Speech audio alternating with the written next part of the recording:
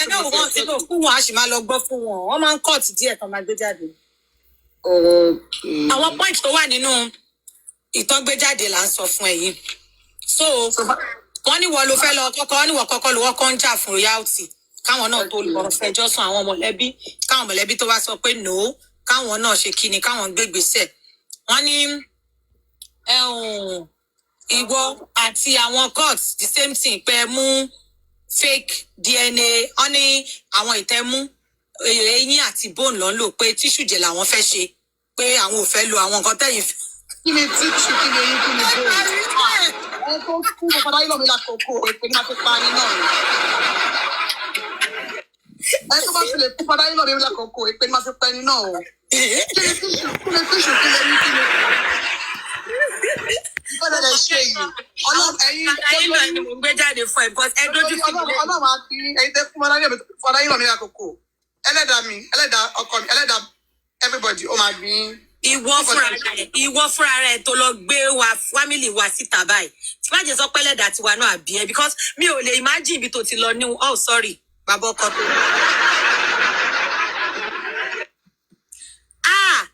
Ọmọ Wunmi. Màá mi wọn láìfù ni.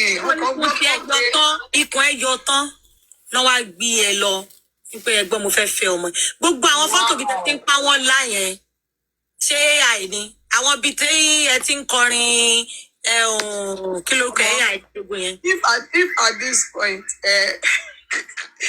àwọn màmá ẹ mọ̀ kí màá yẹn máa wo bí sá jò sí báyìí pé bàbá ẹ ti ṣòfò. Ọlọ́run kò kàn lè sọ ní ojúmọ́ yẹn speak volume ó kàn ṣàdúrà pé. 2019 ni mo mọ fada yín lọ mi ṣé 2019 mo ti wá lóyún ni tó yọ lọ.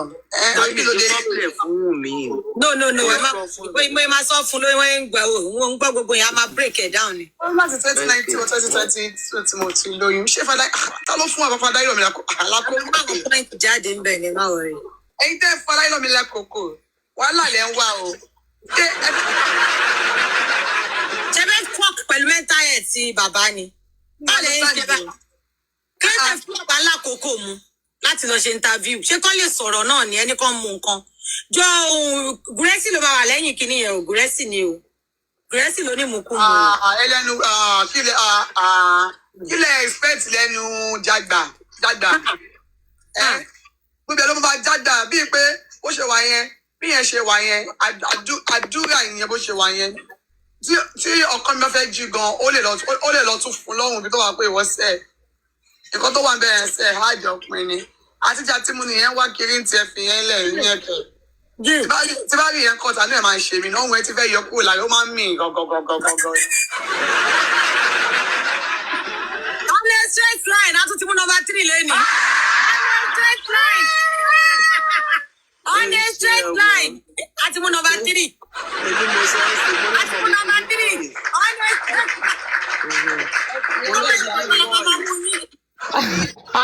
ayé àwọn pípù yìí padà bàjẹ́ sí ó padà bàjẹ́ sọ́wọ́ Wunmi. ọ̀nà lórúkọ àti jẹ́ gúrẹ́ àníkẹ́ gúrẹ́ mọ́ àti jẹ́ àti mú worldwide gúrẹ́.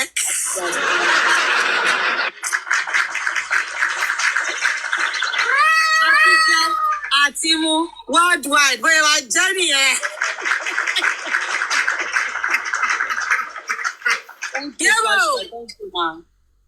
Yomi gba aládánwò Gúrẹ́sì tún gba àtijọ́ àtúnwò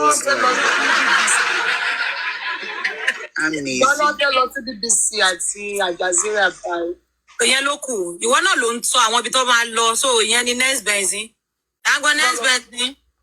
tí bá lọ sí channel yìí sí wọn dàbí pé mo fún wọn ní kinní ni but I will go there ṣá láti lọ tàn mọ́lẹ̀ sí òkùnkùn yẹn ẹ ti understand iṣẹ́ èmi wà ń bẹ̀ fún nǹkan bẹ́ẹ̀ yẹn àsìkò mẹ́numọ́ ti lọ báyìí àsìkò sọ̀rọ̀ sókè làwà so as it is now anyway tí fada yín lọ mi bá lọ tí wọ́n bá gbàgbé láti sọ̀rọ̀ ọkọ tó yẹ kó sọ máa lọ rán wọn létí níbẹ̀ so any moment from now èmi náà kọ́ lè lọ kíkọ lọ àwọn ibi tó ti ṣe mistake cause mistake lọ ṣe pé àgbà tí ń dé so àwọn ibi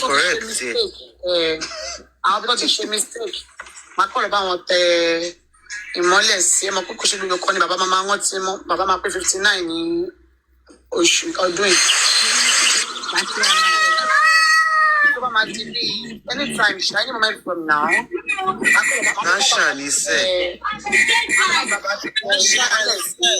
On a straight line.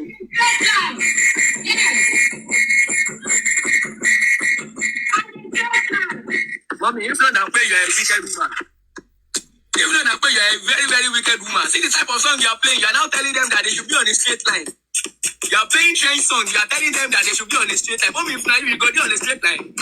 You don't see the kind of ayé Uncle Joe padà bàjẹ́. on a straight line, on the cover. Edagboru, Edeseru, Efumolegede. On a straight line. On a straight line. On a straight line. Àtijọ́ àti mú. Ìwọ ló gba pàṣán lẹ́nu. Worldwide. Àtijọ́ àti fún Sọ́ni ẹ̀mọ́ ẹ̀ sí. Àtijọ́ àti mú worldwide. Worldwide. On a straight line. Yóò kọ̀ọ̀kan lọ́wọ́ mú yín. Ó gba orúkọ tó gba Sọ́ni. On a straight line. If not, I'll pay you a wicked woman. On a...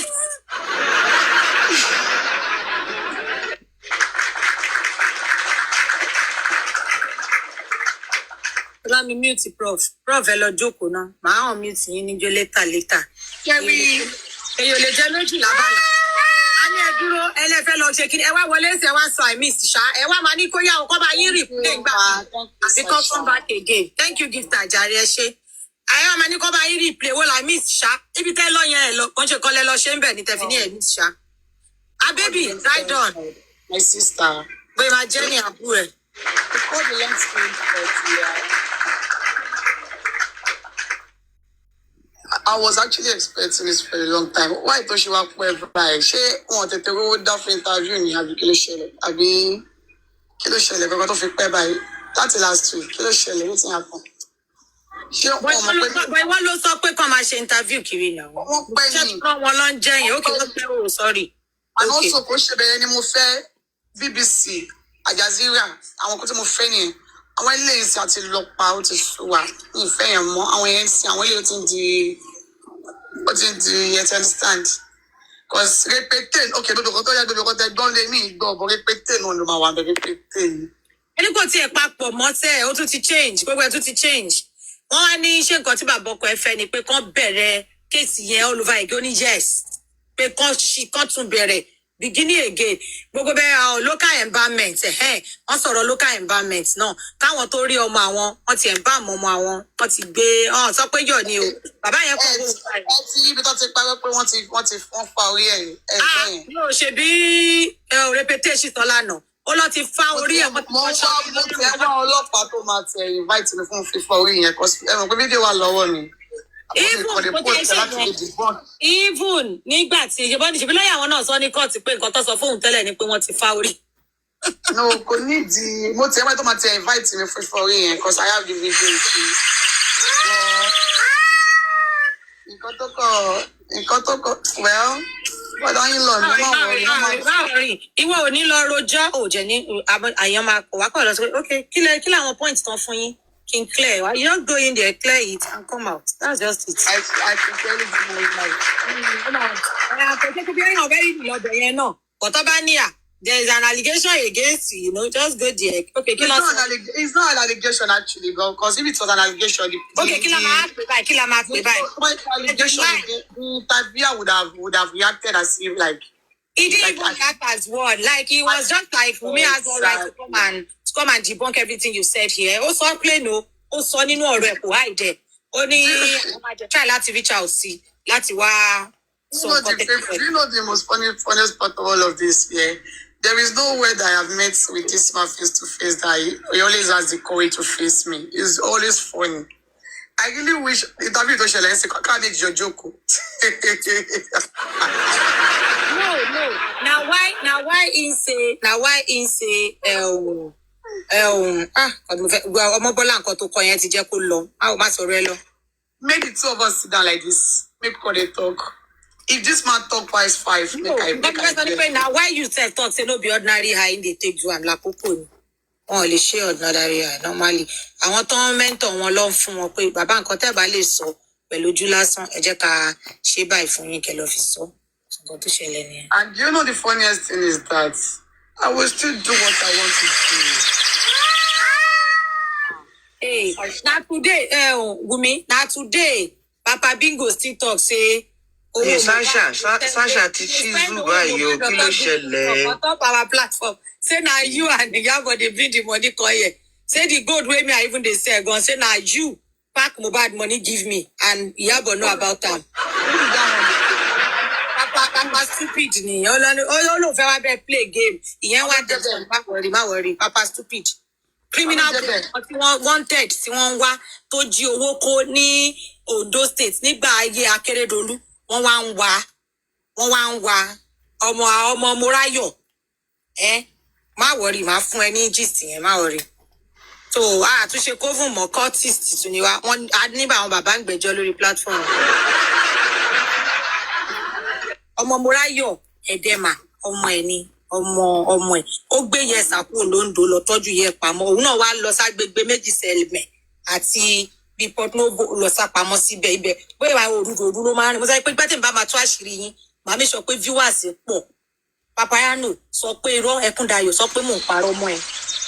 Nígbà tó wá jí owó yẹn kó tán wá ń wá ẹ nílùú yẹn ló wá sá lọ sí Cyprus àwọn tó wá débẹ̀ wọ́n wá deport ẹ ìgbà tó deport ẹ kò lè mọ̀ pé story mo sọ pé màá sọ story ẹ lálẹ́ yìí máa fẹ́ kí viewers wà kí n tó sọ story yẹn yìí máa sọ òṣì tẹ́ ń ṣe pẹ̀lú 25 viewers nítorí sọ story yẹn máa dúpẹ́ lọ́wọ́ ṣáà mo mọ ọ̀yà mute jọ ó ṣe ní ìgbà tí ó wá sá kúrò ló lọ sí Cyprus ibẹ̀ lọ títí wá deport ẹ padà wálé Ẹkúndayọ̀ sọ pé mò ń parọ́ gbà tán deport ẹ padà wálé ló lọ sí Makoko lórí omi ìjọ tí kámẹ́rà ẹ ṣí tọkànlẹ̀kùn ẹ táwọn èèyàn sọ pé ó Papayano is safe ìjọ yẹn làwọn ọlọ́pàá wá orí pọ́n tí mo bí tó wà ló tún sá kúrò ń bẹ̀ ìgbà tó wá kúrò ń bẹ̀ ló lọ gbé ìyá ẹ kúrò níbi tí ìyá ẹ wà ló wá gbé lọ ilẹ̀ Yíbò àbílẹ̀ Calabar ni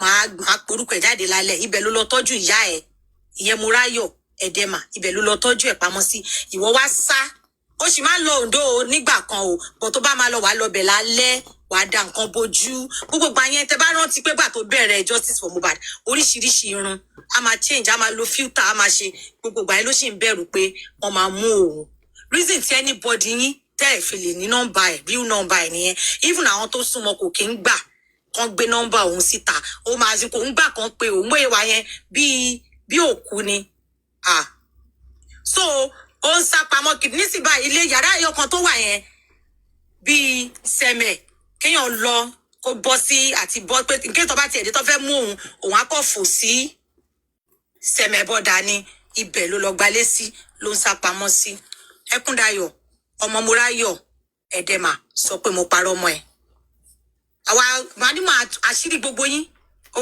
wá ní àwọn wo ló ń fún àwọn ibẹ̀ yẹn ní information tó wà pé bóyá cultist ni wọ́n kinní kan ni wọ́n wọ́n ní kán lọ ṣe findings table ní Canada bó ló ti rówó gold owó Mohbad kò tún ṣòwò tí mo dúpọ̀ àwọn èèyàn mọ́ kò ń ṣe stealing money nígbà tó yẹ pé wọ́n náà ti jalè rí báńkó máa sọ pé story àwọn people yìí lọ́ máa ń wá fi ń ṣe show lórí TikTok nítorí o mọ̀ pé o jalè o sá criminal ní ẹ wanted ní ẹ ní Ondo State nílàjẹ criminal wọ́n ń wá ẹ so tẹ́ bá anything tẹ́yìn bá ti ṣe rí yẹn lẹ máa fi ń lọ àwọn èèyàn ẹ lọ gbọ́ àwọn nǹkan tó máa fi ń búyàn jù àwọn ló ń ṣe jù mo ń bọ̀ o story ẹ ṣì gùn wá lè mọ̀ pé mo ti mú ẹ tán tíntín ní báyìí bíntín báyìí ló kù ìjẹta tí mo sọ̀rọ̀ orípo change ojú pa platform ó sá lọ láti jẹta iṣan ọ̀pọ̀ ẹ̀ṣẹ̀ bọ́ta lé nìyí pé jẹ́ ọmọ ìtú ti dọ́dọ̀ mi wàá ló béèrè tó bẹ́ẹ̀. ẹ máa rí bàbá ẹ pé gbà tó fi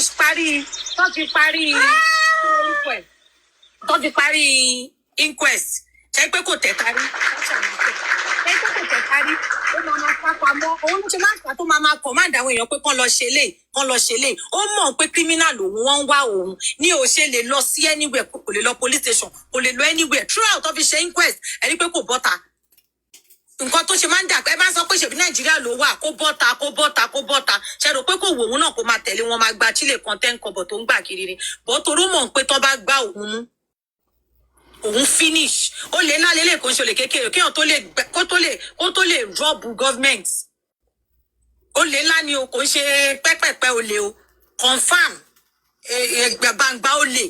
My sister, let me to bring Mr. Paita up. I should do what? I should bring him up.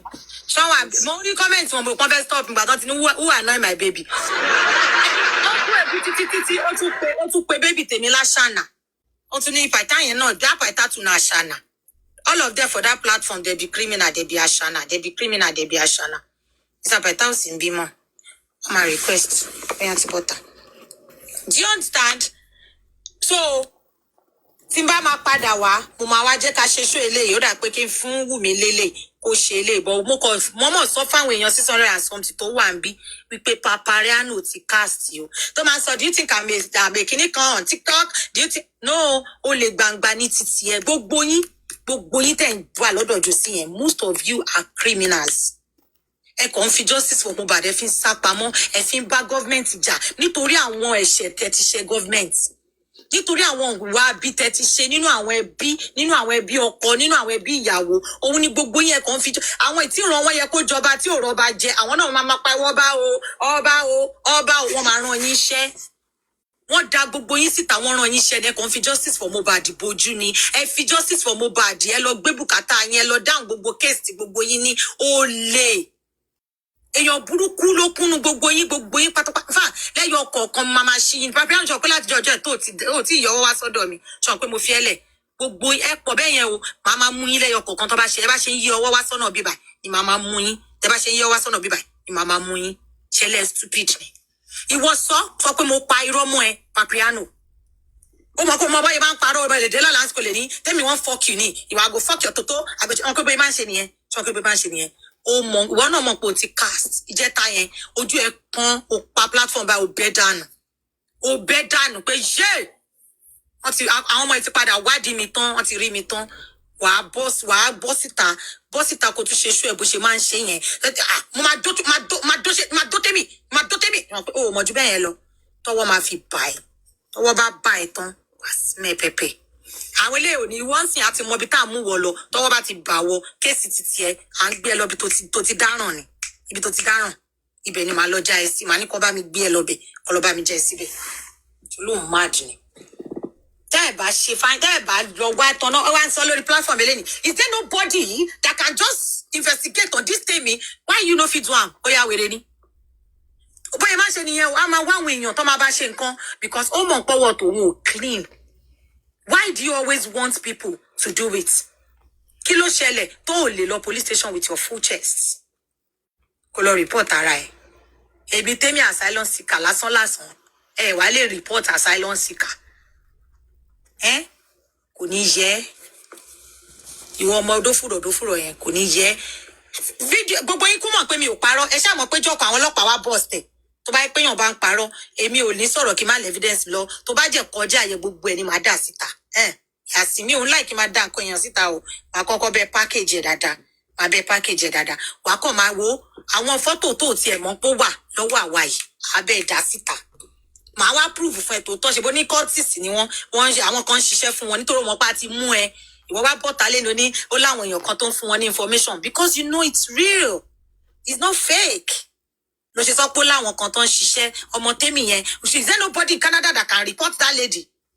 Ṣé kò sí ọkọ lórí platform azal now orúkọ mi wà ń ta now why na no fit report me kí ló ṣẹlẹ̀ report now kí ló ṣe yín tell report idiots àbúrò ẹ̀ alpha ṣùwàpá father in law ẹ ṣàṣọ pé oyún ló fi wá introduce ẹ ṣáà èmi ò jẹ́ mọ́ wáyé tó fi jẹ́ kó le tó yẹn o.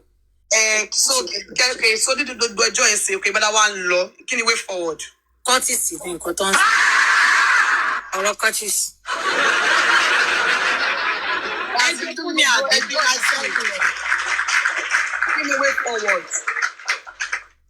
CNN ń pè ẹ́ ni àbí channel ń pè ẹ́ ni.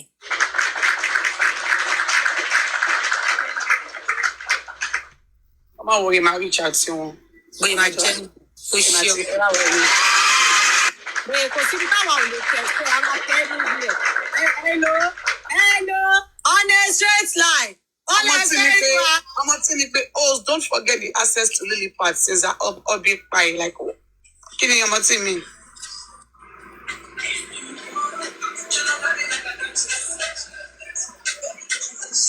Access báwo. She said host don't forget the access to lily pad. Wọ́n béèrè lọ́wọ́ bàbá, wọ́n béèrè lọ́wọ́ padà yín lọ pé ṣó ní access sí lílù. Oh yeah, that's true. Ó ní ò gbọ́mọ wá fáwọn pé ò tiẹ̀ pé rárá pé ò tiẹ̀ gbọ́mọ dọ́dọ̀ àwọn. Yeah, that's true. That's true. Wọ́n ní ò gbọ́mọ wá fáwọn pé ó kọjá àwọn kan rọ́ ọmọ yẹn tó ń gbé kiri ni. Pé ò ever gbọ́mọ wá fáwọn látìgbà tí ọkọ ẹ̀ ti kú. ọmọ inú rẹ̀ bí sí àwọn tí mi máa ṣe jù. The people believe in this man because èpè tó máa wà láyé àwọn people yìí I don't even know ibi tó bá ti bẹ̀rẹ̀ láti bá kú. Do you know this man has never counted me pé mo pe àwọn after àtọkọ mi kò yẹ pé wọn sorry. I just want him to talk about it pé she never called me but why has he never talk about it pé this girl called me pé baba ẹ má ibi bí tẹ́ ń lọ yìí ẹ ní ìdí ẹ̀kọ́ àwọn eléyìí máa bá gbogbo nǹkan jẹ́ ni. Ọmọ mi bọ́lẹ̀ bẹ́ẹ̀ ìgbà tí ọ̀ǹtìgbàtà tó sọ síta pé blessing pé wọ́n nígbà tó kàn ever sọrí káwọn tí wọ́n tó lọ máa béèrè dáadáa kán tó padà jẹ́wọ́ pé tòótọ́ ni blessing pé àwọn níjọ́ tí mo kú. He never mentioned it. I think I confronted somebody pé bí wọ́n lè rè bí blessing ò pè wọ́n. The person reached out to him and said gbọ́ ṣé blessing ò pè yín rí lọ́ṣẹ̀ wá jẹ́wọ́ níjọ́ ẹ̀yìn jọ́ kejì ọjọ́ yẹn lọ́ṣẹ̀ wá sórí platform wọn lọ́ṣẹ̀ wá sọ tòótọ́ pé blessing pè àwọn. Sátẹ́mi ní wá gbé sórí pé wọ́n sọ pé ẹgbẹ́ bàbá ẹ̀ka sára ọwọ́ àbájì yẹn. Sátẹ́mi ni mo tún pe bàbá yìí pé lo bàbá ṣé kí n gbé ọmọ yẹn wá ṣé bí díẹ̀ nílé fẹ́ ṣe ẹ yẹ kí n gbé wá. Like I was even the one calling this man. Nǹkan tó sọ́njọ́ yẹn tí pọ̀kíyọ alápògbẹ́ lẹ́nu yẹn tó ń tutọ́ lẹ́nu yẹn tí yẹn sọ pé ṣèbémi pé mi jókòó síbẹ̀ yẹn Wùmí jẹ́ ń parọ́ wípé Wùmí pé bàbá ṣẹ́yìn ń gbé pẹ̀lú Josie ṣé gbogbo kan tó ti ṣẹlẹ̀ ló sọ fún yín. That's your problem. You believe anything. That is his daughter can never believe. They are not like that here. Tó bá jẹ́ kó parọ́ ni tí ó bá right, I will tell you it's not right. So you mentioning my name pé Temi sat down there ìwọ argue pẹ̀lú MFM argue pẹ̀lú ṣá what's my business with all those things you're saying? Èmi àti Eva jọ táwọn rí ni. Are you okay? Ẹ má gbàgbé pé yọ ló ń pè bàbá kò wú ẹ̀yin ní kẹ́ máa lọ béèrè lọ bàbá kan pé ṣé tòótọ́ lọmọ yìí pè yín not you just putting out rubbish lẹ́nu padà á ló ń parọ́ fún yín kì í gbọ́ tó bá yẹ máa gbọ́ òótọ́ yẹn ọ̀rọ̀ pé blessing pé bàbá ibi tá ti kọ́kọ́ tú jáde fún yín nípa ẹ lọ béèrè dáadáa ẹ bá ti fẹ́ tú wọn lẹ́nu blessing yẹn gan Sátẹ́mi ẹ má gbàgbé ọ̀rọ̀ blessing yẹn gan it was after 8 months. I'm telling you àníwọ̀n believe sẹ́ àwọn èèyàn fi wá sọ pé láti gbà bí mo ṣe wà I'm telling you the fact I was one that was telling somebody pé àní ẹ tẹ́ bá lọ tẹ̀ wọ́n nú dáadáa sẹ̀ wọ́n máa jẹ́wọ́ before he told that person ó tó ẹ̀ṣẹ̀ wá sí live níjọ́ kejì wá sọ pé tòótọ́ ni pé blessing pa wọn. I was really on that person pé go and ask him because we don't really say some things out here. Wọ́n máa fún yín fàbù ẹ̀yin náà máa jọ ẹ wo mo ní ìdèyàn kan nu yín láti report tèmi. I have a lot to talk about. Ṣé dẹ̀ mad? Ṣé àwọn ṣókè ṣé náà ń sìn yìí? Ṣé àwọn tó gbọ́ nígbà tó bá sọ yìí pé oyún ni wọ́n fi mọ̀ mí sìn àtàwọn tó ti rí fídíò wà láti sọ ìpínlẹ̀. Pé bàbá kílẹ̀ lọ sọ yìí kílẹ̀ ń sọ lẹ́nu. Àwọn èèyàn ẹ máa believe wọ́n máa ní ó dáa bó ṣe parọ́ yẹn. Àwọn òkè àkí bàbá lọ ta lọ parọ́ àwọn náà lọ kọ́ ọ́rọ́ tó ń pa. Wèrè ní gbogbo wọn tó wà ń bẹ̀ yẹn o. Àwọn lọ kọ́ ọ́rọ́ tó ń pa o. So now they are now bringing causes and àwọn by now àwọn náà máa wò pé kí ni bàbá yìí lọ sọ yìí kí lẹ tún sọ yìí story tó sì wà ń ta ẹ má jẹ́ káwọn èèyàn padà sọ yín lẹ́nu kó má padà sòkò pa yín ẹ má ṣe bẹ́ẹ̀ ṣe bóyá kí tó lọ́pọ̀ lọ́nu wọn lè mention ẹ lédi pé why that lie àná ló mú ó pé gbà tó lóyún tán lọ́kàn mú. bọ̀ ṣé rántí pé Josie ṣe interview tó fi sọ pé òun ní pé ọmọ tó mú kiri òun fẹ́ mọ bàbá. Yes now. Àti ìyá ẹ̀ ṣó ti gbà wípé òun ṣe interview yẹn ni. àní máa yẹn ń wò báyìí pé wọ́n tún mú wá ń sìn lẹ́kùn. story tún ti mo change. kàn ṣe rántí sí pé he did that interview.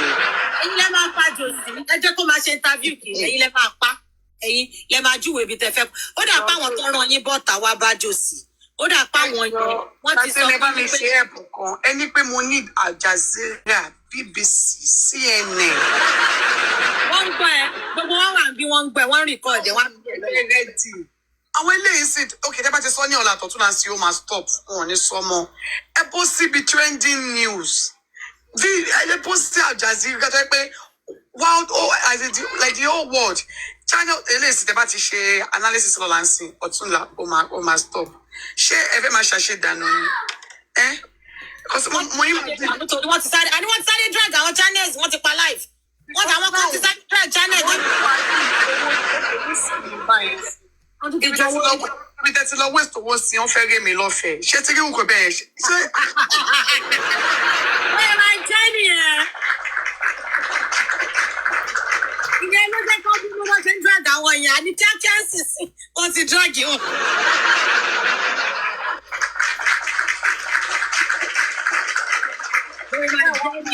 Ẹ wá mọ nǹkan tó ṣẹlẹ̀ nínú ìlú kìíní. Kó tí mò ń sọ fún gbogbo ni wípé all these things I swear with the God that creates me. Mi ò ní gbọ́ kó kan mí. Get mo tún fẹ́ ṣí lórí èdè ni pé all this freestyling will not make me do what I'm not supposed to do. Mo tún sọ fún yín, kó bí ṣe sọ bẹ́ẹ̀ fún yín ni wípé mo fẹ́ kẹ́ bó sí Al Jazeera. Àwọn eléyìí mo ti rí wọn bí àwọn tó wà beneath me, like wọn ó ti di kí ló máa ń pè, ó ti mọ́ mi lára. Àwọn eléyìí ò ṣe kínní. Ẹ bá mi bó sí international news.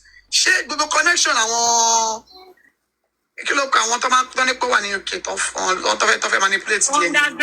Underground, underhub. Ó ti gbé àwọn underground ṣe pé náà. Àwọn tó wà ní. That's stupid. No, àwọn olùfẹ́ manipulate tó nípò fẹ́ manipulate díẹ̀ ni. Àwọn ará àwọn US náà ni, àwọn US group ni. Yeah. Yes, ṣé àwọn yẹn wọn ò ní connect sí connect yín wọn international ni mo ṣe ń sọ pé Àbíkẹ́ report tèmi ẹ jẹ́ ká go internationally. Please, let's go internationally, you know. You get it? Let's go internationally. Let's go internationally. You got it? You don't get it?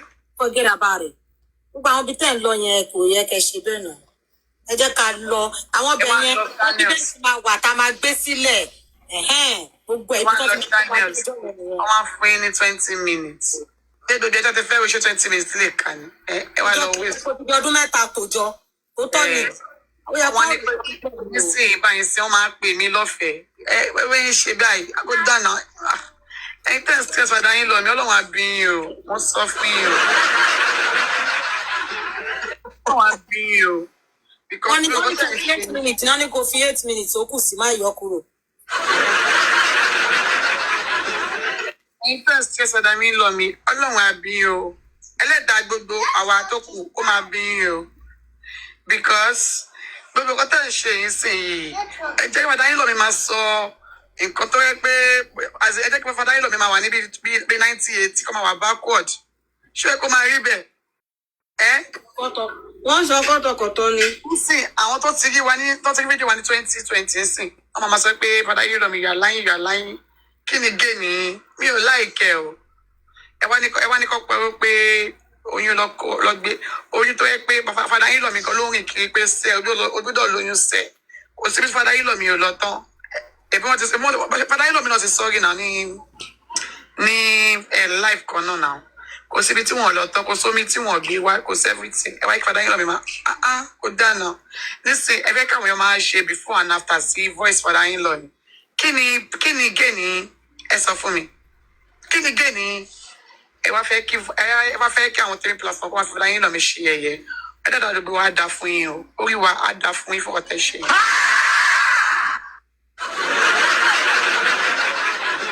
Baby mama ti wá fún wa o. Ẹ̀yin Temi platform. Ó ti padà fún lọ́wọ́ o. Àtọwọ́ àti padà ìlú ẹ̀ wọ́n ti jọ pa wọ́n màmá ti pa ara pọ̀ o. Gbogbo alábàámà pípa wọ́n pé IS lè ṣe pẹ̀lú bí ariwo tẹ́tí ń pa láti kíní yẹn mo fà yín lọ́lọ́run lọ́wọ́ ọlọ́run mo fà yín lé kíní ọlọ́run lọ́wọ́ ṣé díágìrì ni àwọn 2023 lẹ́yìn ṣe tí ẹ lè ṣe newton ẹ wá jẹ́ kí fada yín lọ mi lọ síbẹ̀ kó máa sọ nǹkan tí àti bí imagination ni o bí àmì tí ẹ mọ̀ ṣé nísìnyí àwọn tẹ́lẹ̀ platform ṣe wọ́n ń kọ òǹbulé. Àbá máa ní ọmọ yìí wá fún. Ẹ wá jẹ́ kí gbogbo àwọn tẹ́lẹ̀ platform kọ́ máa kọ òǹbulé sí ọ̀rọ̀ fada yín lọ mi. Ẹlẹ́dàá wa máa bí yín o. Ó máa jẹ́ yín bí wá fún wa o. Àwọn àdìgbò mú sọ́wọ́ sá. Káwa lọ́rọ̀ bàtà nínú ẹ̀bọ́ ta kọ́ lọ ṣẹ̀ sí ní àṣà ọ̀nà. A shame to one is a shame to all. Kò yé yín? A shame to one is a shame to all. Ṣé tí wọ́n bá fẹ́ pè é sí, wọ́n sọ pé Mohbad family. Á dáwọn kan take contagious. Why ṣe báyìí padà yín lọ? Ẹ wá jẹ́ káwọn tẹ́lẹ̀ platform kan máa jó. Ṣé ó ṣe yẹ kó máa lọ nìyẹn? Ẹ wá coach wọn dáadáa. Ẹ wá ń coach wọn ní nǹkan tó yẹ kí wọ́n ti sọ ọ́tọ́ tẹ́lẹ̀. Ẹ wá jẹ́ kó tó máa coach. Ẹ wá ń coach wọn kó tó lọ máa yí. Ṣé tèmi bá wá lọ sí channel ọ̀sìn? Ṣé ẹ mọ̀ pé mo máa lọ sọ òótọ́ ni? Ṣé nǹkan tó fẹ́ jẹ́ kí padà yín lọ mi máa face in 2026 nìyẹn? Láti 2023. Ẹ mọ̀ pé tèmi bá dé bẹ́ẹ̀ sí, èmi máa lọ tẹ ojú abẹ ní ìkóni. Ẹ ṣe dá o, mo lè fa yín lọ́lọ́run lọ́wọ́. Ẹ̀yin tẹ́ lọ́wọ́. Ọmọ mi fàdà ilẹ̀ náà ló ṣe lágbára. Nínú wọn ni straight. Nínú straight. Ṣé wáyé kọ́ fún mi ní reason láti lọ sí channel lọ sọ òótọ́? Ṣé ẹ kọ́ ṣe bẹ́ẹ̀? Bó ṣe wà nìyẹn. Ibi kan tí mo ti fẹ́ kí fàdà ilẹ̀ lọ́kọ́ tó lọ international yẹn. Mo fẹ́ kọ́ lọ ibì kan. Wọ́n ti lọ bẹ̀ tẹ́lẹ̀ ọ̀dọ̀ àwọn obìnrin yẹn. Ọ̀dọ̀ àwọn tí fi ṣẹ̀dọ̀ àwọn obìnrin yẹn. Wọ́n lọ bẹ̀ tẹ́lẹ̀. Mo rí dùn sí i. Táyé wọn ò bá ní bàjẹ́ kan tó bá ń jàbí kakú pọ̀ ẹ tó tó máa fi báyìí. Ta bá ń jàbí kakú pọ̀. ilé ẹni fẹ́ kọ́ lọ. Ẹ lọ bẹ̀ yẹn o. Ẹ má ṣe báyìí. Bọ̀ àwọn tó ló ọmọ mẹ́rin. God of mercy. Àwọn US girls ní àdìlà fàdà ilẹ̀ lówó yìí. Àwọn US girls àwọn ní àdìlà. Wípé Wunmi, you can see I can't come up. Ojú ń tì mí. Má ṣe o. Bẹ́ẹ̀ ṣe ń fi èmi náà ṣe ń fi omi. Ọlọ́run, oúnjẹ tí mò ń jẹ gan mo stop ẹ ni. Bọ́yìn fẹ́lá yín lọ mi ṣe ẹyẹ. Ó fẹ́ kí n máa. Jẹ́ mùtù.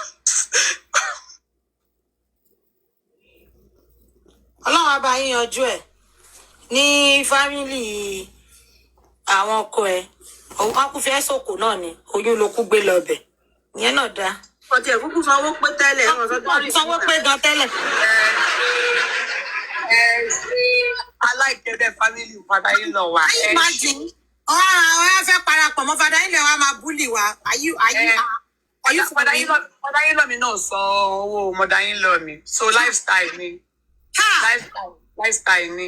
So èmi tó dẹ̀ sọ àfù ẹ̀ náà. Ẹ dúpẹ́ pé wọ́n sọ àfù. Ẹ sílẹ̀ ẹ ṣe. Ọ̀rọ̀ rẹ o. Ọ̀rọ̀ màrè o, bá mi ọ̀rọ̀ o. Yébà látètè kọ́ ṣe lọ́rọ̀ tiwa o. Bá mi ọ̀rọ̀ o. Who throw that stone? Abeg, who throw the stone?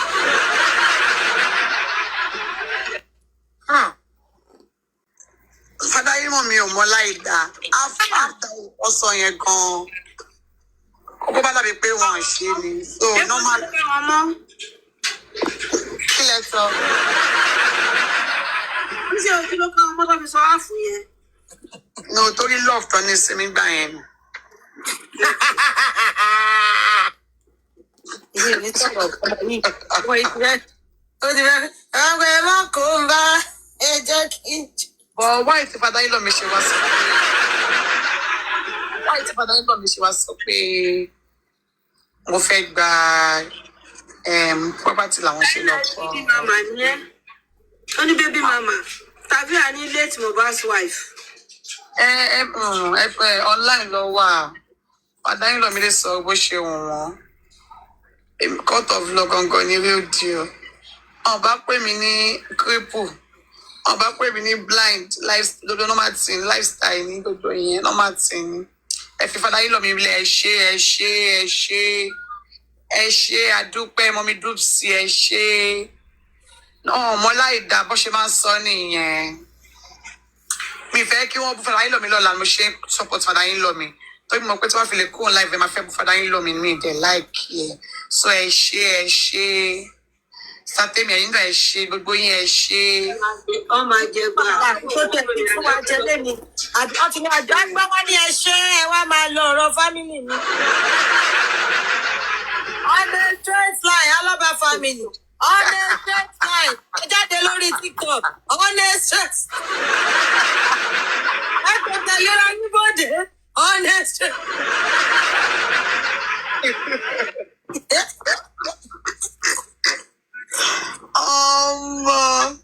This is crazy. It's so funny how a 26 years old lady could make, people that old enough to be my mother and father sleepless like this. And the funniest thing is I'm not even moving an inch. I'm not even doing anything. I'm actually doing the thing that I'm supposed to do as a mother and as a wife. And the fact that it's making them, do all of this is making me laugh. Sometimes I'll just sit down and laugh like, who they pursue now? Kile sáré fún. All of this will just social media bantalo. Lẹ́yìn yẹn kọ́ ẹ bọ́ sí ilé ẹjọ́ ká sọ̀rọ̀. Ìyẹn ni end gbogbo ẹ̀. So all of this baby mama, kí ló tún pè mí náà? Partner, kí ló máa tún pè mí náà? Widow, kí ló tún bá ọmọ ó lọ fà for that side o. Kò sóko tẹ́ ẹ ti pè tán. Ẹ tún ní pé wọ́n tún dọ́gbọ́n ní pé mo lọ sí ọ̀dọ̀ government mo fẹ́ lọ gba property àbí kankan. Àbí kí ló sọ náà? Wọ́n ní ọ̀kan kọ̀ pa àwọn bọ́kọ̀ fún àwọn information pé o ti fẹ́ wá gba ẹrù rẹ lọ́wọ́ àwọn nígbà wọn ti sọ. Gbọ́n ẹ̀kẹ́ báwo lè tún fíw ẹ̀ tún ṣọ́ọ̀tì. Mo pariwo bíbá yìí ni ká ló wàá bí ni mo ju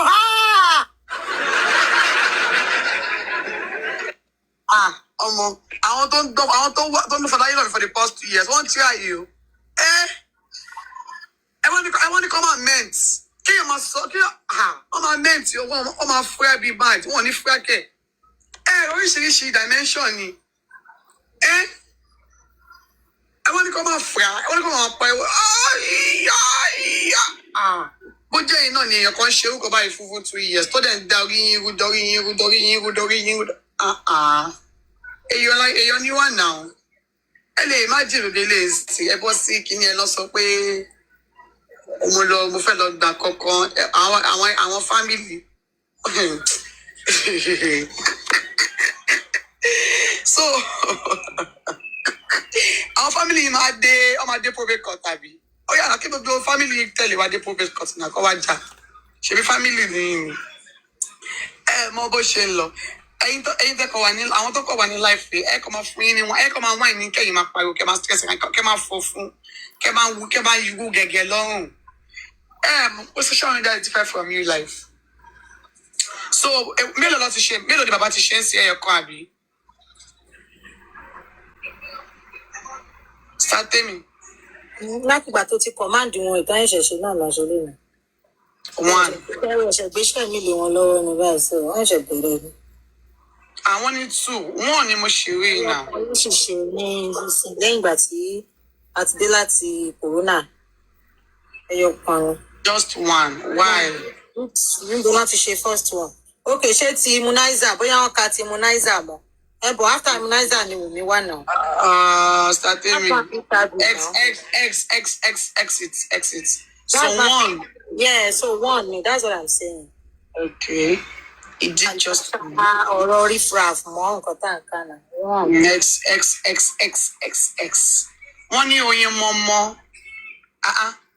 Ṣé ibi kan tún wà tó tún jẹ́ oyin mọ́mọ́ ni? Bàbá ọkọ ẹ débẹ̀ o. Ìyá ló fly nílẹ̀. Kò fly ni o. Oyin mọ́mọ́. I don't know about it. Ọmọ mi ò gbé wọn. Mi ò current o. Kọ́kọ́ oyin mọ́mọ́ yẹn ti pẹ́ o. Not now tí ọmọ mi yẹn ṣe wá last week o. Wọ́n ti ṣe yẹn this really recent. Nobody heard about it o. Mo mọ̀ pọ́n ṣe oyin mọ́mọ́ but ó ti pẹ́ kò ń ṣe sìn. Recently ó dà pọ́n ló ti padà lọ bẹ̀ again o. Ọmọ Sade mi máa ti yà current o. Èmi ò current mọ́ o. Èmi ò current mọ́ o. Ó lọ fà o. Maybe we'll listen to it.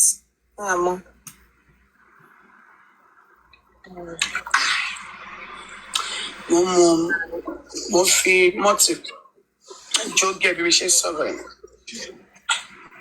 So lẹ́yìn Oyinmọ àti channel ibi la tún lọ báyìí. Ìwọ náà ni o ti júwe ibi tí father in law máa tún lọ next. Okay, so bàbá mo ní pé kẹ́ ṣe 100 before May 5 méjì táìmù ń lọ. Táìmù ti ń lọ méjì lọ́nlọ́n ẹni mà ní kí la wà yìí. 16 few weeks to go. Ọmọ ó sì pọ̀ o. Méjì bẹ̀kẹ̀ okay ó yá ẹ ṣe 10 ẹ kí ẹ máa ń rí ìjì ẹ ṣe 10.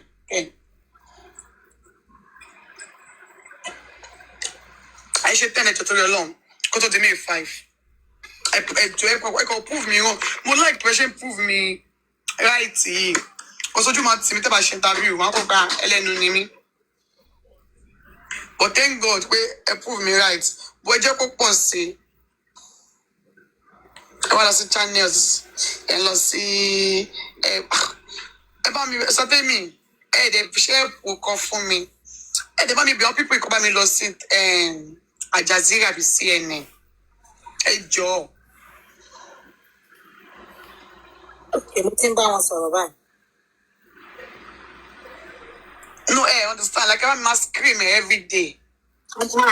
Mo ti ń ṣe báyìí already. Mo scream ẹ̀ náà ní báyìí. Mo scream. Ká máa scream ẹ̀. Lẹ́yìn tá a fi bàbá dáhìn lọ ṣe ẹ̀yẹ tó ní àwọn àfifá dáhìn lọ. Mo scream ẹ̀ báyìí náà. Mo bóyá ń ṣe ìbá mo scream. Ó ṣe mí lára bákan ni. Mo ti scream ẹ̀ náà ni mo ń ṣe lọ́wọ́lọ́wọ́ ẹ̀. Ìyẹn wá ní kẹ́ wá bínú. Mo kàn sọ pé a ti scream ẹ̀ ní. Ẹ̀jẹ̀ ló ń wọ̀n ní bẹ́ẹ̀ni mi lè mú mọ́ra ni. Ó ní lọ́nà lọ́dọ̀ ti wà. Láti ọ̀nà straight line kókóra yín wọlé straight line yẹ wọlé lọ. Ìgbà tí mi dẹ́gẹ́ ni jà fún fada yìí lọ mi ní mọ̀lẹ́bí mo ní kí n jáde ẹ mọ̀. Ìwọ yẹn jẹ́ olùgbé ìjọ ọmọ òrukàn ó ti jà. Bàbá ń jà bí ká ṣẹ̀ sí kọ́. Nítorí Ọlọ́run àwa kan wà tí a ṣẹ̀ṣẹ̀ fẹ́ gbọ́ interview yẹn tó bá máa dúró pẹ̀lú wa mute kò yí kíní ẹ̀ lọ sílẹ̀ tó bá fẹ́ gbọ́ afẹ́ tún gbọ́ kò ju 20 lọ. Mi ní gbọ́fàdá yín lọ mi kẹ́kí ni mo wà fún. Ó yẹ jẹ́ kí n mú. We want to talk about it, we want to listen to it again. Àwa kan ẹ̀ṣẹ̀ ń dé ní ta ẹ̀ṣẹ̀ ń, you know. Boss lady! Let's go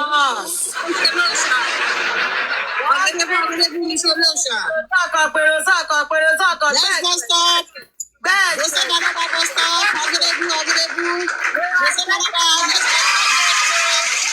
We want to grab Joseph Aloba. Don't get bullet. Bóyá jẹ́ ní àwọn ọmọ mo ṣe wà ní ẹ̀kọ́ ẹ̀kọ́. Joseph Aloba bus stop. Don't get bullet.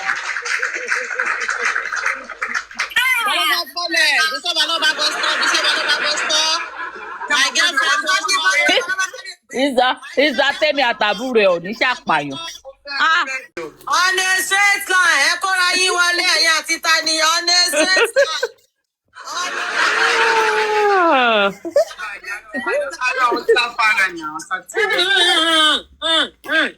Repete. Lọ́mọ. Fast. Bọ́lẹ̀. Wùmí ti dá nǹkan míì mọ́ wọn lọ́wọ́. Bẹ́ẹ̀ ló ní speedy.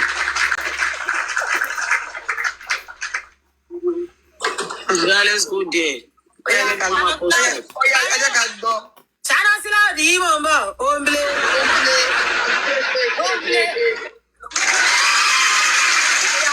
not ever. National cry for justice. While his music continues to echo through the streets of Lagos and beyond, the circumstances surrounding his untimely passing on September 12, 2023 remain a source of intense legal scrutiny, public debate, and deep-seated pain. At the center of this whirlwind is his father, Mr. Joseph Aloba. Since the tragic loss of his son, Mr. Aloba has been a polarizing yet persistent figure. He has navigated the harrowing process of multi-layered Mi ò ní nǹkan tí màá fi mú kámẹ́rà dání, bẹ́ẹ̀ jẹ́ kọ́kọ́ wá ní bóyá màá.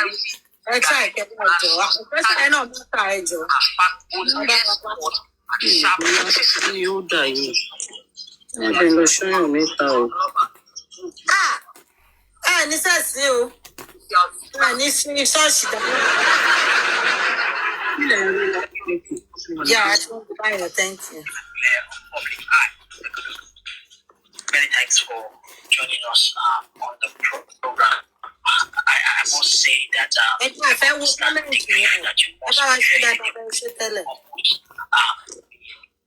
lost your son. We express our Okay, yeah, that's good.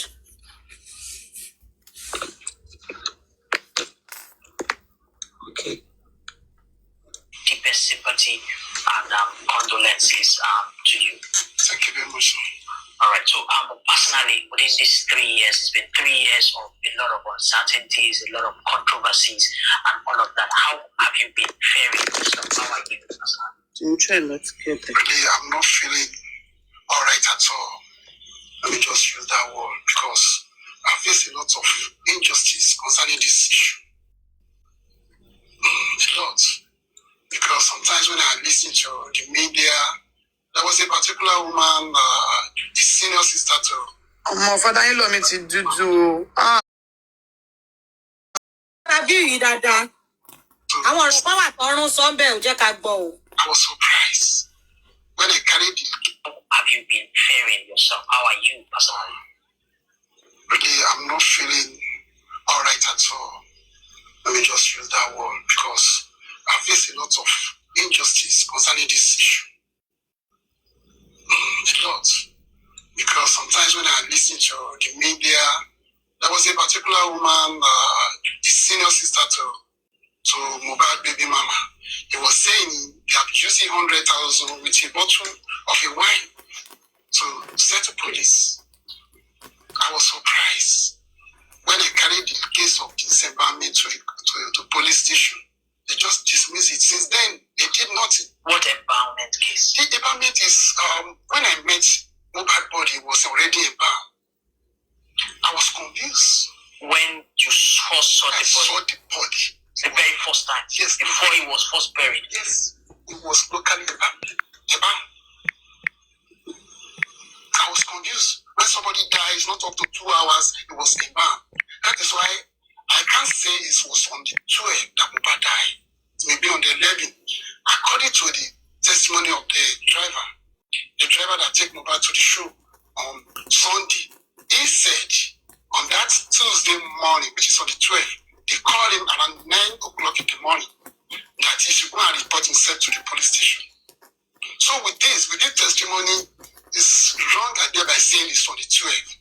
Why are you just saying this though? It's not by just saying it. With the testimony of that driver, I was confused. If somebody asked me and I would say it's dead on the 11th, how can a body, fresh body be embalmed before I arrive? That means over a day. Even the doctor that checked me the body, he said, according to the machine they used, he said over 3 hours. It was there over 3 hours. That is only what the machine can detect. That means it's over a day. He died. They just rushed him to the hospital, the body to the hospital. When you listen to the line from the media, say after 20 minutes, they now pronounce dead. There's nothing like that. When I heard the testimony of the doctor, he said is brought in the head, and the machine was tested, and they said it's over 3 hours. They said that is only the hours the machine can detect. It can be more than. Wow. So are you trying to reopen this case again? Exactly. That is why I was begging the new IG now to consider me in this case. The phone forensic was so very, very important. There's nothing they did about it. Even the outcome of corona, people that test money there, government didn't do anything since then. But I understand that, of course, a lot of people were indicted. The first caregiver, the nurse, I understand that they said that there was medical negligence and all of that. So I thought that the cause of death and the culpable people, individuals, have been established. What do you seek to, what is your request again now for calling for a My request is nice to people that the court was saying they should indict. They should call them into the action. After the corona, I didn't hear anything from the judge. I didn't hear anything from the Lagos State. The city says it's out. Everybody see the naked of the testimony they did there, but there's nothing done after the corona. So in corona, my lawyer said we should look at DNA aspects. So by mentioning DNA, now people would say, maybe it's because of the property. It's beyond that. What we are looking for in DNA is beyond the paternity alone. What are you looking for? What else are you looking for? Exactly what key will catch. What do you need a DNA for? The DNA will reflect that. How? My lawyer said we should look at those angles. Okay. Yeah. So by looking at the DNA, now they just want to scatter the whole thing. They want to scatter everything. Do you believe I go to Abuja concerning this case? Someone now said the PRO in Abuja said the case has been transferred to Abuja, which is trying to show me the evidence. Now, he called the office, said they have transferred the case back to Lagos. So I was lost. I don't know exactly where the case is now. Okay, so speaking about the DNA issues now, before we even get to the story around and the controversy around DNA, Liam, your grandson, I understand that there's still a lot of controversy around, but today we still regard to him as your grandson. I pray that God should let it be.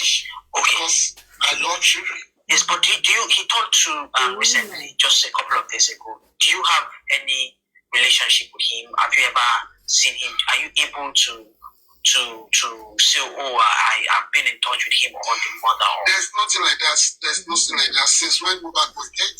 So the lady have carried the baby all about. I don't have access to him. You've never had. Oh my God. So when did the relationship between you and Mohbad's wife, the late Mohbad's wife, when did the relationship break down? I understand that before he died, he brought her to you and all of that too. When did the relationship break down? You know, me, I'm a kind of someone that love my son. So I love my son, automatically I must love his friend, which is his girlfriend. He introduced her to me that this is my girl and you are pregnant for me. That is what he told me. And it's going to be acceptable by me as a good father. And I thought him, this is the right thing for you to do. Okay, firstly, give the introduction. But suddenly, on the introduction day, unexpected, they just called me that Daddy, today is where we want to go and do introduction. That's exactly what I taught him. And when we reached there, I met a lot of people. I was confused. They said the introduction. Now talking about introduction is just for two families to know each other. But I was confused. A lot of people are around the compound. Well, this is exactly what brought me here. And I told my son, he said, Daddy, he can't furthermore anymore because he was planning of marry her legally. And he told me a story that it was even not suitable to me.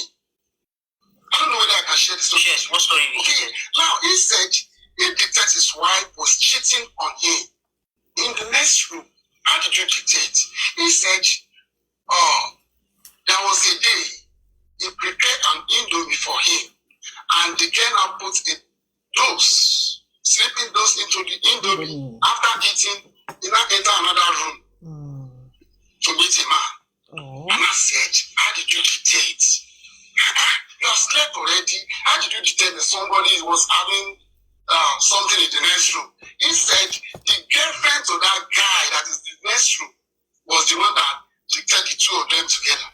And the girl now referred, he told Mohbad that this is what happened between his own boyfriend and Wunmi.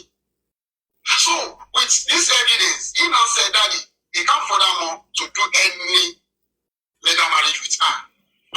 I can't force him then. So that is how everything was done then. Did he tell you this after the introduction or Yes, or after the introduction, he now referred it to me. And he was even said he had been explained to his mom, his senior sister, and one of his friends. They call that guy Maxine. That's Mike. He's a friend to Mohbad. Olóṣì Joseph Aloba. Ó wá bí ọmọ yẹn wá ní kó má ṣe DNA. Olóṣì. Last person that just explained his feelings when I began worrying him about his marriage. He said there's nothing like that. That is what he detects. have you confronted Wunmi with this story? Yes. What did she say? I've seen a lot of. This is my aiming. If you see my YouTube, I put it there. The people that can still witness this, they're still alive. He told the mother and her sister and his friend, out of the three, at least person will answer me. If you want to challenge me on that, you come on me. That one my son too. All right. So of course, because this is your testimony. Yes. This is what you have said your son said to you. Yes. Unfortunately, Wunmi is not here to defend herself. So we will say this is an alleged conversation that you had with your late son, and of course, he's also not here to corroborate the story. We're not saying what you're saying is the truth or lie. Yes, but Wunmi has a right of reply and try and reach out to her to, of course, respond to what you have, this allegation that you have said. But at the moment, what is really stopping the DNA test? Concerning this, I was so touched because we have been on this over 3 years now, close to 3 years. So they have given us an order which is acceptable by me. The order said, I, as the father, we should locate a DNA center that can do the tissue DNA. I mentioned Tele Center. She mentioned Tele Center also. And the government proposed on one. And judge said they will choose one out of mine, out of her own. They will choose one also. Make it three. I will be more sexy. Oh, you should fine. I mean, that order was so transparent, and I'm okay by that. But fortunately, after we have given those center by one, my lawyer now called my family that we need to check all those government owned and Wunmi owned, because I don't know that is what giving us the privilege to go and check those center. By looking at what Wunmi choose, they are doing a DNA, not a tissue base. After giving us almost 2 months to locate a center they can do DNA tissue base. Even I, as a carpenter, have now really understand that there's a difference between ordinary DNA and tissue base. Now they bring a fake center. I can call it a fake center because they are not doing what we demand for. I demand for tissue base. They wanted to use bone or teeth. So they choose where they're not doing it. And the welfare officer, I'm looking at the welfare officer as a secretary to the judge. Could you believe where the welfare officer choose? They are not even doing DNA at all. It's a cancer center. So after those ones, we now move to the judge. My able lawyer now writes a note of facts and he filed it. Complete 2 weeks.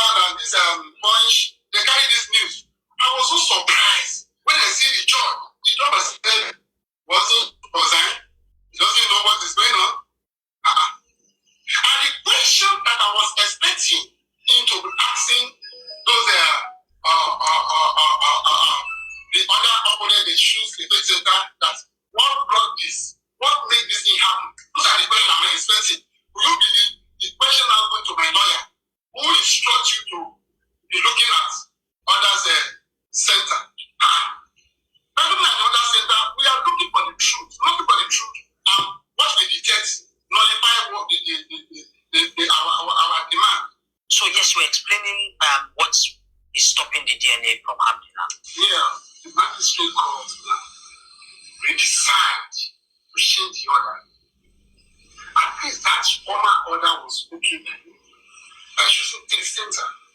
So suddenly when they saw me and my lawyer, they now say they want to change the order.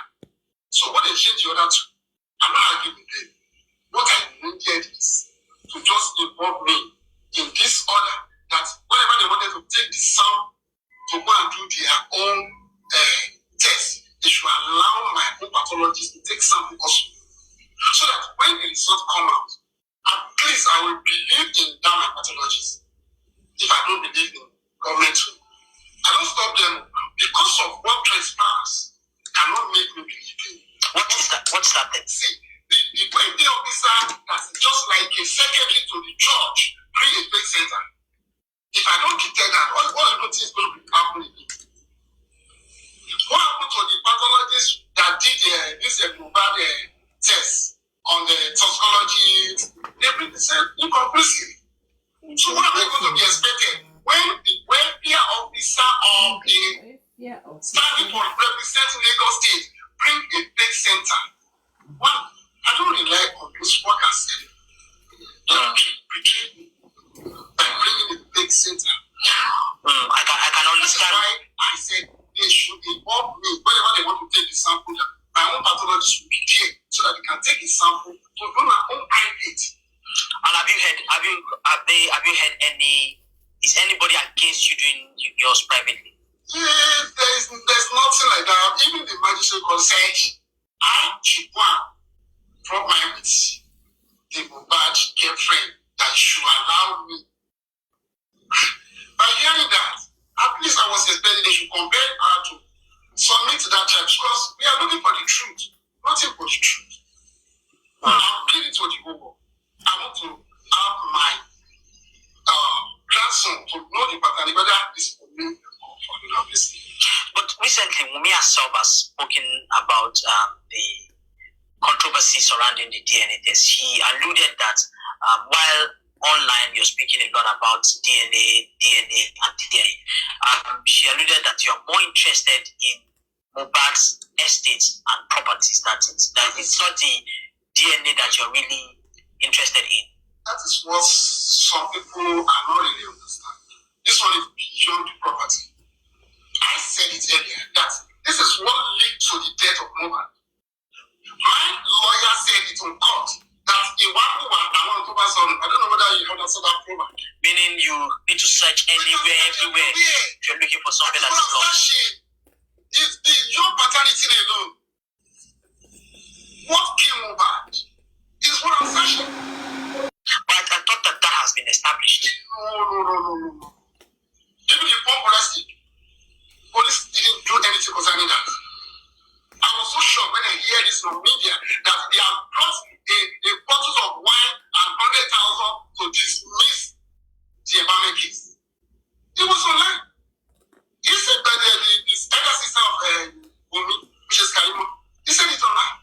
So I'm confused. Now, that's why this new IG I'm pleading, they should investigate this case.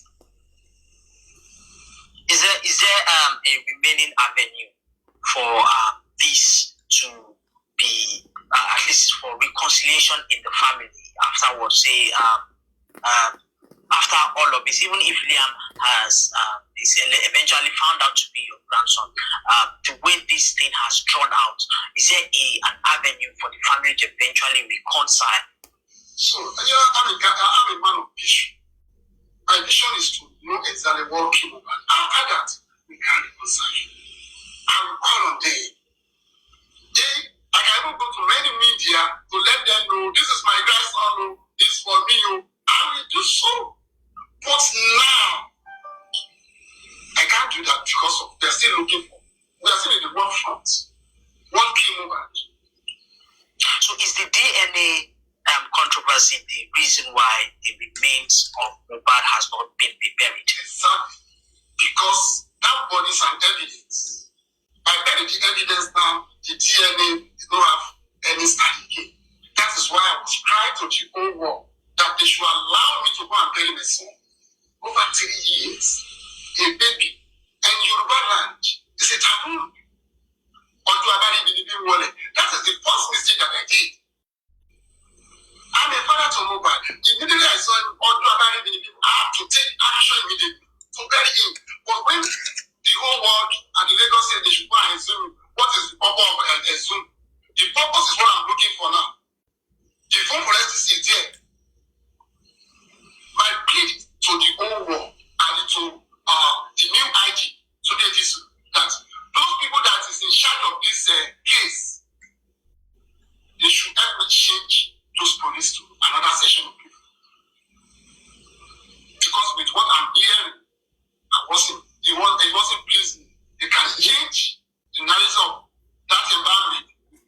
bottle of wine and 100,000 naira.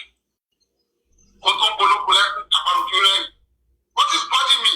They use just a bottle of wine to change it. That means they have compromised. They should help me change them. They should investigate this case.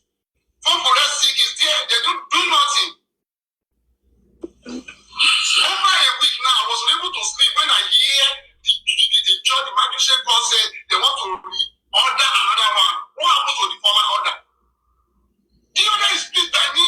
You choose your own, I choose my own. Let us do it together. So that we see the result. They now say they want to change it. Oh God, baby, go this time. I have to open my eyes. Absolutely. We feel your pains and we have shown serious empathy. But let's speak about Mohbad's estate now, because Wunmi has alluded that you are also after properties and all of this. Now, the bulk of Mohbad's catalog is domiciled in Malian music, right? Of course, we know that there was initial friction with Malian records and Naira Marley in itself, because the way Mohbad and Naira Marley fell out before he passed. Now, of course, Naira Marley and the record label have been vindicated, they've been acquitted of all accusations, right?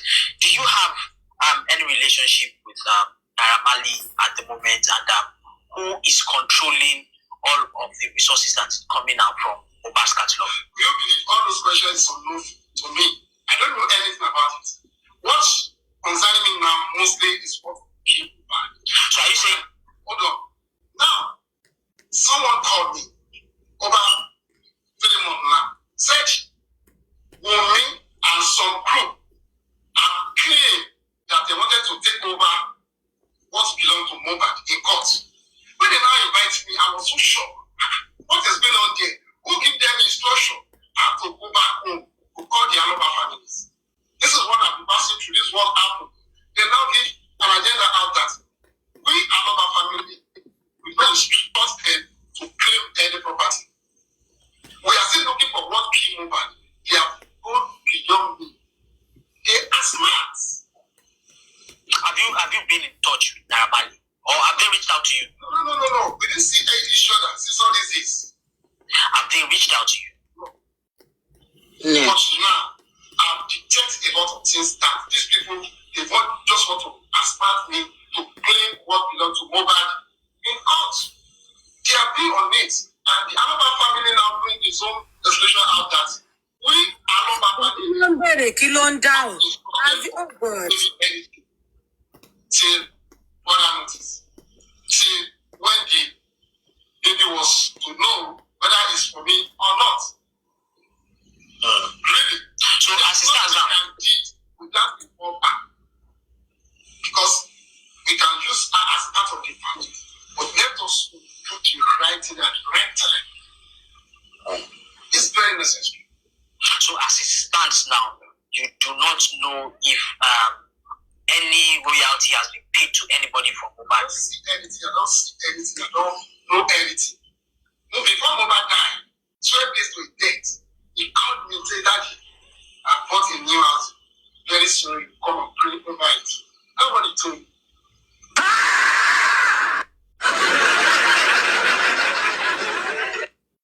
Is it baby? Is it for me? After that, we can proceed on that. So some people now misquote me that he's talking about the DNA, he's not talking about what killed Mohbad. Listen carefully. The death linked to that DNA to know the paternity. Yes, we're looking at every angle to detect what killed Mohbad, not ordinary DNA. It's beyond what people are seeing outside. It's beyond that. Okay, I hear you, and we pray that you find the justice that you seek.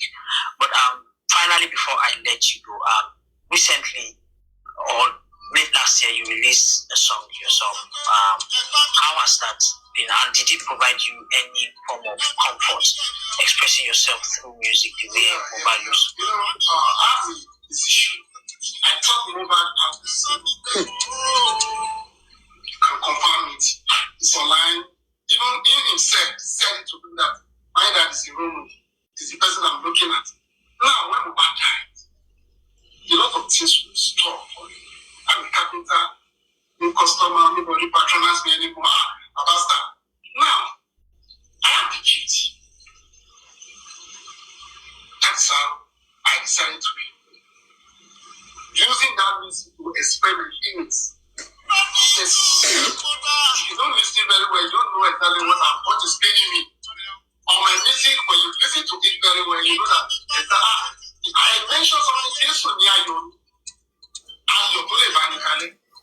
I was taught that over the overall job was done over there. So those are the things that brought me to that music line, to explain my feelings to the world, to let them know what is paining me. There's somebody say, after we buy that, if I don't have the gift, you can't see me singing. So it's my gift. I'm the one that taught him how to sing. So now I'm using music to express my feelings, to express what is paining me to the world. Thank you again for coming, and honestly, we sincerely wish you all of the best. We hope that you finally get closure on this matter, and then you can all move on with your life. Thank you very much again. Thank you. Once more again, I still want to call an authority concerning this, not only Lagos State, all over the world. They should have sympathy with me. I'm in pain. Over a week now, I'm unable to sleep concerning the new order they wanted to order again concerning this DNA. They want to order or they have ordered? They have ordered us that we should make 3 places, which is okay by me. Now they want to reorder the single ones now. Who gave you this information? It's not by me information. I was there. I was inside court when the order want to be written again. That is where I said they should consider me to do my own privacy, because I don't trust them. When a wealthy officer can bring a big center, I don't trust any one of them. I only trust when I see myself. I'm not disturbing them, they should not do it. But let them do it and let me have my own. India have done it, some private ones. They know what they are covering. If they are not covering anything, it doesn't take them anything that just for me to take a sample. So I'm pleading to the whole world, to the Lagos State, to Baba Tinubu, that they should consider me. I wanted to go and bury my son. Without the DNA, I can't be buried because it's an evidence. It's an evidence. Please, IG today this week. You are seeing in seat now. I want you to use your position to help me to change those people that is in charge of this case to another section. Home forensics is very, very important to detect. I don't know where Mohbad are. Thank you. Somebody said it's on 12, I said it's on 11, according to the testimony. Thank you very much for having me today. Thank you very much for coming again. Please accept our sympathy and condolence. Sorry, before we go on, to everyone asking for the full interview, whatever, this is the full interview they've extracted it from. Maxi Fresh, bá mi mute ma. It's now on YouTube if you want to watch. Maxi Fresh. Then I don't dey expect you. Sister Cindy, I was at work yesterday. She looked coming out. Yeah, God. Why yesterday of all days? Gbogbo àti mo fi wà ní leave. Jossy ò lọ ṣe interview. Gbà tí mo gba leave ni Jossy wá lọ ṣe interview. Jossy, at least ma inform one ahead so that I'm prepare ahead. Ẹ wo ẹ káàárọ̀ gbogbo lé o. Jossy. Araba. Sister Mori ẹ káàárọ̀. Yes, my love. Comment section ẹ káàárọ̀. Jossy. Ẹ̀jẹ̀ nìyẹn ó yá bẹ̀rẹ̀ analysis yẹn ó yá. Mo bí àbísọ̀. Èmi ò máa lọ́rọ̀ pọ̀ fún Jossy because Jossy àwa kọ́ ló pè lẹ́jọ́, court ló pè lẹ́jọ́. So me, I don't really have a business with you. All the allegation, one compromise, welfare officer, is the court that you are calling to. You court ló ń pè lẹ́jọ́. And that is why ṣorí pé lawyer ò tẹ̀lé ẹ, because the lawyer know the legal consequences of what you are doing and he doesn't want to be part of it. Òun ló fi jẹ́ ní pé kò lọ dá kúkú ẹ̀. I don't know the people who want Jossy. Me, wọ́n tó ń ti Jossy tí wọ́n fẹ́ fi Jossy ṣẹ̀sìn. Because to me, wọ́n fẹ́ fi ẹ́ ṣẹ̀sìn ni. As far as I'm concerned, wọ́n fẹ́ fi ẹ́ ṣẹ̀sìn ni.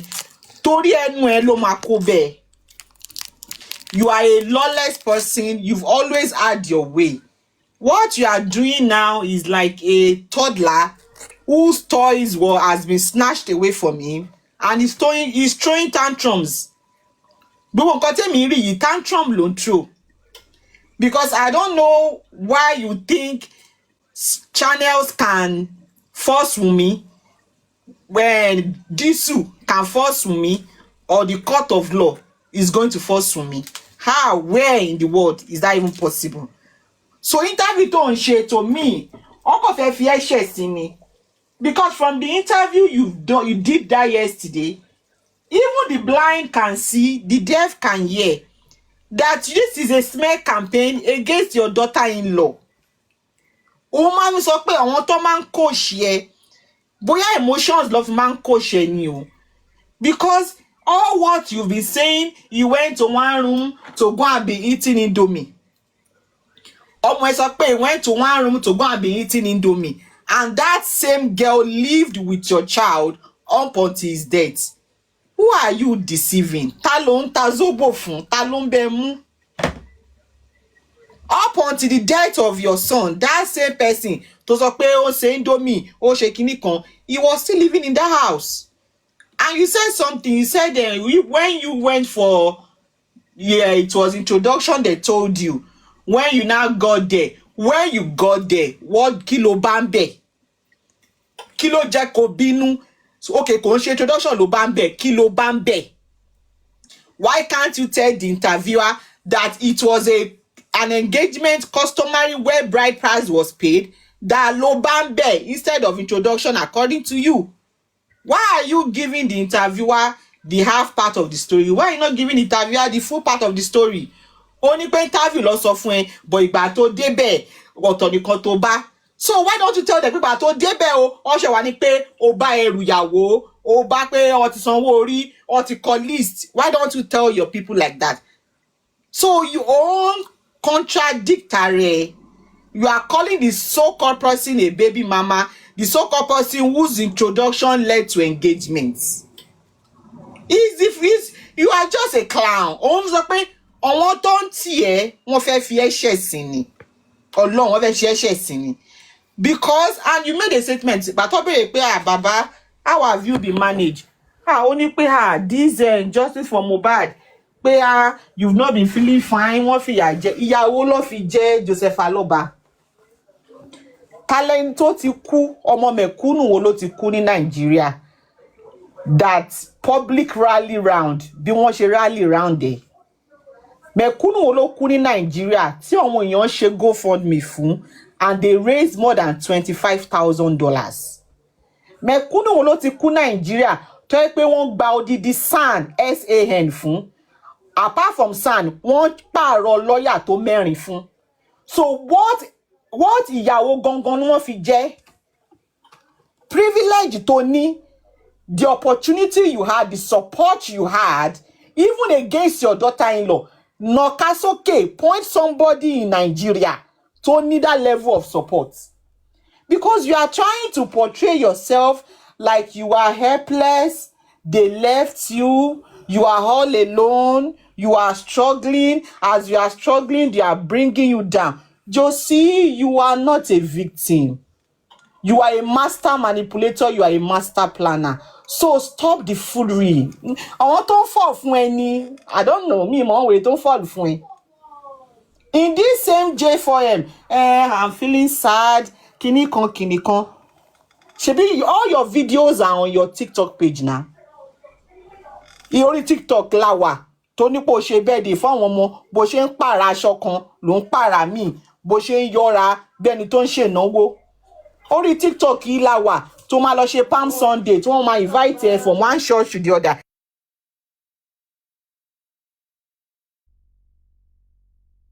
Orí TikTok yìí la wà, tó máa lọ from one show to the other, tó máa ní bàbá ó pì, ó pọ̀pa, ó pìpì. Orí TikTok yìí la wà. So why are you pretending as if you said why you were singing is because there was no job for you, Jossy? So what you want send sí Wema account, kí ló fi ń ṣe? Ṣé owó yẹn is for your upkeep. And the last time I checked, they said that money was running into millions of naira. So why are you showing to the interviewer as if pé ìyà ń jẹ, òòrò oúnjẹ jẹ, wọ́n abandon yẹn?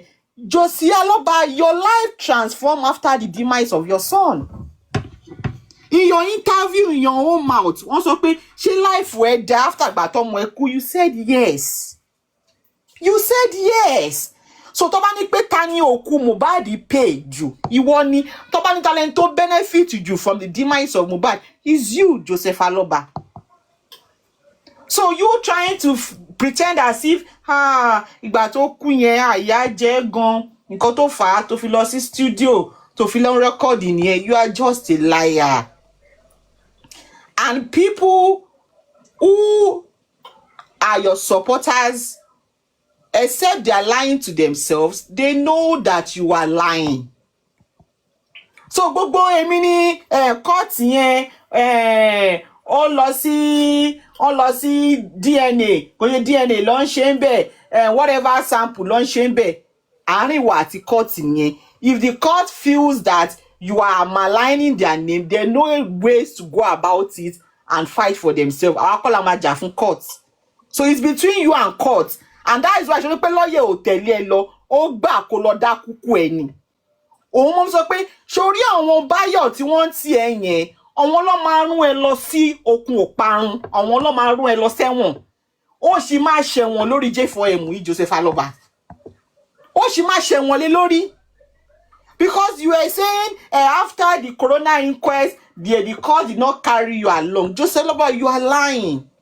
You cannot tell me, you cannot tell yourself in the corner of your house that you are not aware that as we are speaking, the nurse and spending, they are facing trial for the negligence death of Mohbad. Oh, le sọ fún mi pé o mọ̀. So why are you lying? Kí ló ń parọ́ fún? Ṣé so that sórí ẹ máa lè ta ni, so that the painting of Wunmi, oh, bó ṣe ń paint ẹ ó máa lè dùn ni? I don't understand. What is it about? Sórí jẹ́ ń jẹ́ ẹ sí. Tó bá ní J4M yẹn wọ́n ṣe kọ́kọ́ fún ẹ, the highest wọ́n lè ṣe fún ẹ. It cannot even happen. But let's even just say, okay, ọ̀fẹ́ ní pọ́fẹ́ ṣe case fún ẹ, they want to know the case, the what fight Mohbad. Wọ́n máa ní kó tún lọ tún autopsy ṣe ni. Highest tó máa ṣẹlẹ̀ nìyẹn. They are not going to add pé maybe the DNA of the child òun ló fa ikú. How can you accuse somebody of buying somebody when you don't even have cause of death, you don't even have evidence of death, you don't even have the instrument of the buying? So on what ground gangan ló fẹ́ kí ọlọ́pàá máa sọ pé probably DNA is the answer to the pie when it has not even been established that there was even a murder in the first place? So what are you talking about? The highest tó máa sọ fún ẹni pé tún lọ tún autopsy ṣe, tó bá tún ní kò tún pay, ó máa ní kò tún lọ tún mí ṣe. Tó bá ti ṣe tó 10, tó bá ti arrive bí ọmọ ẹ ṣe kú, ikú tó kú, bí wọ́n ṣe pa, and how ikú yẹn, the evidence tó rí ní autopsy yẹn can tie you to the wife, then probably justice tó ń wá wá rí. Bó ṣe arrive as DNA is the motive, bóyá ní autopsy tó bá ṣe, the subsequent ones you will do, probably you will arrive at it. I don't see here. Probably you will arrive at it. So èmi o, to me, ó kò dàbí èèyàn tó naked. Àwọn tó ń tẹ̀lé ẹ, they are just stripping you naked in the market square. Kí ló lọ ṣe ń bẹ̀? Ẹjọ́ ò ló lọ rò ń bẹ̀? I don't understand. If you feel that you have a case with the court and whatever they are doing, probably you feel is not legally right, you don't need to come to the radio station or television station. There are ways you can fight back legally. But because you don't have the legal standing to impose on Wunmi, to force Wunmi, you think you can force her. You think you can intimidate her by smear campaign. Oh, shio, Joseph Aloba. Oh, tiny advisor. Who are the people that are advising you? Oh, my son told me that he was supposed to do it finally, but he did not do it finally. She look bad. My son told me he used to go and sleep in the next room. She look bad. And bí wọ́n ṣe ń try, bí interview àyẹn ṣe ń try láti sọ fún ẹ pé, okay, what about the nurse is being for negligence? Oh, you couldn't even speak on it. So for somebody, a right-thinking person, it is obvious that you are out for your daughter-in-law. You are not out for justice. Because tó bá sọ pé òun wá ikú ọmọ ẹ lóòótọ́, you will be objective. You will not be fixated on your daughter-in-law. Ó máa ní kí wọ́n wo bíbáyìí, kí wọ́n wo bíbáyìí, kí wọ́n wo tọ̀hún. Ó ní máa sọ pé orúkọ daughter-in-law ẹnìkan ló máa sọ láàárọ̀ lọ́sàn-án lálẹ́. This is a smear campaign for people who have common sense, people who are critical thinkers. They can see through your bullshit. They can see through it. Because Sinle, but you won't also pay. According to the driver said Mohbad, and that's why you believe Mohbad died on the 11th.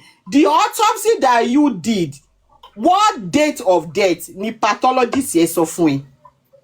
If you are trying to say, okay, Joseph, it's government issue, wow, faulty, you are nullifying it. The one you did, Joseph Aloba, the pathology, the autopsy you did that you spent thousands of dollars on. What is the time of death? What is the cause of death? What part of the body that suggested that maybe somebody stabbed him, maybe somebody poisoned him, maybe somebody gagged, somebody strangled him? What part of your own autopsy results suggests that you think it will warrant the Nigerian police to stand up to investigate? What are your evidences that you think is sufficient enough to reopen the case? Ṣé yẹ́sẹ̀ ni ó máa jẹ́ kó reopen case? Wọ́n sọ pé wọ́n jáde ní 3 a.m. Wọ́n ṣe kinní kan, wọ́n lọ sí chemist. Ṣé ìyẹn ló máa òun ni? Is that your own evidence that you think is sufficient enough for the Attorney General of Lagos State, for the Inspector General of Police to reopen a case? Ṣó yá wèrè ni?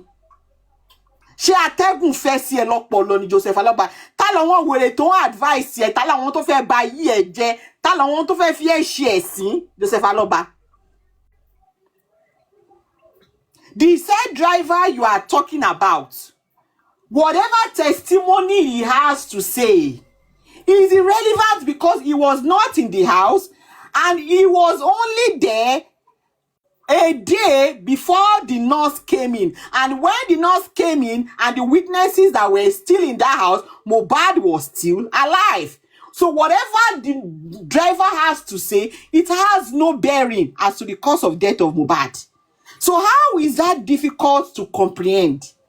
How is that difficult to understand? In fact, you don't need to be a legal person to have this understanding.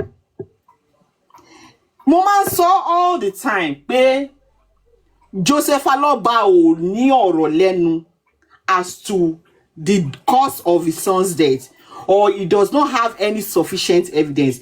Whatever tí Joseph Aloba bá ní lọ́wọ́, nǹkan tí àwọn ará TikTok fún òun ló ń lò. This the driver said he come out 3 o'clock. One Maisi said this thing. They carry a bottle of wine. Kinikon. It's all on TikTok. TikTokers who are not even part of the story. TikTokers who are not even witness to the incident.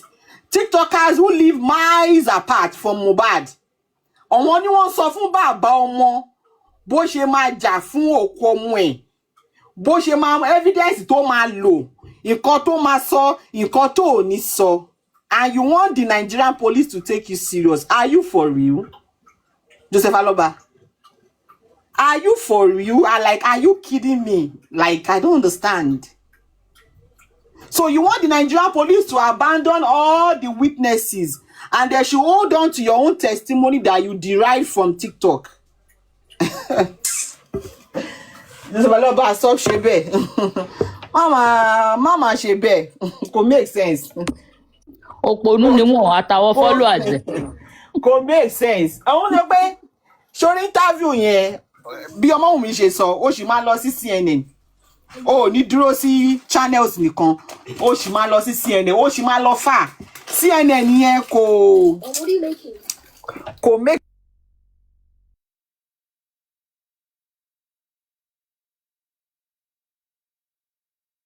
doesn't make any kò mú ọgbọ́n dání. Òun wá sọ fún yín pé Joseph Aloba is not even a witness as to what to pa Mohbad, but Joseph Aloba òun lè fi sọ the emperor, the eyes, the nose of J4M. Somebody who doesn't know, yeah, that's Cindy. Tẹ́ bá rí comment ní orí Instagram. Oh my brutal na normal nìyẹn. Àwọn Èmi ò tẹ́ bọ́dà. Tó bá ṣe pé wọ́n play interview yẹn láàárọ̀ yìí, mi ti gbọ́ interview yẹn, I was not even interested. Àwọn èèyàn bú lọ́ọ̀yà pé why táwọn lọ́ọ̀yà ṣe máa ń mọ ọ̀tọ̀ ọ̀rọ̀ bọ̀ tí wọn kì í lè sọ fún client. Wọ́n lè sọ fún client wọn, yeah. Why? Pé of course lọ́ọ̀yà yẹn máa mọ̀ pé nǹkan tó ń ṣe yìí is not possible. Rí pé lọ́ọ̀yà yẹn ò tẹ̀lé Josi lọ. Lọ́ọ̀yà yẹn ò ní tẹ̀lé lọ, kò ní tẹ̀lé lọ, he wouldn't dare, kò ní tẹ̀lé lọ. Josi ló máa lọ dá kúkú ẹ̀, tó máa gba court letter, Josi ló máa dá gbà, kò ní gbà pẹ̀lú Ògúngbè. Ògúngbè sọ pé kó ṣàdá máa lọ, kó lọ bí ẹ̀ orúkọ fàdà ẹ̀. Shall understand? Because to me, this is a smear campaign against a sitting court, a court of competent jurisdiction. And if the judge feels that she has or he has a name to protect, he knows how to go about it. I'm not here to fight for the court. Court tó jàrá wọn gbé. If all the things you are saying, tó bá fi pé they will fight for themselves, yeah, it's left for them. Come here, I'm not here to fight for the court. But what I'm saying is that Joseph Aloba, is your audacity, is your thinking that you think that you can enforce Wunmi, you can push her hand to bow to pressure from you because you've gone about to go and be saying some stories. Mary had a little lamp, so automatically it gives you the right. It gives you up hand. Tó bá ń pe Dísù, ṣé kí Dísù wá force Wunmi kó gbé ọmọ ẹ̀ lé ẹ lọ́wọ́ ni? Tó bá ní pé òun pe Tinubu, ṣé kí Tinubu wá force Wunmi kó gbé ọmọ lé ẹ lọ́wọ́ ni? What exactly are you on about, Joseph Aloba? Because mo gbé wò, mo gbé yẹ̀ wò, mo gbọ́ pé what are you really driving at? I'm not getting it here. And are you also pé lawyer sọ pé kẹ́ ṣe DNA? Ẹ jọ̀ọ́ Sasindi, ṣé Shitu ló sọ fún ni? Àbí lawyer wo gangan ni? Maybe me, I was not here. Ìgbà tí lawyer sọ fún bí akẹjá mi sí kí má lọ give wrong narrative. Lawyer Joseph Aloba wo ló sọ fún?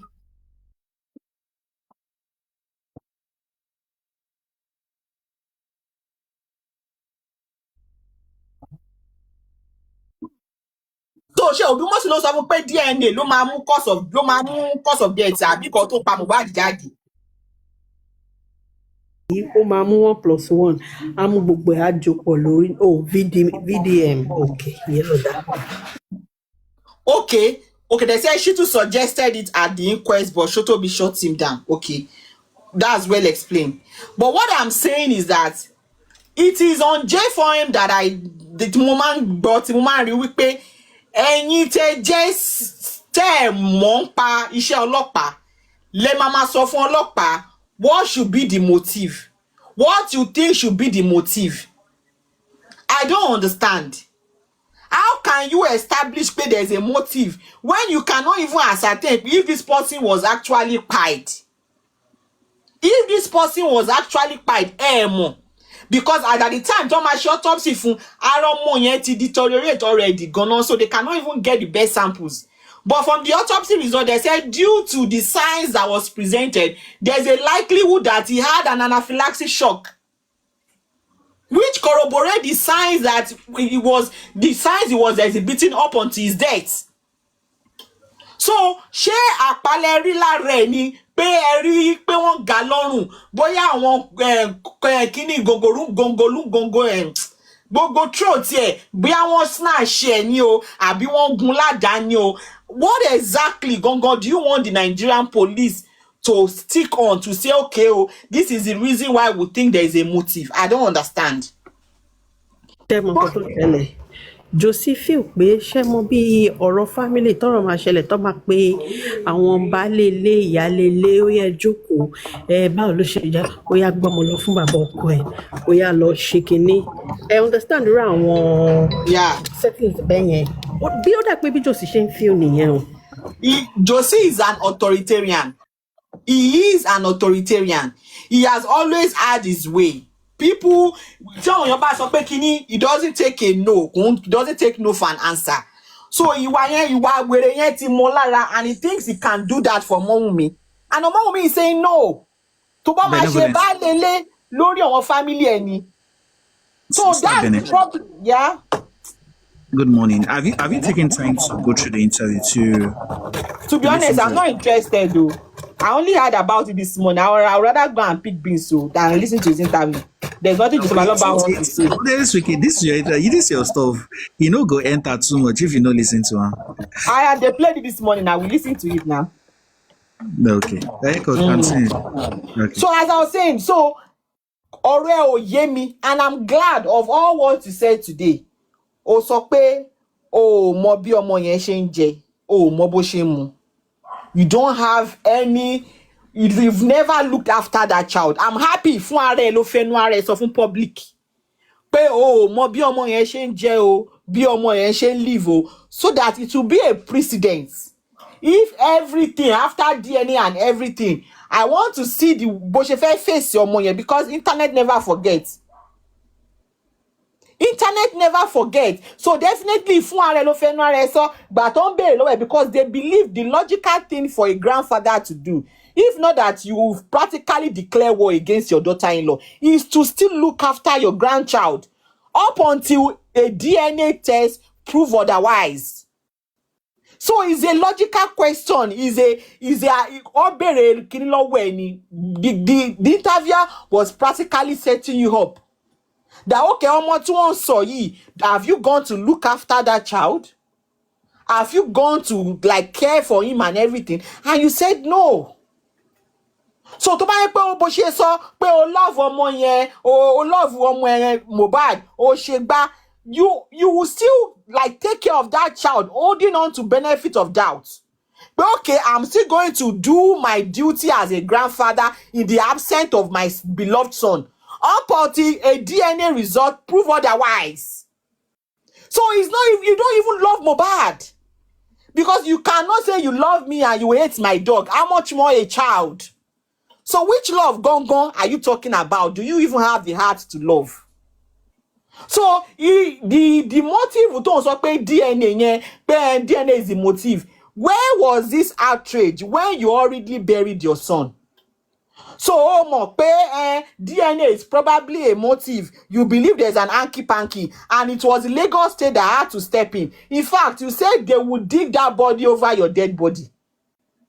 So ó ní adúrú motive yẹn lọ́wọ́, ó ní adúrú wọ́n fi nǹkan sínú Indomie fọ́mọ ẹ, ó sleep around lọ́wọ́, and you already buried that child. You didn't cry to Disu, you didn't cry to Tinubu, you did not cry to the Inspector General of Police. And all of a sudden, when the likes of Iyabo Ojo, Tonto Dike and everything, Falana, they wrote petition and they started an inquest and they exhumed the body. Out of the blue, you found your voice. Out of the blue, out of nowhere, you found your voice. Because you met some people on TikTok who are ready to fill your pockets, who are ready to fund you, provided you keep on echoing what they ask you to echo to the public. So you are calling them the Nigerian police, and again also pay me. Oh, rí pé wọ́n béèrè lọ́wọ́ ẹ. Wọ́n béèrè question lọ́wọ́ ẹ pé Joseph Aloba, what embalming case? That's a very good question. Joseph Aloba, embalming case wo gangan kò yé mi. What is local embalmment? Come and explain to people. What is local embalmment? What is it that was done to Mohbad's body that has never been done in a Nigeria home to a deceased? Ṣé bàbá tí bàbá tiẹ̀ kú, ṣé wọ́n gbé iyọ̀ sí láyà ni, Joseph Aloba? Ìgbà tí ìyá ẹ̀ kú, ṣé wọ́n gbé iyọ̀ sí láyà ni? Ìwọ gan tó bá máa ṣánkú gan, ṣé wọ́n ní gbé iyọ̀ sí ẹ láyà ni? So what exactly is the embalming issue to believe pé a bottle of wine 100,000 is sufficient enough to cover for it, or not taking up the case is not going to give Mohbad case? Ṣé iyọ̀ tí wọ́n gbé sí Mohbad láyà, ṣé òun ló pa Mohbad ni, Joseph Aloba? Àná lórí burúkú ni ẹ́. Olórí burúkú ni ẹ́, àgbààgbà ni ẹ́, bàbá ṣòfò dànù ni ẹ́. Bàbá tí wọ́n fi ṣépè fún wọn bàbá nìyẹn. And I pity anybody who decide to go and marry from your family. I feel sorry for them in advance. Because if you have the like of Joseph Aloba as a father-in-law, my heart goes out to you. You are on a long thing.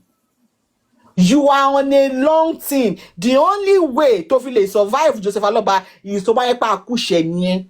But if you have property, you have wealth, I feel sorry for you. This guy is a parasite. This guy is ruthless. Joseph Aloba is ruthless. And he will do anything whose emotion is being trampled on, whose right is being trampled on. Joseph Aloba doesn't care. Ìwọ tí wọ́n tó sọ pé ọjọ́ tá bá rí ibi ni bí ń wọlẹ̀ tó pariwo síta pé ó bá fògùn sóúnjẹ ó ti padà pa bó ṣe dóko kiri ọmọ mi dẹ̀ sọ o pé ọmọ àlè lọmọ tó bí o ṣé torí ọmọ àlè ló fi pa ọmọ mi o Nàìjíríà ẹ gbà mí o ìyàwó ẹ̀ ó ti fi ṣìnà pa ọkọ ẹ̀ o, and you could not shout.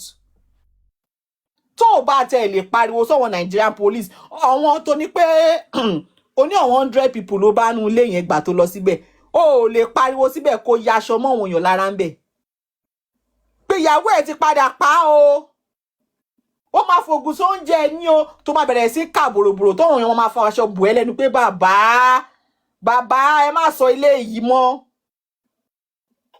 All of a sudden ìgbà tó rí pé is a money making scheme, you could get money when you play the pity party card.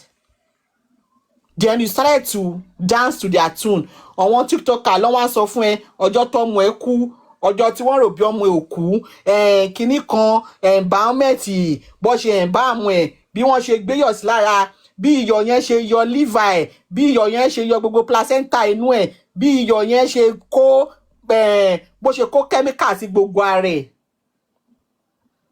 You could not even speak on the nurse. The interviewer touched on the nurse. The interviewer that is not even a member of Mohbad's family. Ó mọ̀ wípé the nurse is being charged presently. But you, the so-called father of the disease, you are claiming that you are not aware that the nurse is facing trial as we stand. Joseph Aloba, ó máa ráre kú ni 100. Ó máa ṣe kí ni? Ó máa ráre kú ni. Ìgbẹ̀yìn máa korò gan. Ọjà alẹ́ máa bitter, and we will all be here. A máa wà níbàyẹ̀ kò ní pa any of us. We will be here. Because what you are doing is a slap on the legacy of your son. Is a disgrace to the legacy of your son. Look at the way you are parading yourself. And you won't do, because I can hear some subtle threats that if they not allow you to do your DNA, you will not bury your son. Kò ní dá fún ẹ tó bá sin ọmọ yẹn, Joseph Aloba. What is the worst you can do? Keep him there for another 10 years? Keep him there for another 15 years? You can keep him there forever. Kódà gan ó lè sọ pé ọjọ́ tí wọn náà bá kú ni kò ṣe sí òkú Mohbad kò jọ sí yín papọ̀ lẹ́gbẹ̀ẹ́ ara yín. That's your freaking problem. Nobody is swayed by that. Ìyá Mohbad gan ti fún ẹ lókù ẹ, ó ti fún ẹ ní gbogbo body yẹn pé máa rán bó bá ṣe wùn ẹ́ kó ṣe ṣe òkú yẹn. Gbogbo family ti kọ́ sí ẹ lọ́wọ́ pé bó bá ṣe wùn ẹ́ kó ṣe ṣe, tó bá fẹ́ roast ẹ̀, tó bá fẹ́ jẹ kó jẹ, tó bá fẹ́ sọ di kilishi kó sọ di kilishi. That is your cross to bear. But if you think you want to be using the body of your child as a bargaining chip so that you can trample on somebody else's rights, so that you can impose on somebody else's rights, you are in for a long thing, Joseph Aloba. You are in for a very long thing, for a long thing. Tó bá yẹ òkú òru ló máa fi ṣe. Ó máa lọ sí lóru ni tí kò sẹ́nibọ̀dì tó máa gbọ́. Tó bá lè rìn mọ́ títì. Lágbájá ṣe fẹ́ sọ̀rọ̀ ni. Yeah, once you're done with this, your thoughts. Let me just know. Tó bá yẹ fún ara ẹ ló máa lọ sí òkú ẹ. Ó lè máa fi yẹn kó máa fi kó fẹ́ máa fi intimidate Wunmi. Ó fẹ́ máa fi máa ṣe ìwọ ló lọ mú ara tó bá wọn. Ọmọ Nàìjíríà go rán ẹ mọ́. Tẹ́lẹ̀ máa ní bàbá go and bury your son. Kí ló ń sọ nsìn? Ìwọ ló lòkú ẹ tó bá gan àwọn èèyàn gan ò ní béèrè lọ́wọ́ ẹ mọ́. Wọn ò ní béèrè lọ́wọ́ ẹ mọ́. Ó máa sọ ẹja láṣejù ni. So to ba ya anybody obey mo, now you go bury your thing. If you not bury him, use and do kilishi. Grind am, use and do tablets, make you dey drink am. Now you get your pikin. But that you think that you will use that as a manipulation tactics to force Wunmi to give up the right of her son. Jossy, to try dànù o. Èèyàn tó bá ṣe ògùn yẹn fún ẹ, kó padà kó lọ gba owó ẹ lọ́wọ́ ẹ, kó ṣògùn yẹn dáadáa fún ẹ o. Kó ṣògùn yẹn dáadáa fún ẹ. And there is no amount of interview you can do that will take the right of Liam. So you can go and be crying for all we care. Because you see the case of Mohbad is done and dusted. Anybody tó bá ń tún ẹ, tó bá wọn kẹ́ lọ gbé lọ́yà Biafra, tó bá wọn kẹ́ lọ gbé lọ́yà World War jáde, tó bá wọn kẹ́ lọ gbé lọ́yà, kódà tó bá wọn gan kẹ́ lọ wú òkú Gani Fáwẹ́mi níbi tó wà gan. That case is done and dusted. Gbogbo àwáwí ni gbogbo. The driver came at 2 p.m. The driver ran away to the chemist. The driver danced azonto to the bus stop. My sis said he hear Faran, he eat Indomie. Àwáwí ni gbogbo yẹn. You are allowed to say whatever you want to say. Those are your personal opinions. It doesn't mean it has a legal bearing on a case. Joseph Aloba. Ibi tó ti mix it up nìyẹn. Because if you want to prove that somebody was actually pied, what is the body of that person? What is he saying? You are saying the body of your son is saying a different story.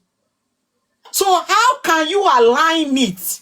And more so, you were not a witness at the house. When the nurse came in, the driver was not a witness to what happened. So why do you think that your own opinion will override all those people who had first-hand experience as to how Mohbad died? They were there. They knew the event that led to the reaction that led to his death. Make it make sense. You are not even a principal witness. You are not even a secondary gun. Wọ́n sọ fún ẹ pé ó kú ló wá lé yẹn, o mọ̀ kan tó ṣe. Mọ̀ kan tó ṣe. Èèyàn tó gún ọmọ ẹ lábẹ́rẹ́ ló sọ kọ́ pé nǹkan báyìí lòun fún ó dé react. And that is why that nurse is facing trial now for medical negligence, because you already buried that boy's body. They could not find a sufficient evidence to show that it was whatever was injected that had a direct link, but there was a likelihood that it led to it. But because what you already bury your money, so it's on you. If the first autopsy, second autopsy could not get anything, Joseph Aloba, it's on you. You should take some responsibility, take some accountability for the role you played in messing up the autopsy result of your son. So why are you dragging the Nigerian police? Why are you dragging Lagos State for the sole mistake that you made? But you want bear, the baba might see your money, and might shake by a mighty shower, or so no, Jotabari bin wole. You buried that child, or to make you want to cement bepa. Like you are practically trying to erase the memory of that boy. And if the body is already tampered with, what more can the autopsy do?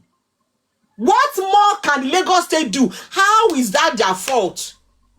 You want no sunny court? Anybody join here? Láti ṣe burial. You said you took the decision all by yourself.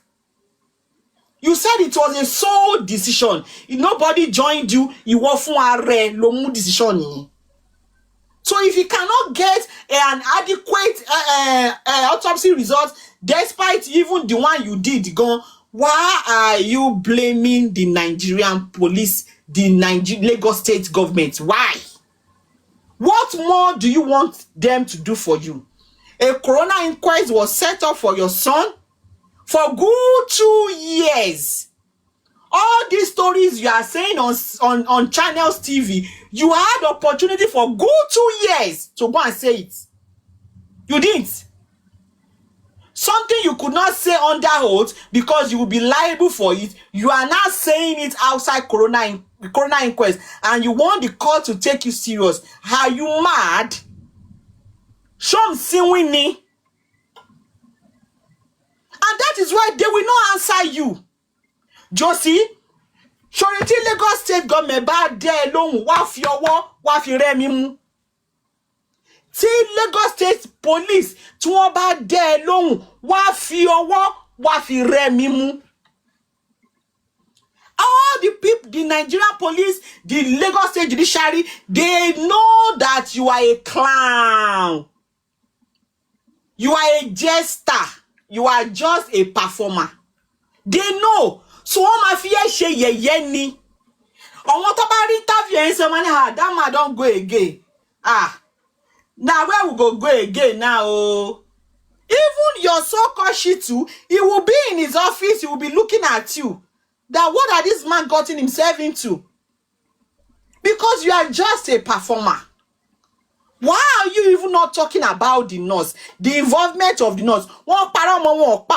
Joseph Aloba. Why are you not even saying anything about that nurse? Because the nurse is not your problem. The cause of death of Mohbad is not your problem. What actually led to his death is not a problem. No. Your problem is your daughter-in-law. Oto. No this and no peace. Joseph Aloba's problem is his daughter-in-law. And he was able to get some followers on TikTok who can help him to champion that cause, to champion that smear campaign, and he's taking it with his 2 hands and he's running along with it. Because when you okay, and when nurse power, okay, oh jog gate, oh first a marriage if it's zero. At least you will still even give benefit of that. Okay, what if Liam ni problem we, Wunmi ni problem we, and people who can think analytically, who can think deeply, they can see through your bullshit. And that is why Toba Weko Sukundola, Toba Weko lo CNN, wọ́n ní dé lóhùn se. Josie tí wọ́n bá dé lóhùn wá fọwọ́ rẹ́ mi mú se. Show fún platform yìí. They're not going to answer you. Toba ti ṣe nonsense yeto, you will go back to that same court. And if you are not pleased with the court, you can go away. You can take your case away. You can go and approach another court. Toba won court yen, if they feel you have a case, they will take it. Toba de won lo daju e, lo da ni Ekiti. Gbe lọ sí ọ̀dọ̀ be l'Ekiti, come abe yanjú ẹ, ke lo yanjú ẹ láàrin ara yín. Which among Wunmi will even be part of it?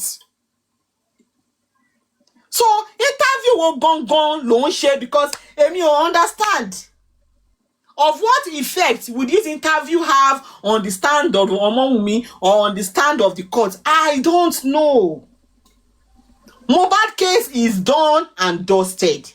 Because gbogbo evidence also pony Mohbad, you believe that Mohbad died on Monday, he died on the 11th.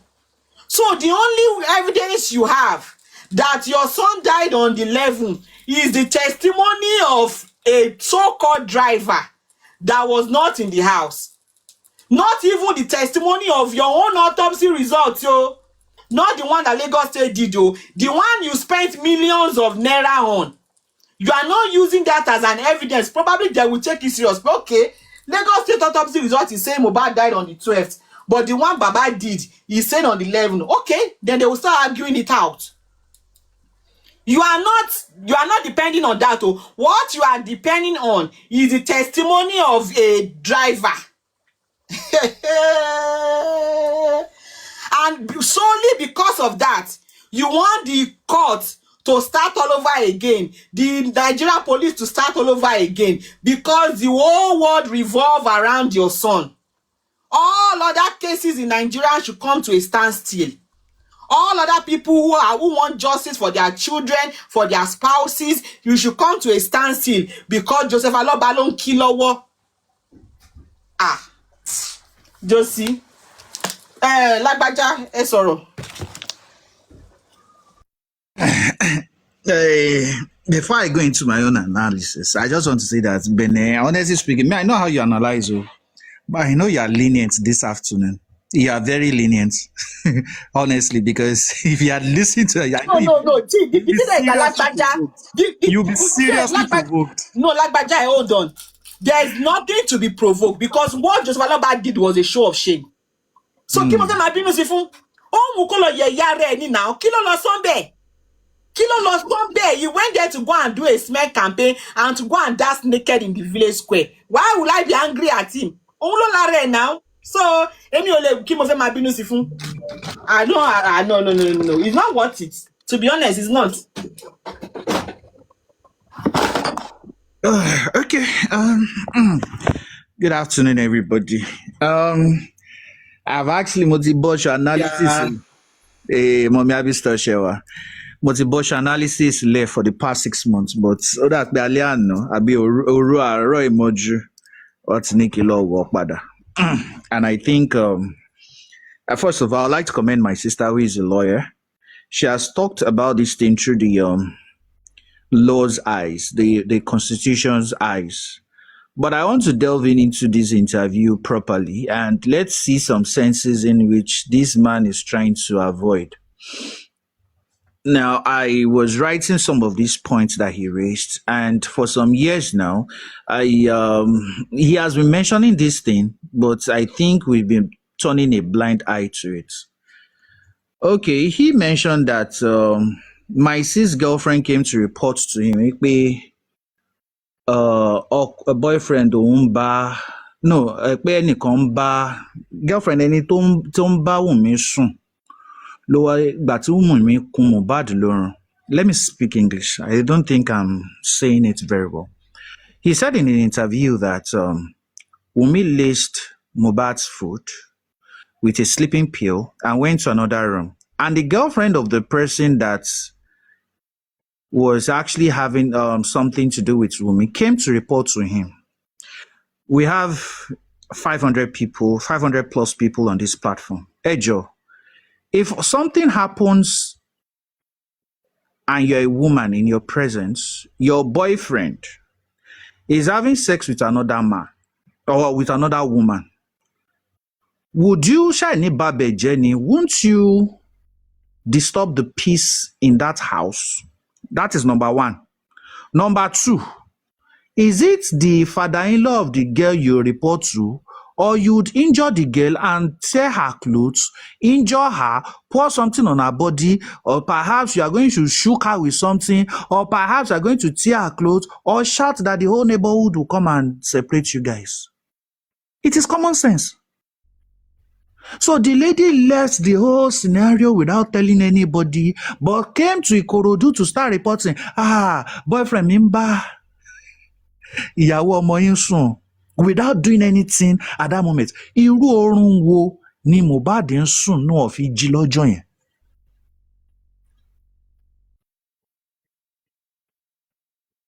Forget it.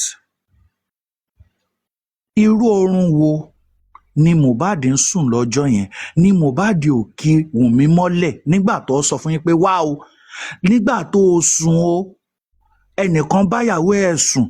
So Mohbad wá gọ̀ tó yẹn kò ná Wunmi pa. Ni kò lé Wunmi kúrò nílé. Ni Mohbad sì wá mú ọmọ náà wá tí wá fi hàn Jossy pé bàbá o, ọmọ tí mo fẹ́ fẹ́ rèé o. This is common sense. It is common sense. You caught your boyfriend sleeping with another lady. It is not even more you tell. Wàá kọ́kọ́ babẹ̀ jẹ́, kọ́kọ́ gé boyfriend ẹ lóko jẹ, wàá kọ́kọ́ babẹ̀ jẹ́ mú Wunmi, wàá kọ́kọ́ ti bó bá 2 by 2, wàá kọ́kọ́ fọmọ lọ́rùn. Ó ṣe gbogbo yẹn. Yeah, my boyfriend slept with your so tó bá gé boyfriend ẹ lóko jẹ, kí wá ló wetin remain?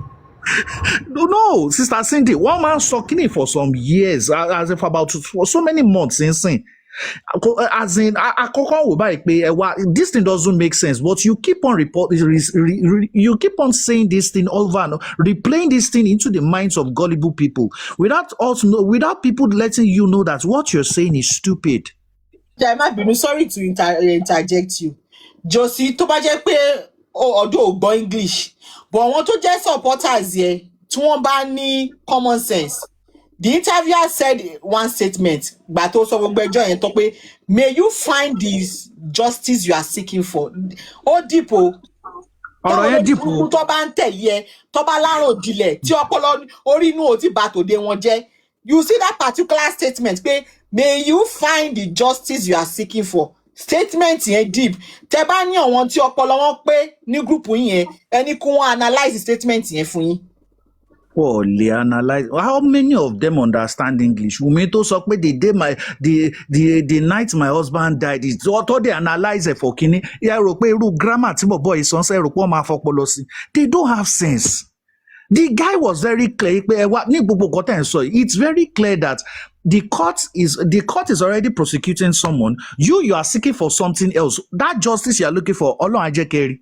Because everything you are trying to say is to invalidate the paternity of your grandchild. That is, if you check the words of the interviewer was mentioning something, Mohbad's wife, Mohbad's son. Anytime he wants to make a statement, never for once did he call her baby man. In fact, the man went ahead to say, as we stand now, that is Mohbad's son. He made it clear to him, and that is the stand of the law. As at this morning, that boy is still the son of Mohbad. So you guys need to deal with it. Bene. That's even part one. There was a place the interviewer was mentioning something. When he was saying she laced my son something, the interviewer now corrected and he said, see, all these things you are saying is between you and perhaps Wunmi, and the only person that can align with your statement is Mohbad, and he is dead already. He's not here to defend himself. Very fantastic point. The man was not saying, but I thought the sister. I can call for people. See, the same way you are telling the whole world is the same way you told whether you told Blessing or you told the Yamo. It's the same way you are telling us. Those ones cannot stand as witnesses. And you cannot take Blessing to court to go and say all that. Your only alibi is a dead man. He's a dead man. Only alibi to this statement is a dead man. Same way, VDM can never say it anywhere authoritatively that a DNA has been conducted on Liam because his only evidence is a WhatsApp chat. And those people it was not pasted there, nothing was pasted there. So nobody can authoritatively. That is why I just look at the likes of Lawyer Ogungbe going to a magistrate's front and be saying, because Wunmi has done, what is your proof that Wunmi did any DNA test? Do you have? So you want to go and play a video of VDM who stays in Abuja with some people that the magistrate is in Ikorodu to be playing a YouTube bikini showing a WhatsApp display that, okay, they've done the DNA. Where is your proof? I just look at people that they do. Why is it that every lawyer is called a learned colleague? Why? Because Ogungbe is not describing himself. He's not showing himself as someone who is learned. Why are lawyers calling themselves that statement? Stupid colleague. Because when Benin is addressing a fellow lawyer, you be saying learned colleague. Why let my learned colleague in silk? Why are you doing that? Is this a thing that you guys are told in the law school that ṣé kò sí doctor náà tó mọṣẹ́ ni kí lẹ mí ẹ ṣọ́ra yín o ẹ ṣáà fi ìlú pèlè Mr. Bata sọ pé ó máa igbó tó máa ń fà yín ló affect it, so possible. And then I was now looking at something. This issue of you referring to the driver's statement. I usually no, that driver's statement. The driver, according to him, he said that they called him on Tuesday morning to go and present himself at a police station. As what? As what? Not even for the case of Mohbad though. He said because the person will carry, he don't buy. You don't buy. So what are you? Okay, even if you carry somebody will buy a previous day or even buy some minutes ago, why then are you presenting yourself to a police station? And when you went to the police station, which report did you write there? Was it slaughtered? She police station. Tell the driver to come and produce the whatever. But to lost police station to receive call But to lost police station kini ó lọ kọ́ ńbẹ̀, kini investigation tó bá lẹ̀ ńbẹ̀. This Don't man. forget that they asked him who called him. He said he doesn't even know the person that called him. Of course, that was what he said. It was an anonymous number. Yes, Anonymous number. Yes, It's in the CTC, anonymous number. And you want the court to swallow that hook, line, and sinker. And you want the new Inspector General of Police to avoid take that 25 other witnesses that were called and focus on the statements of somebody that said that Mo. Now, if Mo was, let us even say that statement is correct, that on Tuesday, very early in the morning, where was this driver? Who called you? You said that this thing was over in the news. Now, which blog? The first blog to carry the pie of Mohbad was in the afternoon of Tuesday. So how come you are saying that it's on the social media early morning Tuesday? Who presented? So these things are things that common sense should tell these people like, oh God, this thing you are saying doesn't make sense. It's not even adding up. It's not adding up. It is not But adding up. You know, Joseph Aloba's team, they base the analysis on emotions. They don't base it on common sense. They don't base it on fact. It's just emotion. Oh, driver yẹn sọ pé ó jáde láago méjì lóru. Àdúrà sọ pé èèyàn tó bá náà wọlé àbúrò ẹ̀gbọ́n mi láago méjì. All those yada. Now, all those yada. Unfortunately, he doesn't hold shit in court. I begin to question. At the end of the day, he requested for a Prado. Sister Cindy. See, I begin to question some people when they say phone forensics. See, you don't need to submit your phone at a police station before a forensic can be carried out on it. Do people know these things? That I don't need to submit my phone at a police station before a forensic, number one, you have a carrier SIM inside. Mohbad's phone has been with them for the past 3 years. What would they come and give you the forensic results to present? And Joseph Aloba, I even want to ask you a question. That the Nigerian police accepted wine, they didn't accept wine. Is it going to change the fact that Mohbad's body wasn't embalmed? So this you saying they collected wine, they collected 100,000. Whether they collect, they did not collect. Is it going to change the fact that your son's body was never embalmed? So there was no even case to start. How many people shared one bottle of wine?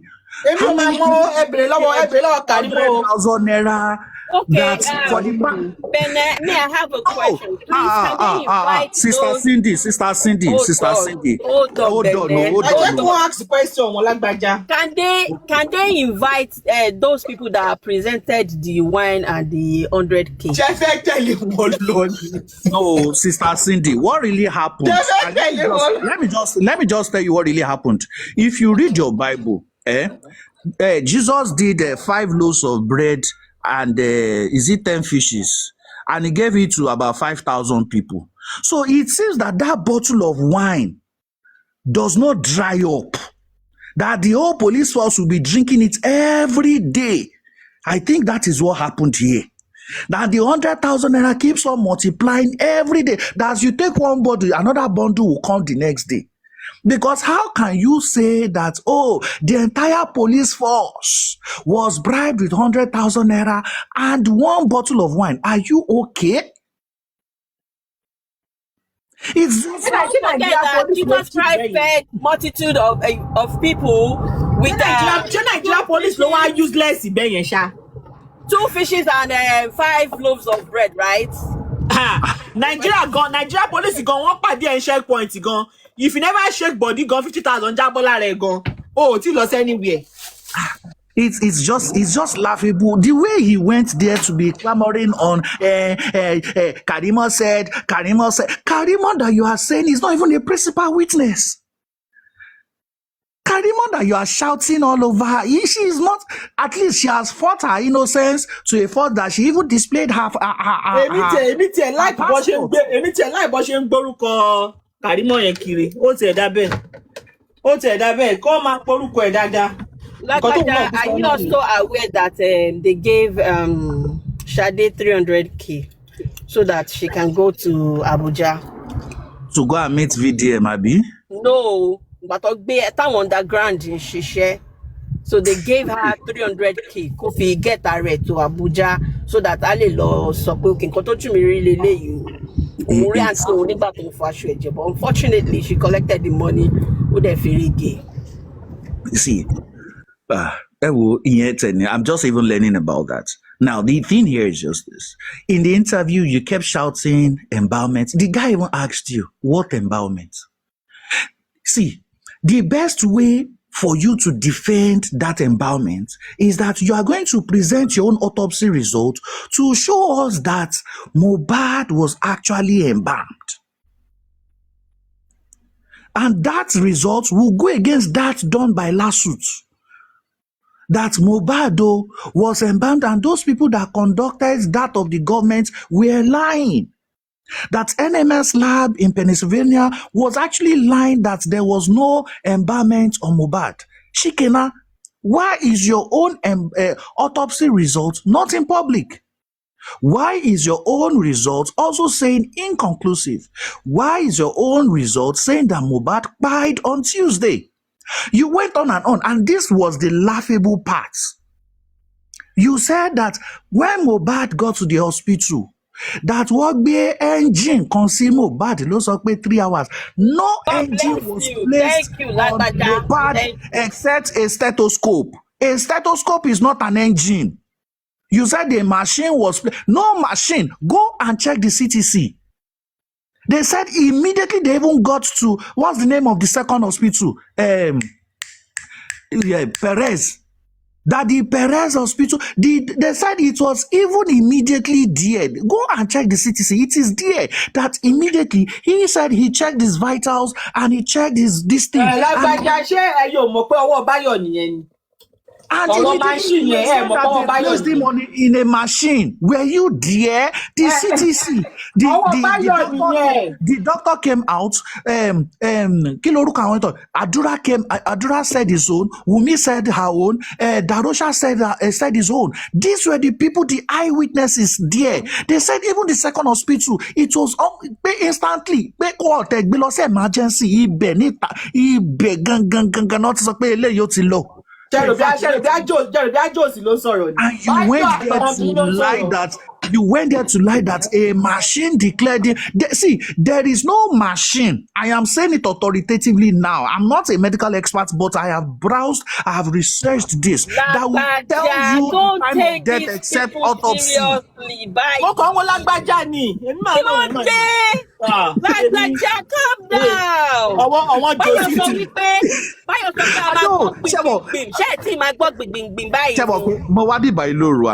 I was listening to Paita. I was talking Josie interview. I was just like, kini ma ife she interview she.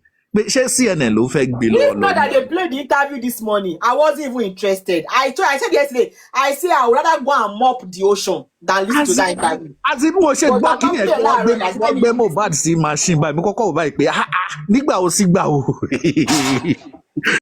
Igba o sigba o. Is this what this same man likely or join they said at the police station? Police station tí lawyer Mohbad lọ pé wọ́n pè wọ́n nílé wọ́n pè àwọn tó wà nílé wọ́n dẹ̀ sọ fún bàbá pé wow, they said they should conduct a postmortem. Bàbá ní rárá, ó yá ambulance, go and call ambulance. It is there in the CTC now. Ṣé wọn mọ gbogbo eléyìí ni? Ṣé wọn ará wọn mọ gbogbo eléyìí? Ṣé wọn ará gbèsè ò mọ gbogbo eléyìí? Ṣe rí question tí màá kàn fi end kìíní ìsìn ni pé now a corpse that has been lying in a morgue for the past 2 years. Two autopsies has been conducted. Obviously, this corpse has been touched by a whole lot of people. Yet this man says the body is the evidence. That's why he doesn't want to bury. I'm now asking myself, how would a body in a morgue for the past 2 years be the source of a new evidence in a case? How is this possible? After 2 autopsy results. Me, I love the fact that Wunmi ti move on. Wunmi ti sọ pé tó bá like kó sún jẹ to her or to bury ọkọ ẹ̀. ìyá Mohbad So, kan. you know, ṣe àwọn pé tẹ́lẹ̀ la advocate fún pé ẹ bury ọmọ yìí, àwa náà máa wà emotional bí báyìí. But the fact that Wunmi to move past gbogbo level yẹn, àwa náà, we don't care. Tó bá wùn kó sùn jẹ, tó bá wùn kó fi ṣe kìlìṣì. Sister Cindy, there was one obvious lie. One obvious lie. So mo ṣe gbọ́ kí ni àwọn kan pé Josie, this your lie. Eh? It's not as it does not stand anything. In fact, Josie doesn't even know how to lie intelligently. That's the problem he has. There was a place he said that Mohbad fúnlóyún ló wá fi hàn mí. Ló wá fi hàn mí. And I was just like, were you not the same person that said it pé o bá sọ̀rọ̀ pé kó lóyún fọ́mọ ẹ o lọ sórí òkè. Ẹni sùúrù ṣé fídíò mi tó máa ti Wunmi ti yan àwọn síta ṣé Wunmi ló nínú fídíò yẹn. Ó ti wá ní oyún gbà yẹn. Kọ́wọ́ sùtánà kiri. Wọ́n tún béèrè lọ́wọ́ ẹ̀ wípé this one tó sọ wípé somebody reported her that òun báyọ̀ kan ṣe kíníkan pé ṣó sọ fún un. Ó ní yes, it's on my YouTube. Orí YouTube ẹ̀ ló sọ sí. Orí YouTube. Ó tún polówó YouTube ẹ̀ nìyẹn. Ó tún polówó YouTube ẹ̀ lórí interview. Ẹ lọ wo YouTube ẹ̀ ṣe wọ́n ní ẹ̀ ń play background. Wọ́n play orin ẹ̀ náà background. As it's just, I was not wondering, like, now you've gone to do a show of shame. What benefits is this interview to you now? Is it to call on the Inspector General of Police, whose main objective now is on the security issues of the entire nation? So it is now Mohbad's issue, a Mohbad that nobody knows. Nobody knew him before he died. It is now like and all what we've been doing now is that he's using the taxpayers' money of Lagos State to pay for. There are so many dead bodies in Lagos State that space Mohbad has been occupying should have carried. But she sure pé wọ́n ti release body yẹn ṣá. Well, because because why would they still be holding on to it anyway? But Bene Tebawo CTC, I think they've actually released that corpse. Because Lagos State, they have no business still holding on to that corpse. Don't forget that they said the family should go and bury look him. for a way to bury him. That they should go and bury him. So that was what the coroner judge said now. But nǹkan tó ṣẹlẹ̀ ní wípé ẹni tó ń sanwó ẹ̀. Don't sanwó Josie, ó máa clear gbogbo debt yẹn, so there is nothing to worry about. But then Bene nínú BJ àti Josie ta ló ń parọ́ because wọ́n sọ̀rọ̀ Dada. Dada Josie ní kò bá sọ̀rọ̀ yìí. Ó ní rárá òun ò bá sọ̀rọ̀ rí BJ dẹ̀ sọ pé. Bukky dẹ̀ sọ pé wọ́n máa bá sọ̀rọ̀ pé kódà kan fẹ́ fún lọ́ọ̀yà gan. Ta ló wá parọ́ nínú àwọn méjèèjì báyìí? Àárín àwọn méjèèjì ni o kọjọ máa ń yanjú ẹ o. Nǹkan tí kò yé wọn ni pé the best thing for them is for kí ló porúkọ ẹ kí lórúkọ tí oyè tuntun tó ẹ̀ṣẹ̀ fún Bukky yìí. The best thing ni wípé kó dákẹ́ because tí ò bá dákẹ́. Ó implicate Josie o. Àwọn jẹ́ love ẹ̀ because inú wọn dùn nígbà tó jáde inú wọn dùn pé Araba God bless you. Bẹ́ẹ̀ sì ni pé káràbà wọn dákẹ́ but àwa pray pé àràbà ò ní dákẹ́. Ọlọ́run ní jó dákẹ́ Bukky o. Máa jáde fún Wunmi, máa jáde àwọn nǹkan táwa ń pray nìyẹn. Tẹ́ bá mọ̀ pé a lot of things tí a ti ń sọ níbí báyìí Bukky ló máa wá ń jáde ló máa ń bá wa ló máa ń ṣẹ̀ṣẹ̀ wá tú àṣírí yẹn fún wọn pé báyìí àwọn àdè máa ti sọ níbí báyìí tó bá dẹ̀ sọ níbí báyìí ó máa dàbí pé à ń parọ́ ni but tí àràbà bá jáde báyìí àràbà kò fọ́ gbogbo ẹ̀ lójú pọ̀ fún mi. Ó máa fọ́ yàkàyàkà ni kò kúlẹ̀ pọ̀ lójú. Okay, nísìnyí ṣé wọn lè come fún Bukky bó ṣe máa ń come fún ara wọn tó kù ní pẹ̀lú gbogbo nǹkan tó kọ́ ṣe fún Bukky. Torí Bukky máa báyé bàbá wọn jẹ́ ni. Bukky ò lè fún wàrà bọ̀ ó lè dá wàrà ni. Because nǹkan tí Bukky sọ yìí ó fọ́ gbá kinní fún wọn ni o. Wọn lè wá fún Bukky. Tọ́jọ́ fẹ́ báyé bàbá wọn jẹ́ ni. Sorry o lágbájá, ẹ continue. The thing is just very surprised because àwọn méjèèjì ń sìn ẹ̀ ń contradict ara yín ẹ̀ ń ṣe kíníkan. No problem. There's another thing lórí ọ̀rọ̀ introduction ni wọ́n ṣe introduction wọ́n ṣe wedding wọ́n ṣe kíníkan wọ́n ṣe kíníkan. Ẹ sọ pé kò ń ṣe ibi tẹ́ ẹ kérò lọ.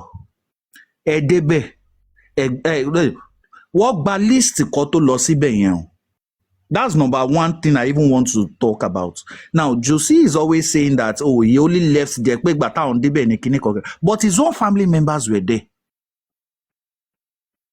His own family members, not even Kini or not his own family members, they were there No, with a lágbájá ẹ̀ ń list. parọ́ ni ọ̀nà ló ti fún Josie ní aṣọ ló ti fún ní agbádá àti fìlà. No, ẹ má ẹ lè parọ́ mọ́ Josie níbí báyìí níbi tí mo wà. No, kátẹ sọ pé ọ̀nà náà ti fúlágbá ní Kini.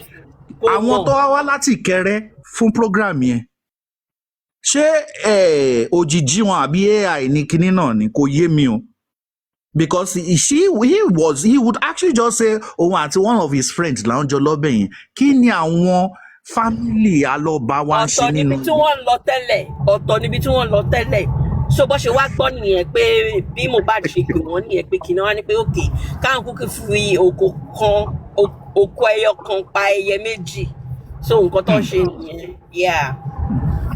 So mi ò lè wá bíbá kí n máa parọ́ mọ́ father-in-law wa kí n dẹ̀ máa wò bẹ́yìn. No, there's nothing like that.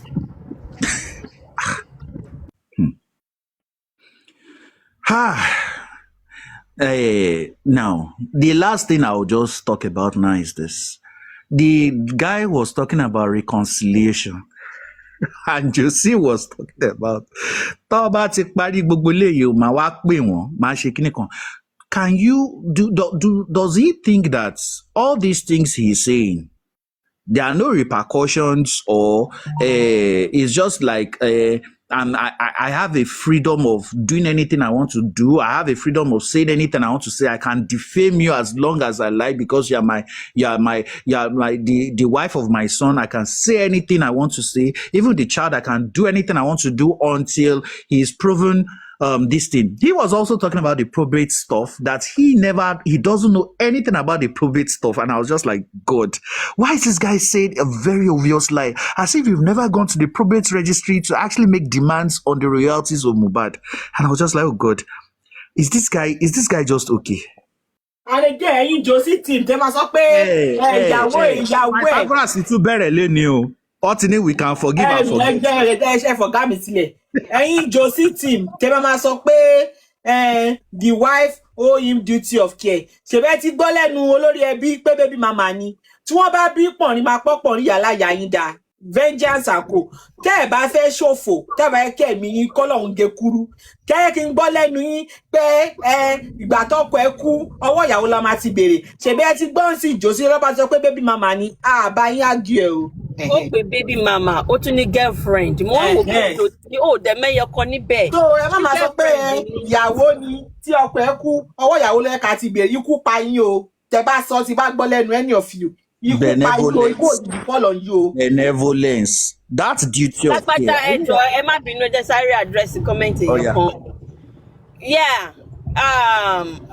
On the other side, àfẹn tó bá sọ pé òun stupid nìkan ló máa sọ pé òun ò mọ̀ wípé Josie kó àwọn family ẹ̀ lọ. Me saying lágbájá ẹ má parọ́ mọ́, of course eré ni mò ń ṣe. And if on the other side tí wọ́n bá understand, ẹni tó bá sọ pé òun understand, that's a lie. That's a lie. Ṣẹ̀ṣẹ̀ ń sọ bí báyìí. That's a lie. Wọ́n release video. I mean videos and pictures nígbà tí wọ́n lọ ṣe engagement yẹn now. So if on the other side wọ́n ṣì believe wípé irọ́ ni, well, the joke is on them. People for their daftness o. They want to be daft, let them be daft in peace. Ṣé tí wọ́n ti bàbá sọ pé baby mama ni o, ìyẹn ni kẹ́ fọwọ́ mú o. Èmi fẹ́ máa gbọ́ pé Wunmi wá sọ̀kọ̀ tó pa ọkọ ẹ̀ ó ti o. Bàbá yín ti sọ pé baby mama ni o, girlfriend ni o. Sáré wá gbà ní o, bínú sí yẹn. Búkú ni kò mọ tó fẹ́ sọ láyé ẹ̀. Kò mọ Josie, mo mọ̀ pé kúkú wà ń bí báyìí, èpè ti jà jà láti inú oyún. Ẹ máa mú kọ́sítọ́mà yín sọ́wọ́. Mo ní àrísọ̀ ṣáyé kọ́sítọ́mà yín. Èpè ń jà Josie láti inú oyún. Ọ̀rọ̀ mélòó ló ti fẹ́ sọ, èmi mo lọ ṣe ìyàwó fún. Half dowry lásán. Ó tún di baby mama ni olóbùkún ni ẹ́. Baby mama ni o. Olóbùkún wọn ló máa kú sí gbẹ̀yìn bó ṣe wà yẹn. Ẹ sọ pọ́ǹtì ọ̀hún tí Josie o. In tó wà nínú ọlọ́tí lọ́tí ń pa Josie fún o. Ìka èèyàn ni kì í ṣe pọ́ǹtì. Very wicked. Láti ilẹ̀ ló dẹ̀ ti wicked. Bẹ̀ àwọn ọmọ yẹn ò mọ̀ ẹ́ pé ó lè tó yìí. ọ̀ǹtì ṣé tó bá ń ti òun ọ̀bẹ pé fámìlì tòun lòun ń bàjẹ́ ṣé ó yẹ kóun ba fámìlì tiẹ̀ jẹ́ àbọ̀ lórí burúkú lèèyàn ó sin ọgbẹ́ ọmọ lọ sí ó sin tán ó ṣe patí òun chẹ́ǹjì aṣọ ńbọ̀lẹ̀ ti rí irú nǹkan bẹ́ẹ̀ kó ṣẹlẹ̀ rí nínú ilé ayé yìí. ó sọ pé ó ní òun express ara òun ni. Jòsí la kọ́kọ́ máa rẹ mọ́dẹ̀wà mọ́ṣúárì tó ń da kẹ́míkà ó express ara ẹ̀ ni. olóbùkún ìka ní ìka ìdá express ara ẹ̀ ni. tọ́lá tiẹ̀ jẹ́ wọ́n fún ẹlúkú ọ̀gán tó lè ná ṣá. mọ̀mí àrísọ̀ jòdì ṣe two sum òun ó mọ̀ ọ̀nà ọmọ ẹ̀ náà ni. two sum làbí three sum. Three sum yẹn náà ó mọ̀ ọ̀nà ọmọ ẹ̀ náà ni. kí ló ti ṣe lórí pílàfọ́ọ̀mù ipò òun sin ọmọ yìí. Ó mọ̀ ọ̀nà ọmọ ẹ̀ náà ní ààrẹ náà ni. Tàbá ṣe kí ló kọ́kọ́ sọ ń jẹ́ yẹn náà tàbá ṣe kí ló ní kó ṣe náà pé òun àsokún tó pọ̀ mọ́ òun. DNA náà ni. Ó tún ní ká bá tún sin ọmọ òun sìn ní kó tún lọ sí ni. Irọ́ mélòó jẹ́ ká máa play gbogbo kinní fún ẹ láti bẹ̀rẹ̀ kí wọ́n gan wá wo ẹ̀sìn ẹ̀. Kò sẹ́ni tó ń ti òun ló ń ti rẹ̀ òun ló búkú ẹ̀dá. Jòsí máa ṣe ọmọ yẹn o. Ó mọ̀ pé òkú yẹn ti di kò gbọ́mọ sí ó máa fi ṣe kílìṣì ni. Ẹ ṣáà mọ̀ bí kílìṣì ṣe rí yẹn bẹ́ẹ̀ ló máa fẹ́ mọ òkú yẹn ti kò gbọ́dọ̀ wọlé sí ẹ lọ́rùn o. Ó lè wọlé láyé gbogbo ilé tó ṣòwò náà mọ̀ pé njọ́ tíjọ́ ọmọ yẹn bá ti wọlé njọ́ ìlú máa ìsirà kò yẹ ọjọ́ ìlẹ̀sìn ẹ̀ máa bẹ̀rẹ̀. Ọjọ́ ìlẹ̀sìn ẹ̀ máa bẹ̀rẹ̀. Ó mọ tó ń ṣe náà. Kò dẹ̀ sígbà tí ò ní wọlé irọ́ ló pa. Ní ó bá yẹ àjọba fúnra wọn lọ sí ìgbẹ́lẹ̀ ẹ̀sìn ẹ̀ máa wá dé. Máa ṣe káàkiri ń sìn. Kí ló kàn jọba? Kí ló kàn jọba pẹ̀lú òkú? Ó ń wéèsì spẹ́sì fáwọn tó ní ìdí ẹ̀. Ó rà pé òun ló ń sanwó for now o. Tó bá ti ń sanwó bẹ̀ pé kò sanwó yẹn ń wéèsì spẹ́sì àwọn kan ní ìdí bẹ̀yẹn náà. Tó bá sanwó ti tán. Benevolence.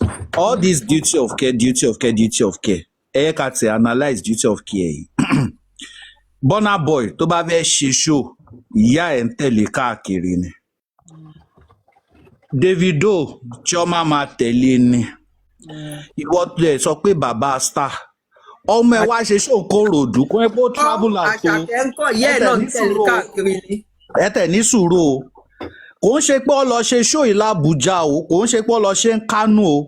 Ìkòròdú tó ń gbé náà lọ ti ṣe show. Ó lè ṣe duty of care fún ọmọ. Ó ṣe duty of care kó wà ń bẹ̀ ṣebí bàbá star ni ẹ́. Lọ sí ti ọmọ gógóró tí wàá bí ẹ palẹ̀ kò lè ráyè rojú. Ó ṣe wà ń bẹ̀ ó ṣe duty of care. Ó ti wà ń bí ẹ padà ó ti lẹ́rìí kò lè rántí. Wọ́n dẹ̀ ti sọ tó máa ṣẹlẹ̀ fún Ansaga full line. Wọ́n ti sọ fún pé o máa gbọ́ báyìí o nǹkan báyìí la fẹ́ kó ṣe o. Wèrè ẹ̀ kò wá lè lò kò lè débẹ̀ lọ. Mọ̀mí Abistọ́ọ̀chì ìwọ náà ló sọ pé o lálàpọ̀ yìnbọn fún ẹ pé o dẹ̀ yẹ ìbọn ó dẹ̀ bá Mohbad. Ó wá lọ bá Mohbad. Ó wá yẹ kó o ṣe bó yẹ kó o máa sọ káàkiri ni. Káàkiri sódà ọjọ́ tó bá ti yọ̀bọ̀n ìwọ ló máa fara gbàbọ̀n kò ní bá òun. Kò ní bá ọmọ yẹn. Because duty of care. That's duty of care. Ó sọ pé a week before that incident so ṣàlàlàpọ̀ yìnbọn fún ẹ ó dẹ̀ yẹ from that day kí ló yẹ kó ṣe wòlíì ṣàníyẹn. Definitely ikú ẹ ni Mohbad gbà kú now. Exactly. Ikú ẹ ni Mohbad gbà kú now. That's what it means spiritually. Ayé pé bí àwọn ọlọ́fẹ́ ta lọ́fà ọmọ ẹ ló lọ fara gbà. Àwọn tó bá jẹ́ Yorùbá ẹ wá ṣàlàyé fún wa what does that mean? What does that mean? Ẹ̀yin tẹ́ wà lọ́dọ̀ other side yẹn bàbá lálàá pé wọ́n fẹ́ yin ìbọn fún òun jẹ ìbọn yẹn lọ bọmọ ẹ̀ kò dẹ̀ pẹ́ lọmọ yẹn kú ẹ jọ̀ọ́ ẹ̀yin tẹ́ jẹ́ follower Jòsí kí ló mean? Ṣebí same Jòsí náà ló sọ pé ńgbà tọmọ òun kú ayé òun bẹ́tà. Ó sọ náà wọn parọ́ ọmọ ẹgbà kú ẹ̀kú ni náà. Exactly. Ọmọ ẹgbà kú ẹ̀kú ni so ó ń jayé orí ẹ̀wọ́. Ó ti mọ̀ ẹ́ kó máa kú. Ìwà ní kọ́mọ ọlọ́mọ máa move on. Olóbùkú ẹ̀dá. And there's this common light tí bàbá yìí máa ń pa. Oníwọ̀ ló kọ́ Mohbad bó ṣe ń kọrin. Òun náà mo ẹnu ẹ̀ la wà látàárọ̀ yìí o Jòsí báyìí orin ẹ̀ gan-an ó ti nominate ẹ̀ fún Grammy. Kọjáde èèyàn mélòó ló pè gan-an. Àwọn ọmọ Abby Church kódà gan orin ẹ̀ gan ló máa kọ tí Tinubu bá wọlé gan Jòsí ló máa lọ perform. Do you know there's one interview Mo did that he was talking about that he was talking about his father's career. Exactly. Pọ́ ní pé mo rántí. I remember that one too. Ó ta sí Jòsí lọ́jọ́ yẹn o. Ó ta sí o. I'll look for that interview. Masari Wansing, play. He was talking about his father's career. No, kiniko. The only thing to call Mohbad ni bó ṣe ń kan kó ló. No, ní bó ṣe ń lu jìbìtì náà, ó kọ́ bó ṣe ń dẹ̀ kọ́ bó ṣe ń ṣe marketing because ìwọ náà ló sọ pé kó ló tẹ máa ń tà tẹ́lẹ̀ tí ẹ bá ti ta ẹyọ kan Mohbad máa wá rù ó máa rù kiri Ìkòròdú ń gbà yẹn.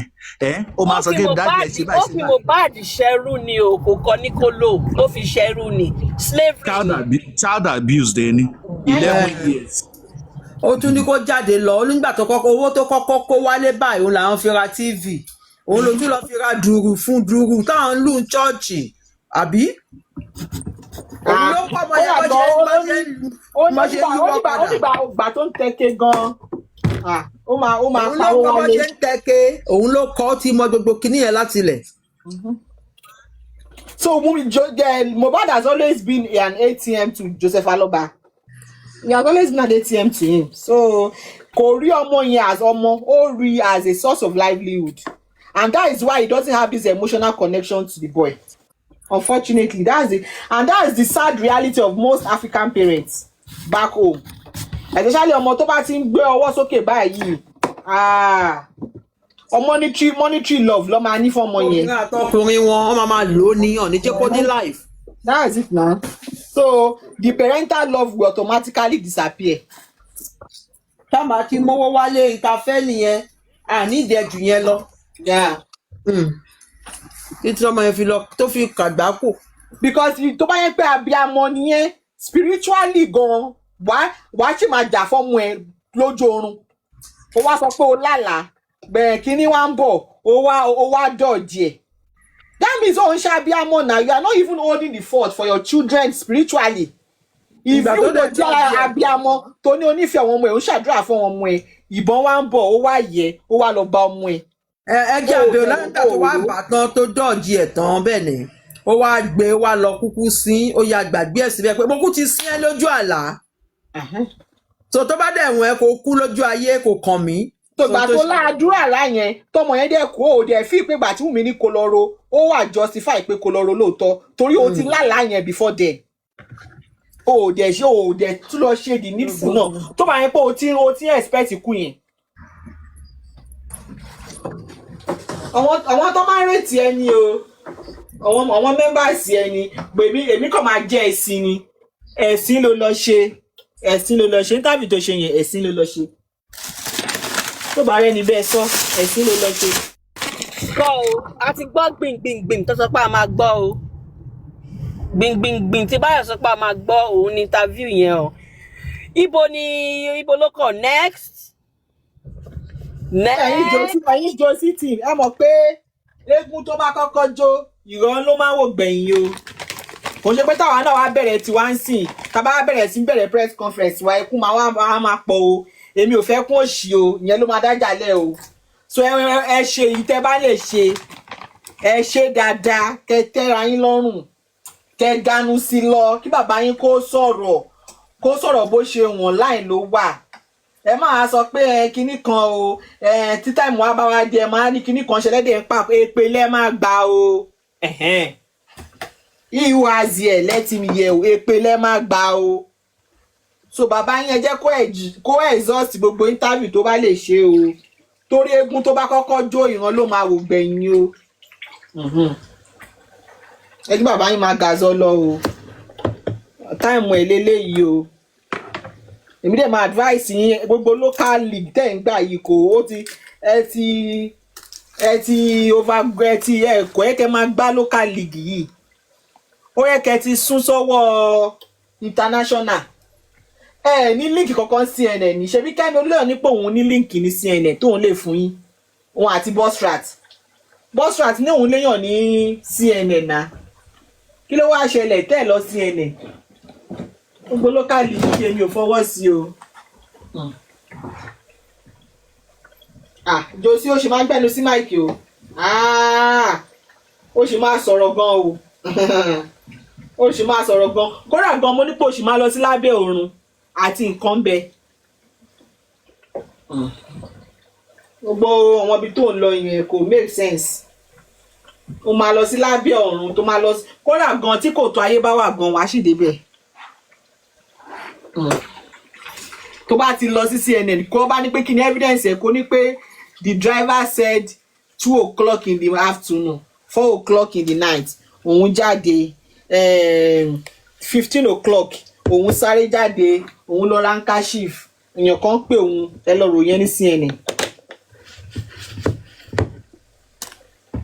Àwọn lórí burúkú àṣìírí wọn wáyé má ṣe rere tí Joseph Aloba tó kó jọ. Ẹ̀yin lẹ máa rán Joseph lọ sẹ́wọ̀n sure ẹ̀yin lẹ máa rán sẹ́wọ̀n ibi táwọn máa wà lélẹ̀ ogun ti pe kóòtù lẹ́jọ́ wọn àti kóòtù nìyẹn kọ́jọ máa rán ọkàn wa ń bí o.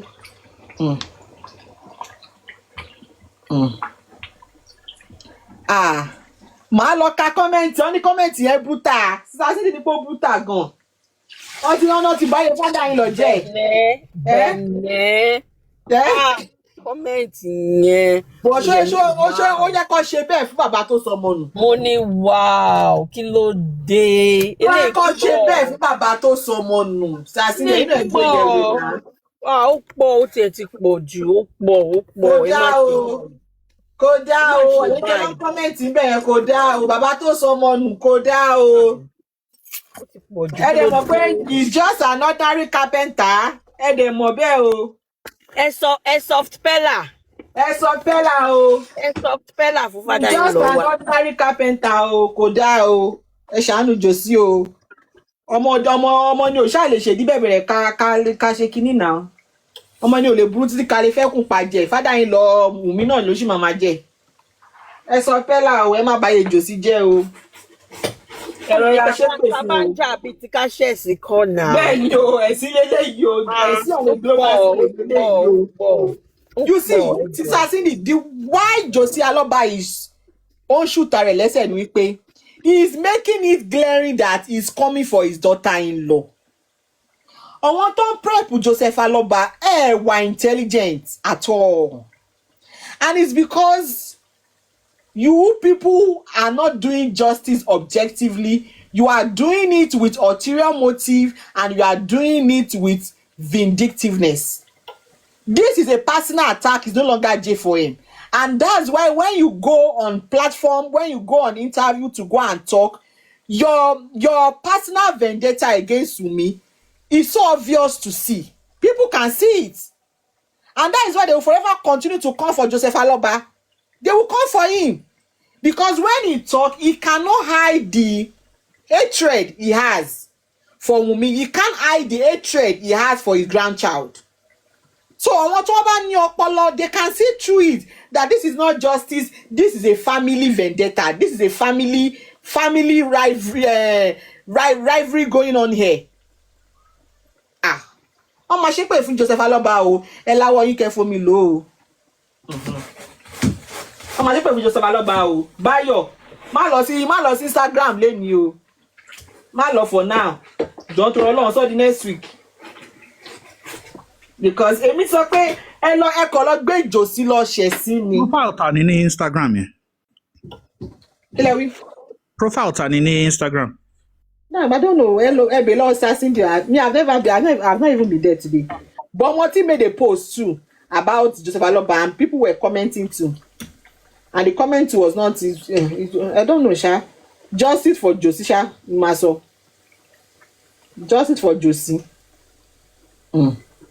Josie, gbogbo narrative TikTok, only Josie wa lọ sọ ní interview. So you that you are the father of Mohbad, you don't even have your own concrete evidence. Is what they are spoon feeding you on TikTok. Òun ló lọ sọ lórí TikTok. Oh, repay you've lost it. You've lost it. If you the father of a child, you cannot even have your own personal opinion. You are leaning towards the opinion of TikTokers, these jobless mofos on TikTok. Shoripe, and you want the Lagos State to take you serious. You're on a long thing, no. The likes of Vengeance, the like of Bukky Jesse. Gbogbo tó wọ̀nyẹn ń sọ òun ló wá lọ ń reiterate ẹ̀ ní comment section. O dẹ̀ rò bí Lagos State máa take care serious. Just wake up from your slumber o. court of law kò ń ṣe family house ẹ o court of law ń ṣe family house ẹ o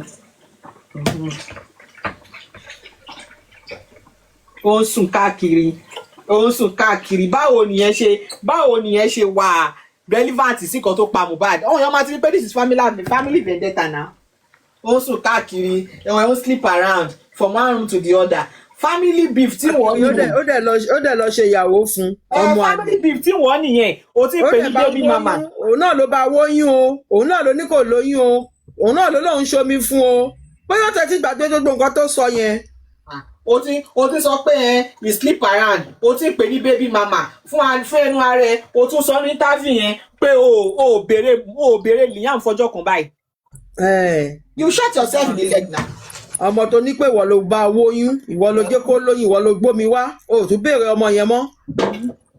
after tó ń sún káàkiri yẹn náà ló expect pé kó lóyún fọ́mọ ẹ o dẹ̀ tún gbà láàyè pé kó tún lóyún fọ́mọ ọmọ tó ń sùn káàkiri tó mọ̀ ẹ́ pọ́ ọmọ burúkú ni wáyé tó ṣe fún pé kó sùn kó lóyún tó ń béèrè lọ́wọ́ pé kí ló dé tí ò lóyún látijọ́ yìí àbí ẹnu ẹ̀kọ́ ló fi sọ ni. àwọn tó bá ní ọpọlọ á mọ̀ pé no eléyìí ti kọjá ajé fọ ẹ̀ family beef tí mo eléyìí family beef tí mo eléyìí na. Because what does smear campaign, what does it have to do with getting justice for your son?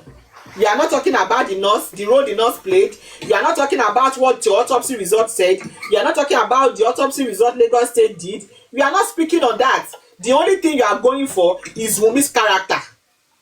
Personal attack on her character. So it's no longer J for him now. This is family issue, leleyi. Family vendetta, leleyi. But on when they don't tell you, they are too blind to see it.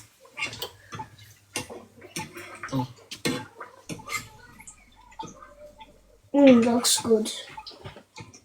They are too blind to see it.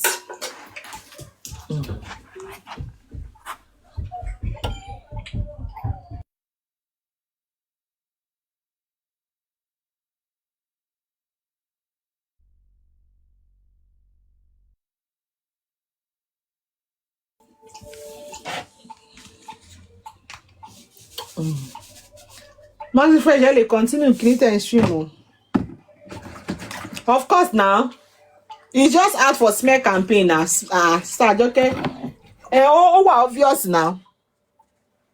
Òun bá sùn kiri, baby mama ni, àwọn kinní kan, òun débẹ̀, òun mọ̀ pé kinní ló fẹ́ ṣe, ó wá wọṣọ sí òun lọ́rùn. Kí ni gbogbo ẹjọ́ yẹn? How is that relevant to what pa Mohbad? lọ́rùn ni ẹ mọ̀ pé èpè ń jà iṣẹ́ àwọn ọmọ èlò ìṣojú ẹ̀ bó ṣe wà yẹn because ìgbà tó bá jẹ́ pé ó drag ẹ̀ ní pé ó yá bàbá let's go so ó ti foundation tó filẹ̀ fún àwọn fálákọ̀ọ́kọ́ náà ló máa ran gbogbo àwọn tó kù lẹ́yìn bó ń tó ṣe fẹ́lẹ̀ náà ló máa ṣe fún àwọn tó kọ́ máa drag ẹ̀ lọ síbi tí àwọn ọmọ ẹ̀ ti fẹ́ ṣe dáadáa láyé ni n tó fẹ́ nu ara ẹ̀ sọ nìyẹn kò sẹ́ni tó sọ pé ó sọ bẹ́ẹ̀ fẹ́ wọ́n ló sọ láwọn tó kù náà bá fẹ́ ṣe ìyàwó látòrí láúlà àbí kílẹ̀ ń pè ọ́ máa drag ẹ ní póyá àbí káwọn ọmọ ọlọ́mọ tẹ̀ wí pé olóṣì ni ẹ o má kó bá wọn kọ́ lọ rẹ́ǹtì bàbá ọlọ́run má jẹ́ kó jókòó mi táwọn bá ti ń ṣe nǹkan ọba lọ rẹ́ǹtì bàbá ni wọ́n máa gbàgbé ẹ síbi tó jókòó sí bìkọ́ wàá tiẹ̀ ti máa dá tọ́ lẹ́nu àbí kó wà lẹ́wọ̀n gan ìgbà táwọn ẹ̀rẹ́ bá máa fi ṣe dáadáa torí ojú tì bàbá yìí ń dójú ti àwọn fámìlì o dẹ̀ mọ̀ pé ó ti tẹ̀ tún ti dúdú kò ó tẹ̀ ó yẹ jẹ́ fún 30 million kan lẹ́nu jọ́ mẹ́ta owó yẹn ò fi ra kírèmù tó fi ń bóra mọ́ ni tó kò yẹ bó ṣe dúdú wọ̀nyí bẹ́ẹ̀ yẹn ó dúdú wọ̀nyí wọn ò fún ẹ lówó mọ́ jẹ́ palẹ̀mọ́ ara ẹ̀ ńlẹ̀ kó máa lọ síbi tó lóò fẹ́ lọ ọ́ ń wá ẹ lẹ́kìtì wọ́n ní ìdí ẹ̀ ń bẹ àwọn ò ní ìdí ẹ lẹ́kọ̀ọ́ kó má lọ bẹ̀ kó jẹ́ bó ṣe bà gbogbo ayé jẹ́ torí òun rùn lẹ́kọ̀ọ́ ẹ̀jẹ̀ ya máa lo èkìtì tó ti ní ìdí ẹ̀ o ló burúkú ẹ̀dá nígbà tíjọba bá rí pòun disturb Lagos State wọ́n á ká ẹ̀ ńlẹ̀ wọ́n á lọ fi ẹ́ pamọ́ bẹ́ẹ̀ni ẹ bá sọ̀rọ̀ ẹ lọ o ló burúkú leléyìí ó wà ń bí o ta ṣe ń sọ̀rọ̀ yín sí wà ń bí àbí ó dẹ̀ ti lọ ṣe interview míì ká lè gbọ́ yẹn lálẹ́ àwa náà ń dúró díẹ̀ pẹ̀lẹ́ kárígò. Ẹsẹ̀ mọ̀ ṣé ọ̀rọ̀ jòsí ni o máa sọ ṣé jòsí ráyé wà ni. Nígbà tí sọ̀kòtì mi máa sọ nígbà tí mẹ́nu kó lọ́rọ̀ jòsí. Tó bá ti grant gbogbo interview yẹn tán kó padà lọ sí court. Tó bá dẹ̀ ṣẹjọ́ mọ́ gbé kéèsì ẹ̀ kúrò ní court as simple as that. Wọ́n méyàn sí. So gbogbo ẹjọ́ tó rò yẹn mi ò mọ effect tó fi pò máa ní lórí Wunmi àbí Liam. So to me, as far as I'm concerned, it's pointless. Àwọn tiẹ̀ wọn lára àwọn tiẹ̀ náà kúndùn sọ pé owó enjoy fame yẹn bóyá lọ sí interview yẹn o like ẹ̀ that you like the attention. So àwọn míì àwọn lára àwọn followers ẹni o wọn no like attention yẹn torí mo Afrigossip post ibi tí Papriano ti ń sunkún pé wọ́n láwọn pé jòsí like bó ṣe ń rí rẹ̀ lórí tẹlifíṣàn. So lára àwọn mẹ̀túrú tó kójọ náà lọ ti sọ o èmi kọ́ mo sọ o. Wọ́n ní pé it's obvious you like the attention you like as they are showing you on TV. Bó ṣe ń gàzọ kiri yẹn wọ́n no like ẹ̀. Because whatever you are doing, it has no bearing. It has no effect on the ongoing case. And Josie Kini, what's this attitude of you wearing cross to bá lọ fún interview? To máa wọ cross sọ́rùn. Ṣé kó bá lè rò bóyá you are a believer, you are a pastor? I don't understand. Is it part of the camouflage? I don't understand. Kí ni gbogbo cross tó ń gbé gbàǹgbà sọ́rùn yẹn?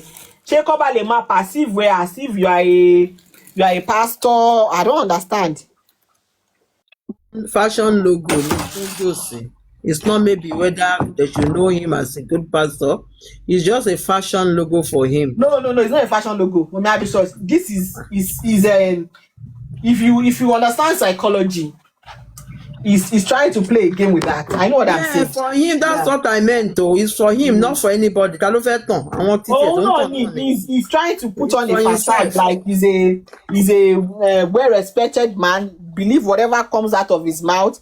He's trying to play psychology there. Gbogbo àwọn tó ṣe yẹn àwọn èèyàn kan dẹ̀ jókòó sí wọn dẹ̀ máa ṣe sọ pé àwọn respect Josie. Ládùúgbò tó ṣe àbáwọn kan ojú wọn fọ́ ríran ni. Ṣé ẹ máa lọ sọ yẹn fún Títí Kush Abuké Ọ̀ṣìn? Títí Kush ẹ pé tó bá ń sọ̀rọ̀ Josie Aloba á máa sunkún ni. Kò yé mi Títí Kush bá bẹ́ẹ̀. They are all the same feathers. So kí lẹ fẹ́ kó ṣe? Ó máa máa ké náà ni. Ṣé o gbọ́júmọ́ bàbá ẹ ni? Àbí ṣé bàbá ẹ kú gbà tó wà ń kékeré tẹ́ pé you have a father abandonment issue, only father issue, only daddy issue. The way you cry about Joseph Aloba, ó máa ń surprise me bí o rí bàbá tó ẹ. So you see daddy in every man. Only daddy issue. So bá dẹ̀ ní daddy issue, if you don't solve it, ọmọkùnrin máa fojú ẹ rí ṣégè o. Ọmọkùnrin máa fojú ẹ rí ṣégè because ó máa ní issue when it comes to attachment kini. Because the way bó ṣe máa ń sunkún lórí Joseph Aloba, it makes me wonder all the time. I think you lack fatherly love. You lack fatherly love. And this is even outside J4M. This is just an honest advice. Whatever abandonment issue, Tony daddy issue, Tony, go and resolve it. Or else ọkùnrin máa gún ẹni gúnkúgún, wọ́n máa ṣe ẹni ṣàkúṣà, wọ́n máa fi ẹlẹ̀ ni o.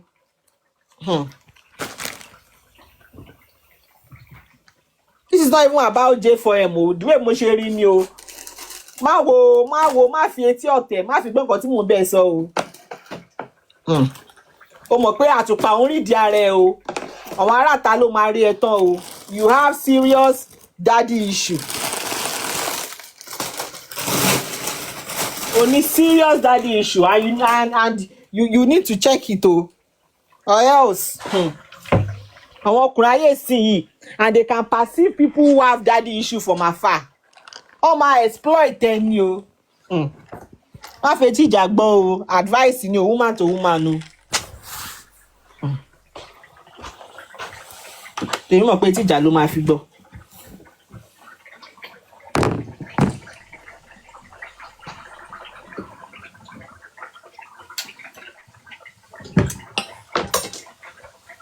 Joseph Aloba as a father figure. If truly you were raised up with a good father, you will not use Joseph Aloba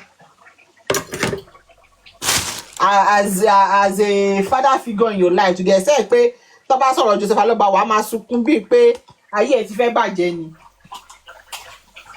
Go and check out whatever issue you are dealing with o.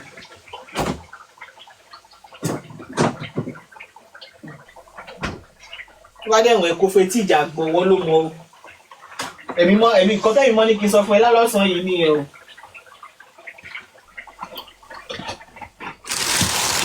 Yes, so I'm frying yam. Coven, I'm unstoppable. This your year gone is very fast. I'm frying yam o. Yam and plantain.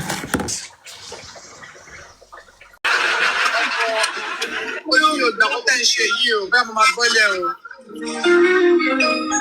Gbogbo wọn ṣe fẹ́ dáhùn ọmọ dábàbà lóhùn inú ìṣẹ́, inú ìyá, inú òtútù ní pápá. Mo máa wá pálọ̀. I can't take this anymore. Mo wá. Látọ́ mi dẹ̀ fi padà yín lọ mi ṣe èyí, ó dẹ̀ ń pè ó padà yín lọ mi. Ọ̀pọ̀ mi náà ni. Ó padà yín lọ mi. Ọ̀pẹ̀lẹ̀ o.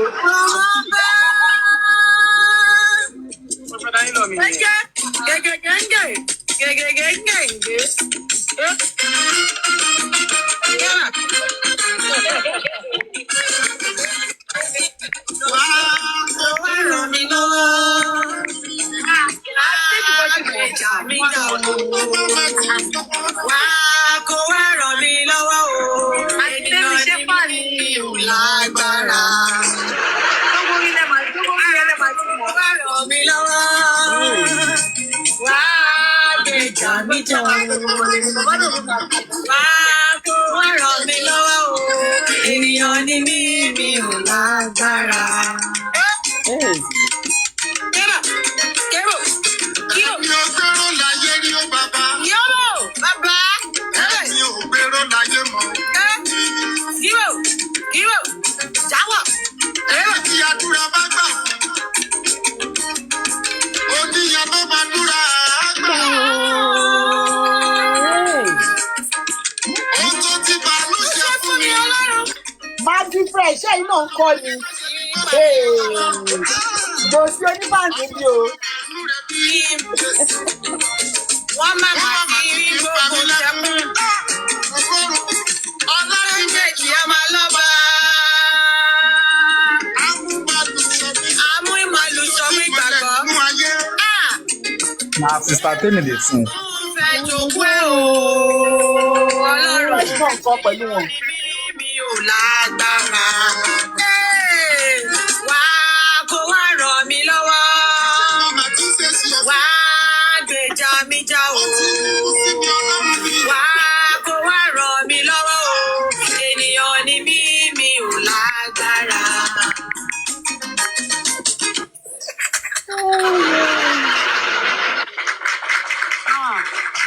No, there's nothing like that. Interviewer yóò yẹ kó forí yẹn parí ẹ̀. Ṣebí ìrànlọ́wọ́ ni bàbá ọkọ ẹ wá lọ. Kí ni ìdú mi mẹ́? Ó dùn mí mẹ́ bọ̀ wọ́n ní kí n ká sára. Ẹ ká sára. Wọ́n ṣe sọ fún bàbá ọkọ ẹ náà kó ká sára ń jọ́ tó ọmọ kú nìyẹn. Dádì ẹ ká sára. Wọ́n náà ká sára. Ká sára. Ó lọ fà. Ṣé ibi ọkọ sábà wá sọ lélẹ̀? Rẹpẹtẹ tún lélẹ̀ yìí.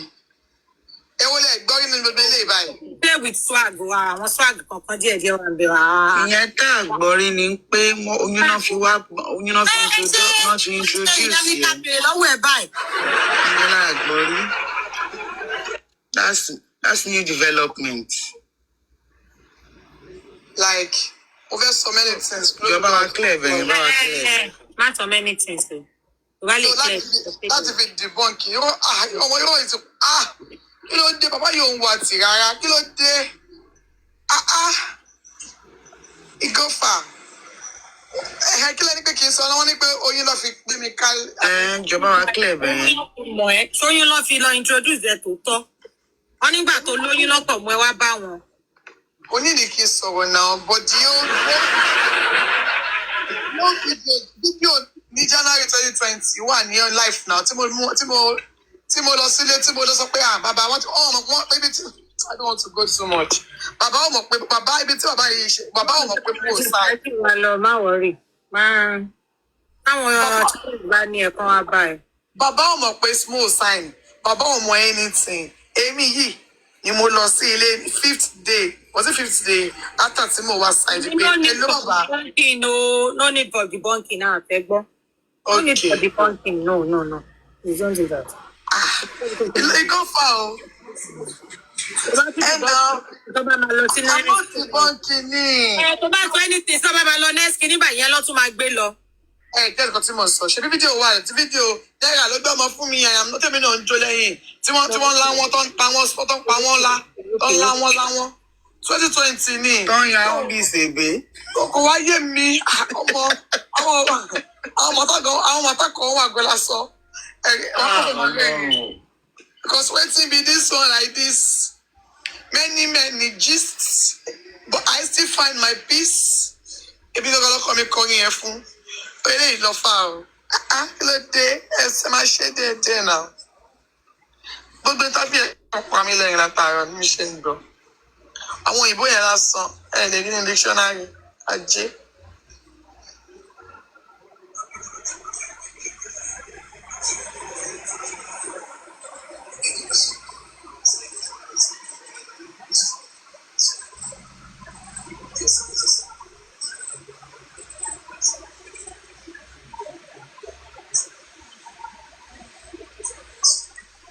I request now, be mistake. Please like a river. Should I request you?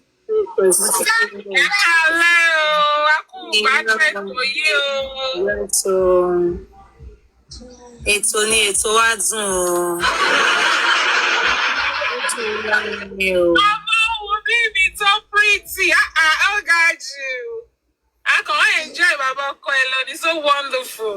Wọ́n jẹ́ ká máa ń tàdé ní gbogbo talents ní family wa. Alólórin, a ní comedian, a ní pastor, a ní everything la ní. I'm telling you, kó gbéra jáde lọ́la kó jẹ iyán kó jẹ nǹkan tó wù ẹ́ kó ṣe kí ni kó máa gbádùn. The ball is in your court, baby. Enjoy yourself. Wá ṣeré. Sẹ́tẹ̀ mi, I love you, bàjẹ́. Mo like yín, mo love yín, mo kó yín jẹ. Ó yẹ yín ju gbogbo anybody lọ. God bless you for the wisdom. Ẹ kú ṣe Olúwa.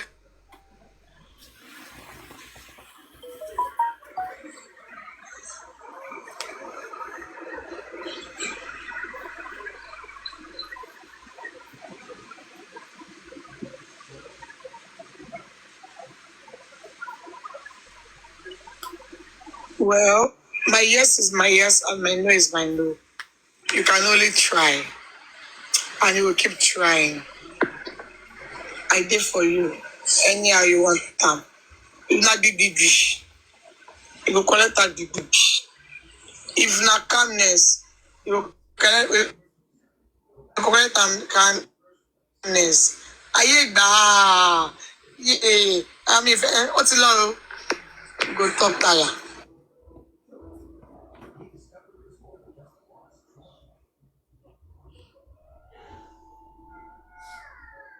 Wunmi, àwa ò rí kéèkì o. Sister Temi ò fún wa ń kéèkì o. Dinosaur kéèkì ò débí o. Why? I swear, Liam is a pie cake. Any believe. Oh, your Jenny. Oh, your Jackie, do I shall pay any? Kó yọ jẹ o, kó gbádùn ara ẹ̀ dáadáa. God bless you. God bless you too. Jẹ́ kó mọ bí gbádùn ayé ara ẹ̀. Orin tó máa kọ́ fún ni pé ìwọ lọmọ tó ń sọ lọ́wọ́lọ́wọ́.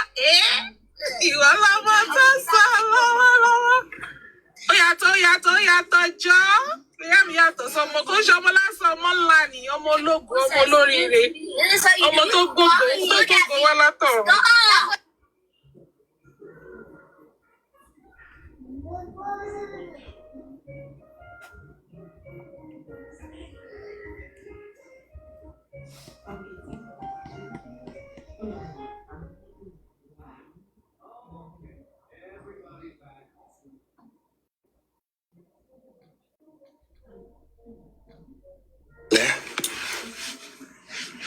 wà ókè o. Ṣé ṣé bẹ́ẹ̀ máa wo family wa rọ̀ rẹ̀? Bí lọ́ọ̀yà ni. Ẹ kú lé òjò, má gbé family problem yìí sí mi lọ́rọ̀ jẹ́ nǹkan àwọn tèmi o. Ó ní ṣèbí lọ́ọ̀yà ní ipa ìta káàárọ̀. Káàárọ̀. Má fi family problem yìí pa mí. Jẹ́ nǹkan àwọn ti tèmi. God. Ẹ kú lé everybody, ṣé dáadáa la bá yín? Ó sì rí àyè. Ẹ káàbọ̀ sá o. Peace like a river, be voice like a river, nìkan sọ ni. Èmi nìyẹn o, 2 weeks gàrí fún father-in-law, 2 weeks gàrí fún mother-in-law ní Kirikiri. Wọ́n ti bú George, ó dàbọ̀ sá. Ẹ jẹ́ kó ṣe bó ṣe wù àwọn lọ ní Nàìjíríà, àwọn lọ lẹ́kọ̀ọ́, they can do anyhow, àwọn lọ bá family lọ lẹ́kọ̀ọ́. Ọmọ mi, mo ní ká parí ìjà fún àtìmáà yìí, ẹlẹ́ẹ̀fẹ́ gbọ́ ẹ̀fẹ́ gbà. Ṣùgbọ́n ilẹ̀ ṣe nǹkan tó yẹ kí ṣe. Ẹ tí wọ́n bá ti fún mi gbà ẹ̀ máa pè wá online, kò sí wàhálà máa pè wá. Máa yẹ love ẹ̀ sí. The issue is that he wants your attention. You're not giving it to him. So he's going everywhere. He will go to the mountains to cry, just to get your attention, just for you to acknowledge him. So just let me know when you're ready. I'll talk to him. I'll bring you guys back together. Everything will go back to normal. Ẹ máa ṣe wọléwọ̀de. Kò ní sógun mọ́, kò ní sọ́tẹ̀ mọ́. Ọ̀rọ̀. Wisdom. Because at the end of the day, you guys are taking us back to 2024 ni and take us back to Shanti Bere media round me ni. So where is the next place to balance in? You should be able to guess based on the pattern to create in Igba now. TVC ni the next one sí ni. Ẹ mọ̀ gbogbo àìní ó bẹ̀rẹ̀ látọ̀dọ̀ àwọn Perkins lọ́dọ̀ àwọn Westo. Nígbà tó yá, wọ́n rówó ṣàjọ tó fi dé ṣe TVC. Àbọ̀dọ̀ Oyin Mọ́mọ́. Ṣé Oyin Mọ́mọ́ ló ń lọ sí ní àbọ̀dọ̀ Danku of Ghana? Kò yé mi báyìí. Ghana jẹ́ o. Ẹ̀bùn ni ò bàjẹ́ tẹ́lẹ̀ náà. Nígbà tó ń bú àwọn nígbà tó lọ sọ́dọ̀ TV ṣe channels lálẹ́ sí tó ń bú àwọn media ń bẹ̀ is the thing I'm hearing on the media. Ṣé channel yẹn náà sí lára àwọn media tó ń bú ń pa àwọn media gbégbékúgbé? So Josie ò mind mo rò bí ọ̀pọ̀ iye òṣìdé ògbóbẹ̀ yẹn ń pé àwọn pípù yìí ó wà lára àwọn tó ń bú. So tí Ghana bá sọ pé kó máa bò ń fẹ́ ṣe interview fún, you think Joseph Aloba has any shame in him? No. That man is as shameless as they come. He will grant interview anywhere. He will do anything just to get the attention he needs, just to get the acknowledgement, and eventually get some change in his pockets. That's all this man cares about. Nothing more. On the question, on wiru pẹ̀lú answer her question, and somebody will think, oh, boya ko understand there. No. He is trying to be smart. Lo ṣe ń try láti deflect our question mi, tó ń béèrè lọ́wọ́ ẹ̀ directly. But then, ẹ jẹ́ kí Joseph Aloba máa ṣe bó ṣe wù. Ọmọ mi ló fún chance. Ó bá ti gbà ká ti parí gbogbo ìjà yìí, gbogbo wàhálà yìí ò lè sílẹ̀. Gbogbo ẹ̀yin online family ẹ ti máa kórí wọlé. Sàpàtà ìlú ẹ̀kẹ́ ṣe lẹ́gálì sẹ́ ẹ̀. Ẹ̀yin lè fẹ́ ṣe lẹ́gálì. A lè ṣe lẹ́gálì. Lẹ́gbàá bá ti try lẹ́gà, ó ti rí pé lẹ́gà máa kóhun sí wàhálà. Lẹ́gà máa rún òun lẹ́wọ̀n. Lẹ́gà ò lè mówó sí pọ́kẹ́tì òun. So this man has to go any other way. He has tried Lega, has he not? He's been trying the Lega way for the past 2 years now or so. And eventually, holding to the end of the line. He has gotten to the end of the line. What else can he do? He has to come back to the media manipulation. What would you do if you are the one to? If you've tried everything you could and it's still yielding no result? You come back to that particular one that you know people will hail you for, people will contribute money for you for, and some people will even help you to make up some lies. And that's why he's back at this interview round. Remember the last time he took this route, he was making a whole lot of money. He was raking in money. Only back ní bóyá 100,000 ló ń gbà pa interview lọ àwọn West to àwọn Perkins àwọn Arifa and the rest. So interview is like a money-making machine for him. Now he has realized he cannot win anything in the court. Not in the DNA court, not in the probate court, not anywhere. The only court he can win something is the court of public opinion. And that's where you have the fools contributing money. Bàbá ma ṣe interview, bàbá ma sọ̀rọ̀ lọ, wọ́n fẹ́ short yín up ni. I don't know how we call ourselves civilized. I will take a legal matter out of the courts and want to prosecute it on the media and not expect anything. I'll still expect something more than this sham, this rubbish Joseph Aloba is doing up and down. So nǹkan tó máa ṣe nìyẹn, ó ti try the legal way kò ṣiṣẹ́. So leave me out of it, ọmọ mi. Joseph Aloba ti try it our way. It's not working. It's going to go back to his ways. Ẹ ṣe bí amáṣẹ́wá máa wo wọn rèé kí ìgbìmọ̀ tó ṣe kíní kan tán ni àbí kíní kan lẹ́nu. Ṣé ó sì wà tó pọ̀ jù báyìí? Tómi máa fẹ́ tẹ̀ ìwọ̀ gbé lẹ́nu. Ìgbín ẹ̀ náà lómi máa ìgbín Joseph Aloba lómi máa wọ̀ lẹ́nu náà kí ló kànyàn. Mr. Bata, ẹnìkan sọ pé if we are to blame anyone, it's still Wunmi consenting for DNA. No, that won't be any blame. It will be Wunmi provided clarity, not just to herself, not just to her son, but also to the public in general. Because imagine a situation where Wunmi insisted that no, I'm not doing any DNA. We are going to fight it to the last in courts. Imagine the rumors, imagine the media coverage, imagine the lies and the manipulations we would have online right now. What they'll be saying is that, oh, Wunmi knows what she did, and that's why she's refusing DNA, or she has bribed the judge. Try láti lo court official brought he would have mentioned the judge or the judge's name. Police or court official and the Kongomo. So Wunmi provided clarity. Now, okay, you want to do it, let us do it. Let us pursue it to a legal conclusion. And now you are seeing that legal conclusion is now running back to his media theatrics. So I don't think we will blame Wunmi for not for telling him let's go and do it. It is yes, at that point too, I was probably against it too. But then with time I got to realize it was a best decision. That was the best decision there.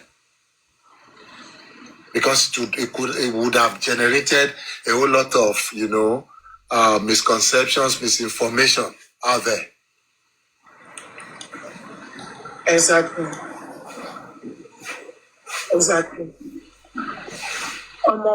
Báyìí kan jàǹtó wọ́n kàn sọ oríṣiríṣi lámbà nígbà tó ṣe gbọ́ tó ṣá. Mo wà nígbà tó ń play ní ṣe second time yìí ni náà mo ṣe ẹ̀gbọ́n mi náà ṣe wá sí ó ṣe stable online látàárọ̀ náà ni wọ́n mọ̀ pé ó tún ti bẹ̀rẹ̀ òṣì ẹ̀ aṣòṣì máa mọ̀ ni aláìní tìjú. So let him start his shame. The only thing is that, and that's the shaming. That's the problem with our system. Because clearly, if we want to be sincere with ourselves, 90% of anybody that comes across Joseph Aloba, they know he's a lying piece of shit. They know he's a greedy man. They know he's worthless and he's useless as a father. But then some people, maybe because of our culture and because of, what they call political correctness, they just try to accommodate him. They just try to play along. Because even that interviewer, you would even hear it in his voice. More video when I was listening, when he mentioned the embalmment case, you look at the way that one asked him, what embalmment case? Where embalmment she will answer, what embalmment case? But then along the line, the person just allowed him continue with his jargons and rubbish. Because at the end of the day, you have a certified report that even indicted Joseph Aloba himself, that the reason they couldn't find the cause of death, they couldn't pin it to something, the reason it came out inconclusive was because Joseph Aloba did not embalm this body and he buried this body in a shallow grave. He hurriedly buried the body. It's a certified report. Not Joseph Aloba, not his minions out there. Not the likes of Grexy or Papa Shit can change that. It's a certified report, official report, that there was no embalmment on that body.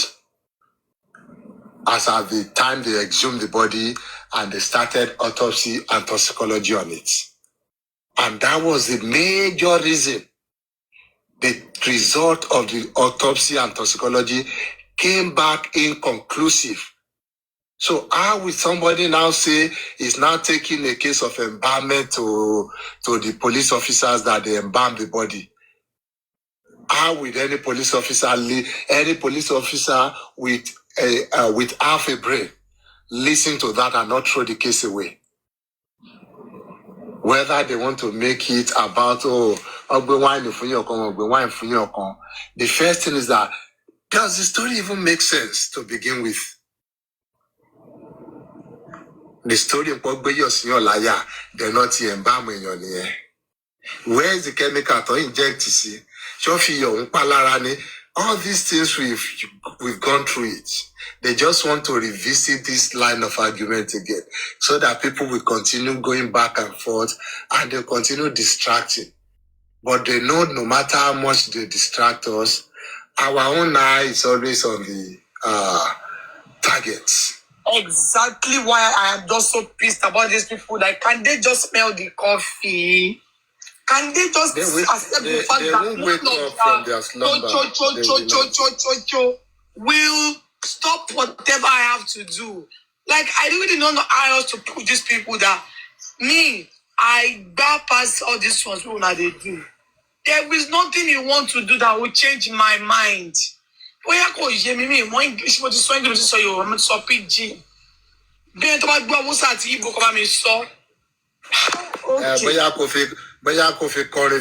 go tell it on the mountain, over the hills and everywhere. Anywhere to Joseph Aloba Baun, there is no going back. Oti logo lifeline lori kesi is losing badly, and there's no recovery for him at this point. DNA will be conducted with or without him. The Mobile's case, cause of death, has been established. Yes, it came out inconclusive because of his own handling of the body. That's Joseph Aloba's handling of that body. That's why we are in this, what do you call it again? Quagmire. And again, the issue on people who were indicted by the coroner inquest. These same people are in court already. He went there to spew another lie again. That, nothing has been done since the coroner inquest ended. No. The Lagos State Attorney General and the Lagos State as a whole, they are prosecuting the nurse Feishara Bife Ishola Bife Ishayo Lonjeni. She is being prosecuted I believe at the Yaba Magistrate Court, if I'm right. All this information are publicly available. So I don't know where Joseph Aloba is getting these stories from. Whoever is writing the stories for him, and those who are also digesting, taking this story like Zobo, good for them.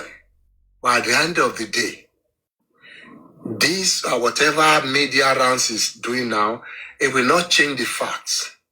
The fact that Liam is Mohbad's son, surviving heir, and the only legitimate child and head of Mohbad. It will not change the fact that the nurse is being tried by the Lagos state government. It will not change the fact that Wunmi is innocent in the death of her husband. It will not change the fact that the Coroner Magistrate Court indicted Joseph Aloba as an irresponsible, careless, and useless father. No matter how much interview this man goes to, nothing in those interviews will change these facts.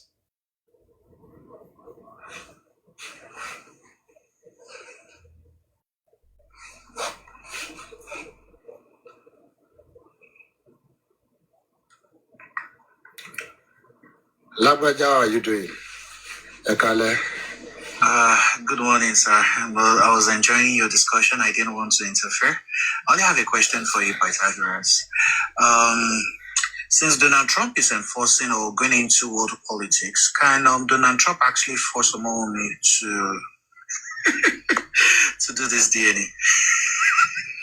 Yeah, maybe with a nuclear threat. Maybe if Donald Trump is trying to, threaten Wunmi with a nuclear weapon.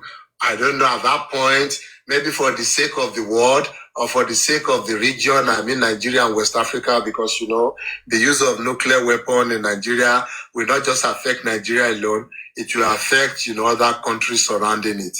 So maybe because of that, Wunmi can now say, since I don't want this to happen to all these people in my region, maybe I can just concede to whatever their request is, whether legitimate or illegitimate. Okay. Furthermore to my question, Channel Television, Arise Television, AIT, all these stations are localized here in Nigeria. They can only be broadcasted internationally using DSTV and all this perhaps satellite stuff. Is there an international TV station, perhaps Al Jazeera, CNN, or BBC, that can actually enforce? Because I even heard the likes of BJ saying VDM or no VDM, blah blah blah. Is that actually an international TV station? They have to run a televised interview that would go into the house of Wunmi, seize Liam, and conduct a DNA. Is there anything like that? Is there any international TV station that can handle such?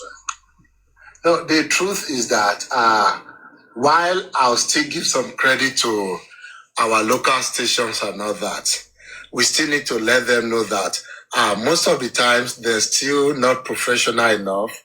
Most of the time, they still don't follow the ethics of their profession. They still don't do what you call fair journalism. They still don't carry that out. They don't control their guests.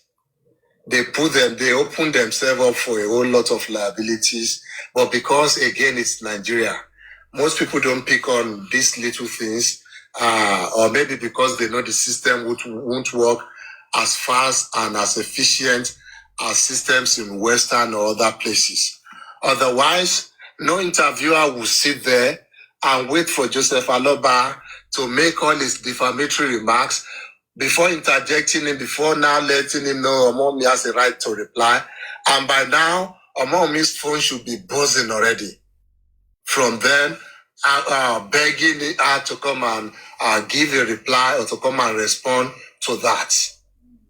But then again, it is Nigeria, it's a jungle. And some of these things, they happen there. We can't we can shy away from it. But then to your question, yes, maybe they can look for an international station, but then international TV stations, those ones are responsible.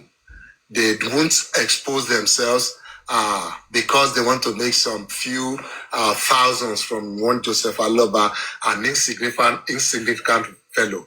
They will not expose themselves like that. They will do their journalism with what you call professionalism. Okay, permit my mindset about this issue of Child Rights Act. The way in which the name of Mohbad's child is being mentioned on social media, and particularly by some persons in media houses, don't you think it's a violation of the child's rights itself, according to the Child Rights Act, that you're talking about his paternity in a media house, discussing court proceedings in a media house, discussing, is it not a violation of the child's rights itself?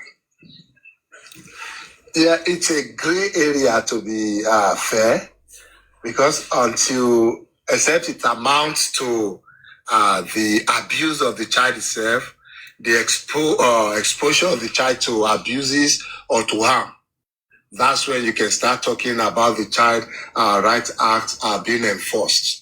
Sorry.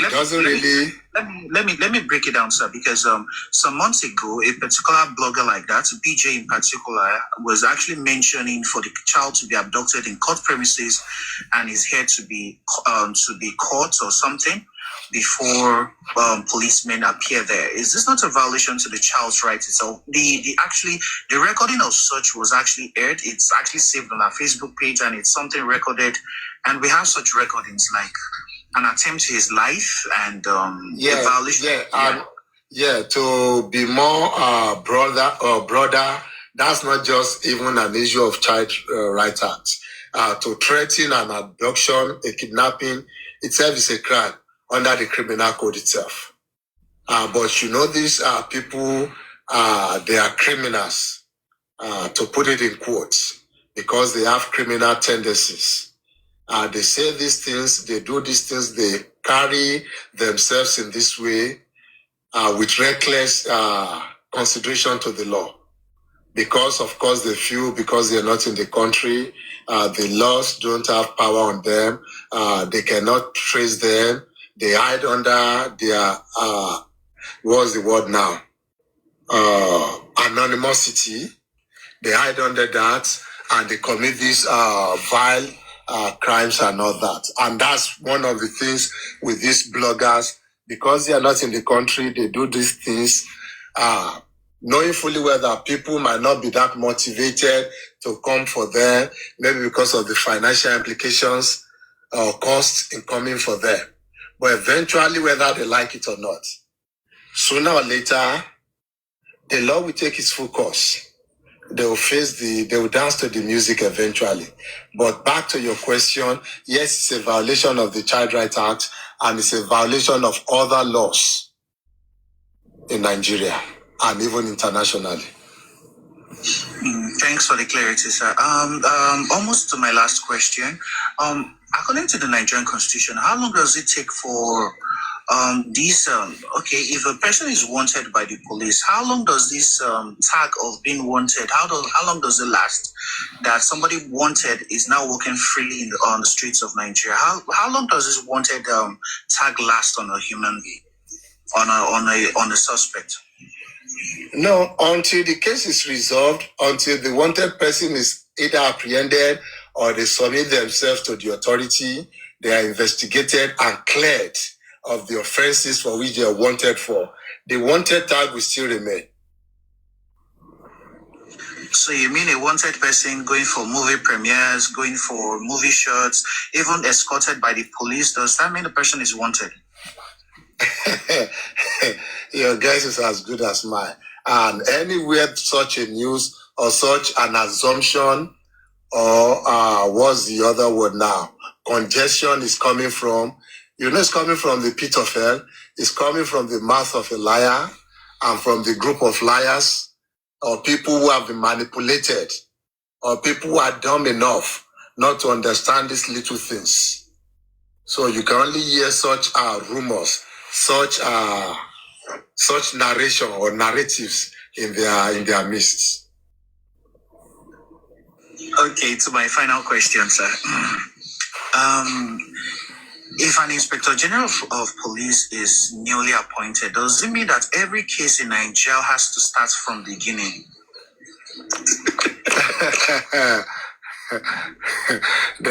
Then the new Inspector General will have to go back to 1960 to open all the cases, including the case of Anini and the case of maybe Dia, Obasanjo and the rest, and maybe reinvestigate some of these issues and bring them to another conclusion, since people might not be happy with the previous conclusion of the issue.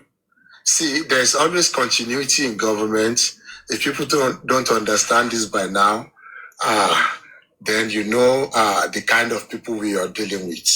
Once an investigation has been concluded, once legal advice has been issued on them, and this legal advice or advices have been followed through, it takes not just one Inspector General to just decide. Most of the time, it takes the act of maybe sometimes even takes the act of Parliament to reopen some of those cases. When you reopen cases, it's because they've not been, maybe they are cold cases. They've not been concluded. Maybe you've not found the criminal, if there's a criminal in question there, or there's still something, a link missing. That case, nobody has been charged for the offense. Or maybe somebody now comes forward with a new evidence that on its own, it has merits. That's when the case can now be reconsidered or be reopened. Not just on the whims of a useless father, not on the request of some set of foolish people in the public calling themselves the public. You don't just reopen a case because some foolish people like Papariano, foolish people like Bosrat, or the set of them, they're requesting for it. There are rules. There are laid down procedures for these things. But these people, somehow, I don't know, somewhere in their brain, they keep believing they can operate outside the laid down rules of the law. I don't know what's giving them this kind of belief. I don't know. I cannot help them. I cannot explain it better to them. So let them just continue living in their illusion.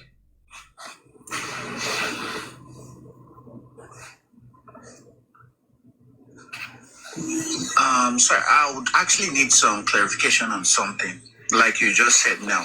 For instance, a case in which you petitioned or you sued the Inspector General of Police to court, and the Inspector General was changed at that moment. Is it the person of the Inspector General that you sued, or the office of the Inspector General? It's the office, not the person. You don't sue, except they have acted in a way that is what you call ultra vires, that is beyond their power, beyond the power they've been constitutionally given or the law has allowed them. If they acted in a way outside that power, then you can sue them in their personal capacity. Anything other than that, you sue them in their official capacity, and once they leave office, whoever is in the office or whoever is running the office, they continue running the case. Even if they are indicted in any way, it is the office that is indicted, not the person. Even if you win any maybe civil suit against them, because of course you can't bring any criminal suit against the government in the first place to start with. So when you win civil suit against them, it is not the money or the compensation or the damages awarded We don't come from the individual pockets of these people. It's coming from the coffers of the office or from the government.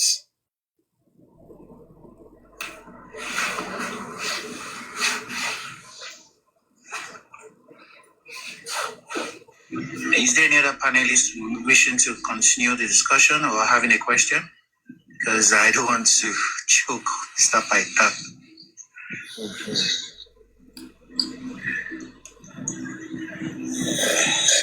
Am I choking you? I don't do worship, but I say kill a man for no BDSM. No, am I choking? It's a paita. Ah, ọmọ Jésù. Voice like a river.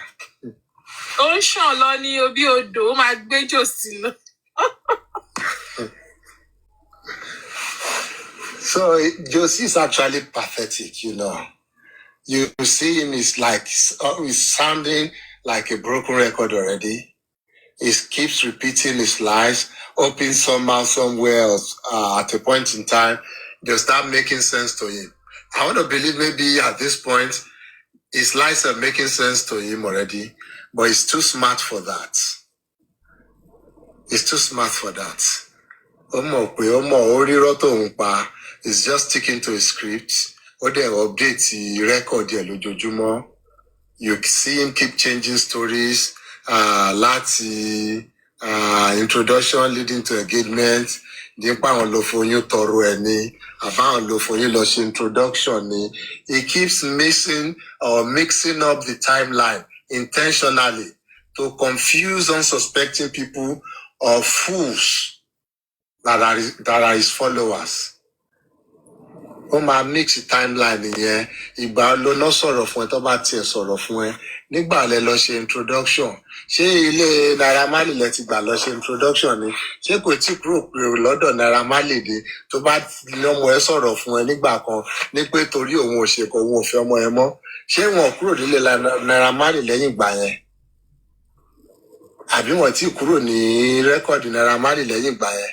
Kò tó ṣe ẹ lọ dọ̀bálẹ̀. So I'm sure anybody spending 2 minutes to think over whatever to Joseph Aloba is on the interview, maybe just 2 minutes, they will see through his lies. They will know this man is just here for the lights and all that. This man is not serious. Also, we will also do Naira Marley. Kílẹ̀ ẹjọ́ ẹ má bínú ẹ yá mi ní lingua yẹn náà kílẹ̀ ń pe booking sí iná mo gbórúkọ kan tẹ̀ ń pè láàárọ̀ Araba. Àbẹ́ ìgbọ́lẹ́nu Araba wọn ni tó sọ pé nígbà tẹ mú Ṣítù lọ bá Naira Marley. Nígbà Naira Marley sọ fún yín pé ẹ má lo Ṣítù mọ́ tó gbégbó lábílẹ̀ yín lọ́wọ́. So wọ́n béèrè lọ́wọ́ ẹ̀ ní interview yẹn pé ṣó ti rí Naira Marley. So try to deflect the question here without answering the question.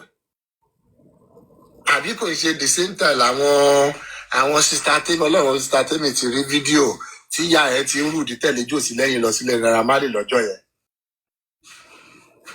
Kí ló ń pe woman tó pera ẹ̀ ní pastor Mrs. yẹn? Prayer warrior. Ṣé àárín yẹn ni? Kò ń ṣe lé Naira Marley lẹ́ ń lọ àbí tẹ́ tí ń bọ̀ ni? So all those things, gbogbo tactics, you're going behind, doing something else.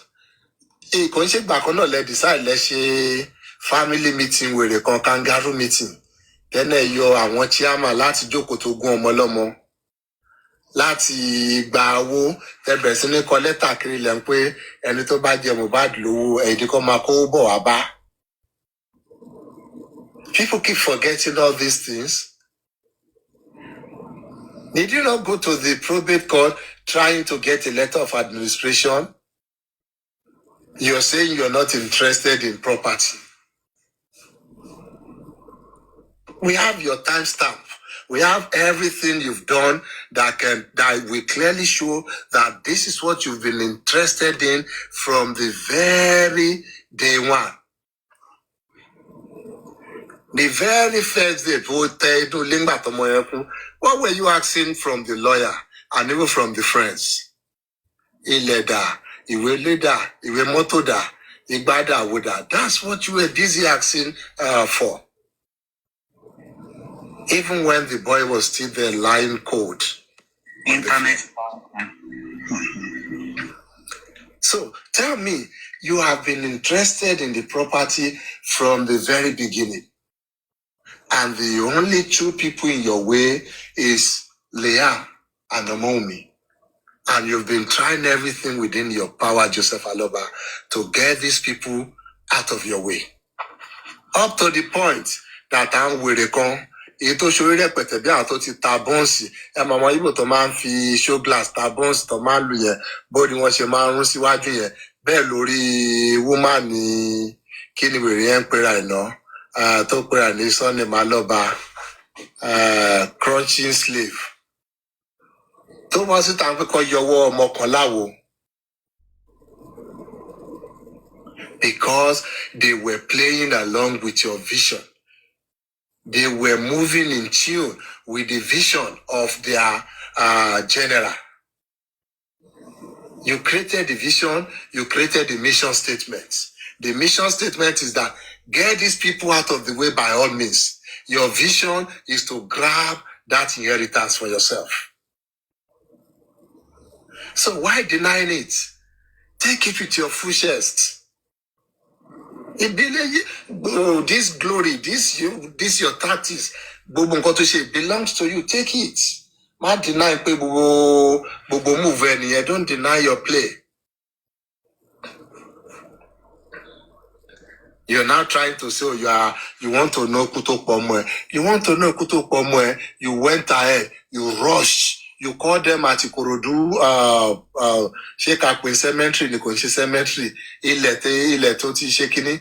Oru le orun àwọn ọmọlá lọ síbẹ̀ kó lọ máa dígilẹ̀ kó tó stop wọn.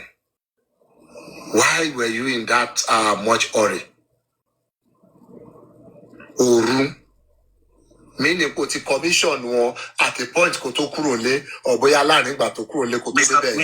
Mr. Paita, you're forgetting something.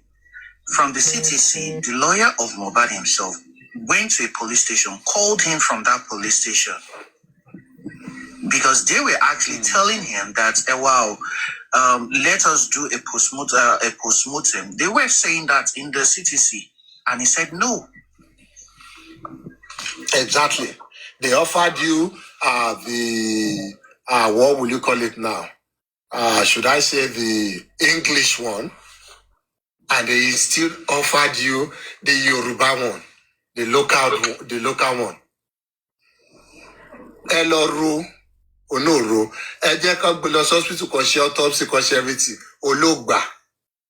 In fact, you even refuse to properly prepare the body for burial.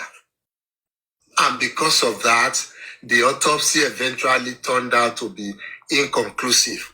You messed this whole thing up from the very beginning, Joseph Aloba. And they just saw through that. Yes, maybe she couldn't call it out, she couldn't call you out for it, but she was quick to call you out as an irresponsible father.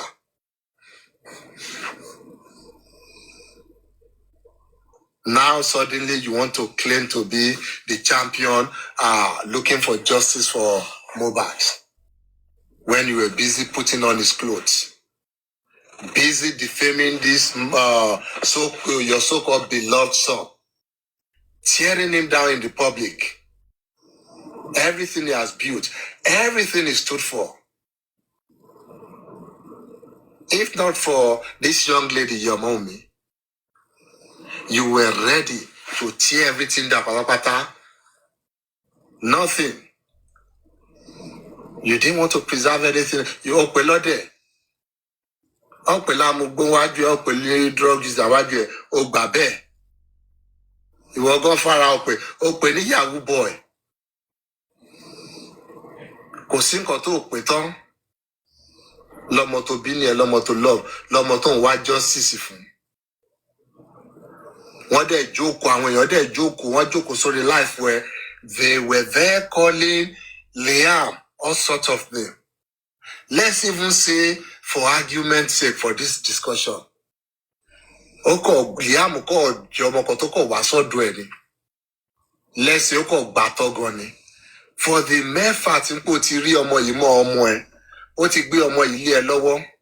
Forget the fact that boya ojomo and you were still comfortable when you go drag it off omo e drag. I'm sure the interviewer saw through you. But boya what is some time producer ti jẹ́ kó mọ̀ kó máa ṣe interview yẹn wo ló on duty. O máa ṣe interview yẹn ò ní choice lọ ṣe. O náà máa fẹ́ protect iṣẹ́ náà anyway. Job is not that easy in Nigeria from what we all know. So it's fine. You've done the interview now. So what? What will happen? So tell me, let me try and put myself in your reality now. Because I want to believe it's your reality, not just an illusion anymore. Now, so the Inspector General is going to hear about your interview somehow. Or some people are going to call him like, oh, look at that grieving father. That father is still in pain. That father has not gotten over the death of his son. So the Inspector General will now go and reopen the case. What will now happen? Because if they reopen the case, it means they want to start the case all over, right? So what will now happen to the nurse that's currently... Case were closed. No, what will now happen to the nurse? Totiwani, magistrate court on trial for medical negligence. Lórí ọ̀rọ̀ yìí. So Lagos State will now have to withdraw the case from that of that nurse. Okay, we don't want to preempt the investigation and preempt anything because we cannot continue trying you if the investigation is still open, meaning you might not even be guilty of anything. So will it be the Inspector General that will now call the Lagos State public prosecution, whatever, and tell them, you know what, you have to answer that case. That lady might not be guilty of whatever the coroner inquest said. Or is it Baba Tinubu that you were calling on that we now suddenly see? Yes, maybe you can, since you tried it, it didn't work. Some people disregarded and disobeyed the presidency's directive. And of course, they should be punished for it. Because how can you? How dare you? President issue directive. And you come on and you disobey. Carry out the directive presidency. So maybe now the president himself will now have to call Sanwo-Olu. Sanwo-Olu will now have to call the Attorney General of Lagos State. The Attorney General of Lagos State will now have to call the Director of Public Prosecution. And that one will now have to call whichever lawyer is representing him at the Yaba Magistrate Court. And they will now have to withdraw that case. And now they will have to call the Inspector General to now start the investigation all over. Are you guys just kidding me? So what will the interview, what will you bring now?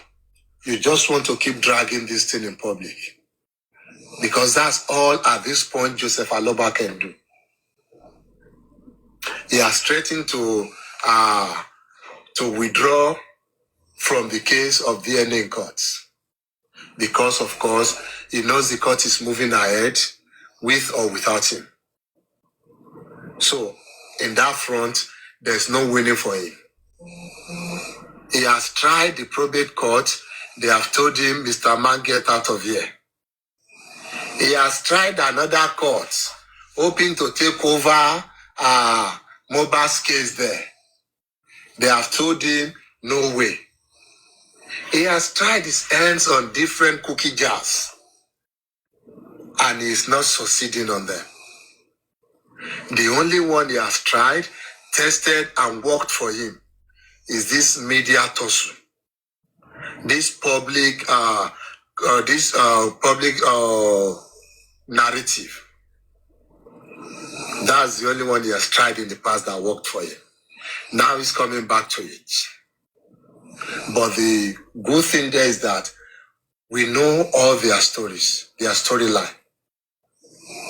It's the same thing.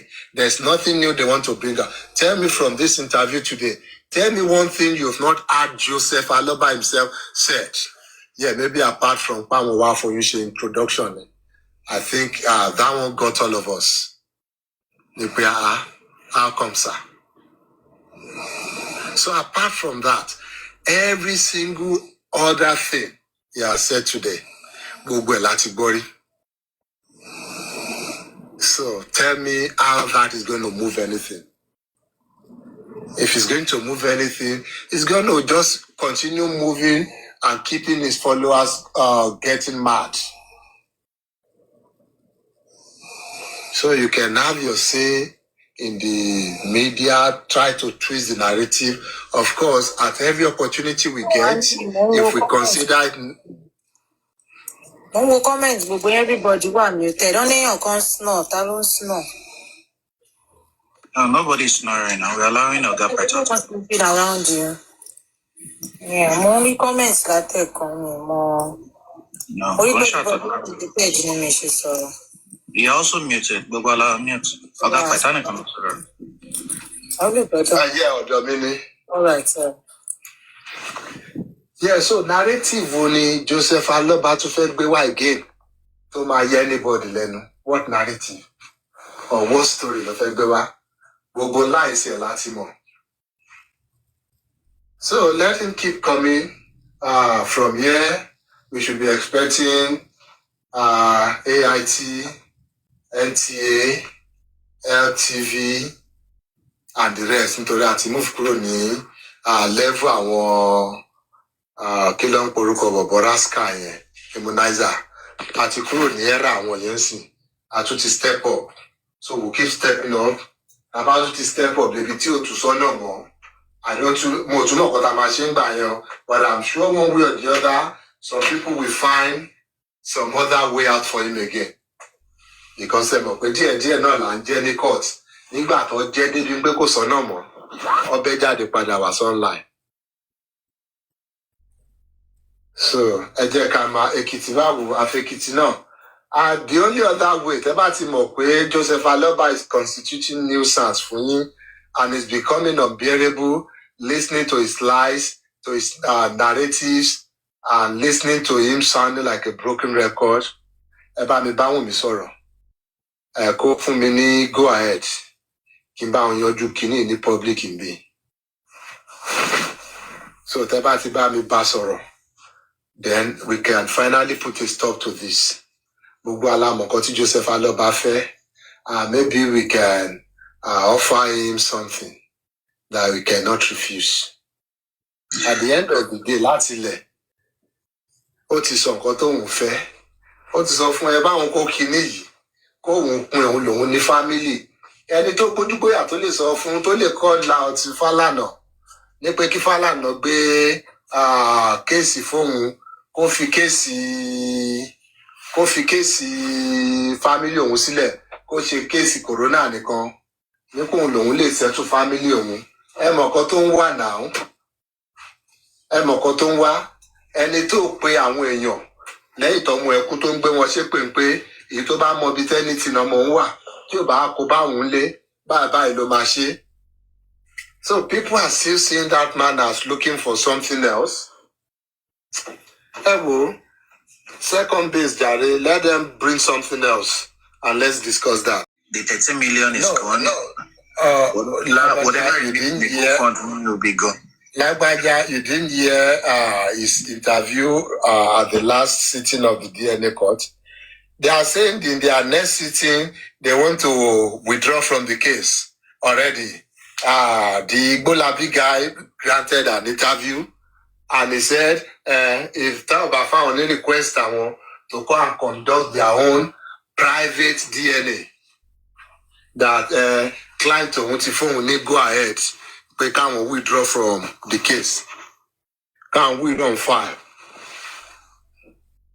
So I don't think you wait that long anyway. And you didn't notice that all these things happened after I got the 13 million or whatever other millions from them. But olóṣì làwọn yẹn náà tí wọ́n bá ti lè drag ẹ̀ ṣá tó bá withdraw nínú kéèsì yẹn tí ó bá dẹ̀ dá wọn padà. But this will not be the first. Ojú àwọn ọ̀gá bẹ́ẹ̀ bí ṣe torí àwọn fúnra wọn náà mọ̀ pé kò fẹ́ ṣe. Ibi tó yè ló ti kọ́kọ́ bọ́ta pé bàbá ò fẹ́ ṣe làwọn ṣe fẹ́ kówó lẹ̀. So kò sí nǹkan tó fẹ́ ṣe fún. Òun lọmọ ẹ̀ kùnà. Wọ́n máa pariwo, wọ́n máa dá You are right because it's not even the first time. The other time tọ́rọ̀ Òṣogbo náà ó gba àkáǹtì ó dá àkáǹtì rú mọ́ ọ lójú náà ni. Exactly. Ó ṣe díẹ̀ káàkiri.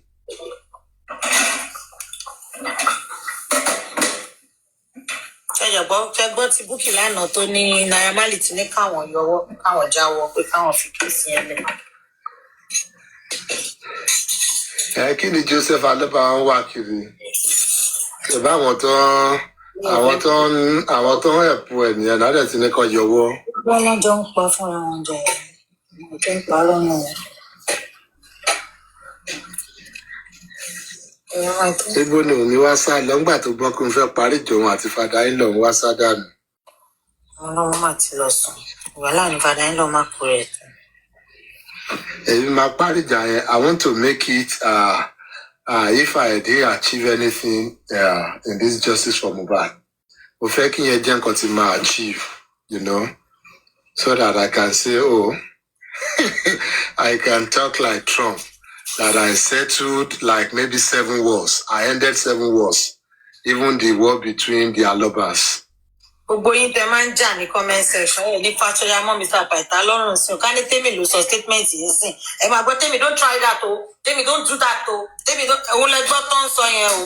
Ẹ ní so wọ́n láṣọ mú o. Ẹ ṣé jà ọ̀ṣọ́ àwọn èèyàn wa ni àbí kí ni gan? Bí àwọn lọ sọ fún yín pé sọ àwọn. Ṣé bí màá ṣe ń wá tó kọ̀ ló ń sọ̀sọ̀ sọ? Are you guys not, the truth is that, see, let's even be sincere here now. Are you not irritated by listening to Joseph Aloba with all these media rounds, with the lies and everything? Is it not, I don't know, upsetting for you? For me, it's upsetting my stomach. Àti báyìí ń gbọ́ gbogbo iye mínítọ̀ fi play ẹ̀yẹn lẹ́ǹkan. Inú kan bí mi ni. I can now imagine irú Wunmi bínú ṣe àmà bí ń pẹ́ iṣẹ́ yáwèrè ní sà. Ẹ ti gbàgbélé. Even àwa tá à mọ any story kan, tá à mọ anything personal. Based on nǹkan tí Joseph Aloba fúnra ẹ̀ ti fẹ́ nu ara ẹ̀ sọ, we can debunk everything, every single thing tó sọ nínú interview yẹn. Now listening to somebody saying that with full confidence, hoping to achieve something out of that, I may find it irritating. And the only way to put a stop to it, ni ká sọ fún pé kí ló fẹ́, owó ló fẹ́ àbí èlò. Ẹ bó jẹ́ ká wá sórí platform bí a máa dá now. A máa dá. Sister Tèmi wà capable. Sister Tèmi lè ọmọ bọ́yẹn canvas àwọn èèyàn, ọmọ bọ́yẹn rally àwọn èèyàn rà. No be only Tèmi platform go fight you for this suggestion where you talk. Do you know there are some platforms living on justice for Mohbad? God of sustain a year one year. And that's another reason I need láti end the gbogbo business venture yìí. Because some people, irú Papa shit yẹn sìn, this is what he lives on. That's what he lives on now. Monday morning, he'll be shirtless on a Monday morning, facing his phone. Lati, what story do you want him to be saying? There's nothing. They don't have any complaints. Nothing.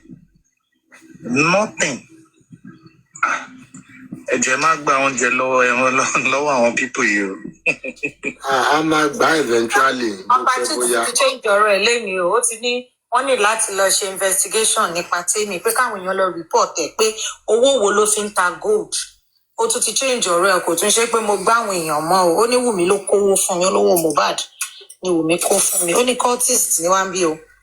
Ó ní náà ó lóun ti believe. Ó ní because ẹ máa rí pé àwọn èèyàn kan ń ṣiṣẹ́ pẹ̀lú wa. Information ẹ̀ tí mo gbé síta yẹn ó dẹrù ẹrú bá wèrè pé yéè mo ti ká. Kí lè jẹ́ náà? Ẹ̀yin cultist, ẹ̀yin kó hàn. Kí lè jẹ́? Ọlọ́run ó wò pé ẹsẹ̀ àwọn pípì gùn pẹ̀lú bóun ṣe package ara òun tó lórí ìkànnì yìí wọ́n jẹ́ padà wọ́n wá òun rí.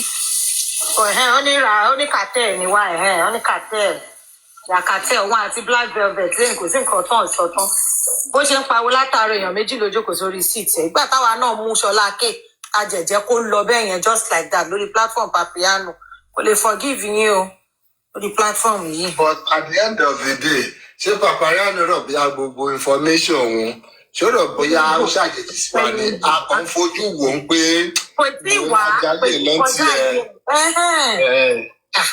pé wo máa ṣe bó ṣe wọ́n lọ. ó ṣọ̀kẹ́ ẹ̀ bákan pé yé pé ìwọ bá wò ṣoṣo máàdì ẹ pọ̀ báyẹn náà téèyàn kàn ṣe ń fojú fò fún un ó dìgbà tẹ́ bá tó gbẹnu débẹ̀.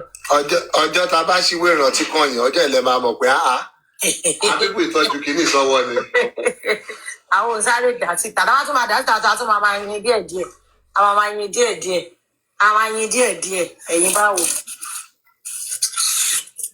a ti máa yàgbẹ́ ṣíṣàn látànà bá ń sábà. àdìjẹta tí wọn kọ sọba ó pa platform ó sá lọ àtijẹta yóò ṣe fọta ìgbésẹ. ara ò lè balẹ̀ wọ́n á máa wọ̀ tún wò sí ni. ó wò káàkiri pé báwo ló ṣe jẹ́ báwo ló ṣe dé bẹ́ẹ̀. iná mu ọmọ àlè. ẹ wá gbọ́ iná mú wọn lónìí ọmọ àlè wọn kò wá sórí TikTok wọn máa ṣe fẹfẹfẹfẹfẹ ọdún nǹkan tó kù tó ń jẹ mọ pé kò wò lè jáde lọ ṣiṣẹ́ tó ẹ lè expect. Kò lè jáde lọ iṣẹ́ lóòótọ́ because àmúmọ̀ bóyá kò lè jáde lọ ṣiṣẹ́. ṣé ti jẹ́ káwọn èèyàn mọ̀ pé criminal ni ìpọ́n wà ni. gbogbo ẹ náà mo sọ tó fi kọ́kọ́ mo kàn tẹ èyí ìtẹ̀tẹ́lẹ̀ mo kàn dárúkọ ìyá ẹ̀ pé kó lè mọ̀ pé àmọ́ bó ṣe ń lọ ó kọ́kọ́ sí lọ. Bàbá ṣe ń wá ìlú tí ìwé débẹ̀ dáadáa so ló ṣe ń òótọ́ ni ẹ má rò bóyá in fact ó ń ṣẹ́nu kò sọ ni o òótọ́ ni I can confirm that ọkọ̀ ń ṣẹ́nu kò sọ ni o Papiano is wanted Ẹkúndáyọ̀ is wanted so yóò wà wanted gan kò lè jáde irú èèyàn bẹ́ẹ̀ yẹn kí ló ti ń pè justice yín yóò lè tàn bó ṣe a máa prolong ẹ nípọ́jọ́ mi á ṣe bí wèrè kíní yóò lórí kíní kan ọjọ́ mi a tún mú kí á mú wálẹ̀ òkè bóyá káwọn èèyàn tún wá padà káwọn tún ṣe ọjọ́ mi á support ọjọ́ mi kò ní support gbogbo tactics yẹn ló ti kọ́. nígbà tí ló tẹ́ sam kúrò ń bẹ́ẹ̀ ni ẹ pé àtijọ́ àti mú mi ló tún sá lọ ìtorí Ọlọ́run mẹyọdà bí ibẹ̀ náà tún wá dé wọ́n tún wá jẹ́ kí Ṣọlá K náà lọ ẹ wá ní kò ní sunkún fẹ́ ó ti tán. ṣé Ṣọlá K ti sá lọ finally àbí kò tẹ̀wọ́ fún mi. wá o wá máa rí o èmi ò rí o wọ́n kọ́kọ́ lọ change orúkọ àrò kó sì máa wá ní àárí o tàbí tó bá tún gbóhùn wálé ní tó bá jáde lọ́la o láti last week àrí Ṣọlá K wá àgbóhùn ẹ o àgbóhùn Ṣọlá. tó bá tiẹ̀ ń wá ojú ẹ̀ ti máa là kò lè tẹ̀wọ́ mọ́ bí ti tẹ́lẹ̀. ok wọn ló ti change orúkọ sí chill. bẹ́ẹ̀ báwo ni Papiano ṣe máa sọ báyìí. ó kàn jókòó síbẹ̀ ni mo ta bí ẹ̀ẹ̀mejì lẹ́ni mi tí gbóhùn ẹ̀ o àbò ń sọ̀rọ̀ kò dúró àwọn ilé owó ti lọ àwọn tẹ́mí platform ti balẹ̀ owó jẹ́ oníràtẹ̀ kàtẹ́ ni wọ́n those people are cartels. How are they getting all of these things they need to do? You will know they have some backup of cultists, backup of some politicians. You will know. Yeah, we have it. We have it. Our guy, do your worst. The backup to la ni yẹn. Yes. Mo share with my full chest. Mo share with my full chest. Mo ṣáà ti ṣàdọ́dọ̀ ẹ̀. Ṣé anybody deny ẹ̀? Ò deny kílẹ̀. Èmi tí mo mọ̀ pé mi gan mo mọ̀ pé mo ṣá dáadáa. Tẹ́ẹ̀bá sí àti ẹ̀ ti dòdì. Tí ò ṣe dìlẹ̀ ń do tẹ́ ṣe nọ́ọ̀mà àti ọmọkùnrin ló fẹ́ fà yẹn. Tó bá tiẹ̀ wá jẹ́ pò irú yẹn nìkan gan ló tiẹ̀ wá kù. Kéèyàn tiẹ̀ jẹ́ dòdì gan kó jẹ́rú Papiano yẹn nìkan ló kù. Ọlọ́run má jẹ́ àwọn obìnrin tó ń súnmọ́ gan mo mọ̀ anyway àwọn ọmọ aṣẹ́wó etí omi yẹn náà ti gẹ̀ẹ́tẹ̀ àwọn smellos náà aṣẹ́wó etí omi yẹn. ẹrẹ́yàn gidi tó súnmọ́ Papiano ẹ bá dé platform ẹ lè bá èèyàn tó wà responsible kan bẹ́ẹ̀ ẹ lọ wo class gbogbo àwọn tó máa ń jókòó tì náà àwọn ọmọ òfò àwọn ọmọ pa òbí ìbọn ọmọ dáadáa ó má worry eléyìí tó bẹ̀rù ò ní lè jẹ tán. Maybe I should just forgive that girl Temi. Maybe I should just not drag her again. Àbórí ẹ dàrú, forgive you. Àbórí pé mo ti ń gbé àwọn èèyàn débẹ̀, mo ti ń tú aṣọ lójú eégún ẹ̀ confirm. O ló fẹ́ forgive Temi. Are you mad or something? The problem ní tẹ̀ ní wípé ọmọ kékeré rẹ̀ á máa pa àwọn ẹgbẹ́ bá tẹ̀ pẹ̀lú orúkọ. Olórí burúkú. Ìyẹn ló tiẹ̀ máa ń irritate bóyá máa ń sọ̀rọ̀. These kids, they don't know. Àjọ yà wèrè ni ànìkan tó máa ń bí mi nú pẹ̀lú irú drunkard tó pera ní Ṣọlá K àti fellow drunkard ẹgbẹ́ Eric or Richie yẹn nìyẹn. Now you people will sit down here. Of course, we don't know your age, but from the sound of your drunken voice, one can guess in okay, you guys will probably be in your 50s. And then my joke was síbẹ̀ yẹn, ọmọ tí ò ní aṣọ lára, ọmọ tí ò lẹ́bí tí ò níran gidi yẹn, a máa sọ̀rọ̀ sí bíbí ẹ̀ papa wait, a ti bẹ̀rẹ̀ kí n sọ̀kọ́ fún ọkọ ni wọ́n ti ẹ̀fọ́ dànù síbẹ̀. The other day náà mo gbọ́ pé àwọn àpòrí platform náà lọ ti ń sọ pé bí Àdùkẹ́ ṣe ń wọ́ọ̀ṣì bó ṣe ń insult àwọn Adéwálé olè yẹn and the rest tó ń sọ̀rọ̀ sí wọn bẹ́ẹ̀ ní pé ṣe lọ́ láṣìírí ńlá kan lọ́wọ́ ẹ̀. Pé báwo làwọn bàbá àwọn èèyàn ìyá àwọn èèyàn ṣe máa useless ara wọn to that point. Ẹ máa jókòó sínú rọ́ wọn á tún máa insult nínú rọ́ tí bá tiẹ̀ ń ṣe rọ́bìṣì wọ́n á ti mo mọ̀ pé òkè ẹ̀ nítorí mo fẹ́ ṣe rọ́bìṣì ni ṣé màá tún wá máa gbà kẹ́gbìn mi tún kọ́ mi nínú you guys already are in debt already. You are on the wrong side of history already. Àwọn ọmọ tí ò tún wá tó yín ẹrú kan ní ṣé Dubai àbí Egypt ló wà ìyẹn á tún wá máa sọ̀rọ̀ sí yẹn níyà. The same thing with this Papa Chief ṣe bọ́ sọ pé deport yẹn láti Portugal ni. A máa sọ̀rọ̀ sí wọn bí tó bá tiẹ̀ sọ̀rọ̀ sí wọn bí ẹgbẹ́ bóyá it will be manageable. Má sọ̀rọ̀ sọ bẹ́ẹ̀ ní pèsè òun ló ń bọ́ wọn. It's a pity. Àwọn Temi's platform kò sọ fún wọn pé bọ́ọ̀lù ẹ̀bẹ̀ yẹn lásán Temi you are very rude. You are very àwọn kan ọmọ right tí wọ́n bá jẹ́. Àwọn tí Wunmi mọ ọmọ right tí wọ́n bá jẹ́. Ó lè gbé kíní borí wọn kẹlẹ̀. Kó bẹ̀ bá tẹ̀ sọ yẹn mọ̀ gbọ́. Temi you are very rude. Ọmọ Temi yẹn ó rude gan. Wọ́n mọ right tí wọ́n bá jẹ́. Wọ́n gbé láìsí wọn lẹ̀ lé wá ṣe justice. Láti di ìjàre mo gbé fún ẹ̀yìn ìyá mi. Mo gbé fún yín o. Nígbà tí wọn pààrọ̀ ọpọlọ wọn. Exactly. Àwọn tó ń support something right ni ẹ̀tọ́ tiẹ̀ lè wò ń pè wò because of the thing we are doing which is the right thing ẹ jẹ́ ká gbàwọ̀ sí mọ́ra. Àwọn nìyẹn tí wọn gbàwọ̀ sí mọ́ra o. Kàmáì tí wàá sọ pé ìtẹ̀ ń ṣòṣì tẹ̀ tún gbàwọ̀ sí mọ́ra. Mr. O, kò sí nǹkan tí Maxwell lè ṣe o àbí ta ló béèrè question yẹn. Maxwell or Drumwell or anything. Mr. Beta, ẹ gbọ́ voice Mr. O. Ẹ gbọ́ voice Mr. O. Ó dà pé mo gbọ́, I think he was up here on my during my birthday then. Yeah, so mo gbọ́ voice wọn. Our voice to my voice to party wow. So my love my sharp. Kò sí. Mr. O come on. Ẹ wá fẹnu sọ question. Wọ́n wá voice mi bìkan. Kí lẹ sọ? Wọ́n náà wá voice mi kan máa tó gbà mí mọ́ yín lọ́wọ́. Àwọn kan ti ní. Èmi mọ̀. Àti jọ tún kákọ̀ tẹ́lẹ̀. Kò sọ̀rọ̀. Àwọn fẹ́ máa host mi every Tuesday. Kíkọ̀ máa bọ̀ kí wọ́n máa bá wọn dọ̀wẹ́kẹ̀. Yeah, that's good. Ọdẹ fún mi chance pé níwọ̀n tí bá rí kí n náwó sí tèmi ló jẹ́. That's good. That's pretty good.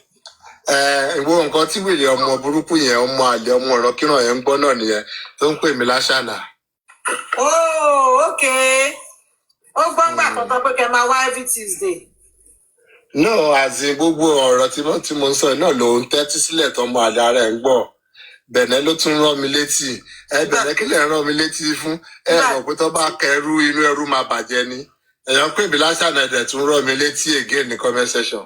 àṣàna nìyí nà everybody mọ̀ tẹ́lẹ̀ bẹ́ẹ̀ sọ́pọ̀ ní kẹwàá nìkan ní ẹ̀ márùn-ún lọ́sẹ̀ everybody mọ̀ pé àwọn tó béèrè wọ́n rí yín tán. ẹ̀ ń try láti ba mood mi jẹ́ lálẹ́ ìyá àbí. ta ló kí ló kàn yín. káwọn ará àta bá bú wa òun tún ní ká tó wá máa fi òbú yẹn búra wa nulẹ̀. But confirm ìsàbàtà ṣe kì í ṣàṣàna ni. Jọ kẹ́nìbọ̀dì ní platform máa pè mí láṣànà tẹ́ ẹ bá fẹ́ wàhálà. Pín gbogbo yẹn máa bọ̀ ẹjọ́ ṣé. The next person tó bá pè mí láṣànà apply whether in the panel or in the comment section yìí máa ti ń máa wọ ṣòkòtò kan náà. Àṣàna ni yín sà. Ẹ sà àṣàna ni yín olórí àwọn àṣà. Ọlọ́run dẹ̀ yọ yín tẹ́ fi sàásì mo bá bínú gan. Àṣàna ni yín. Stuff like that. Àṣàna ni yín.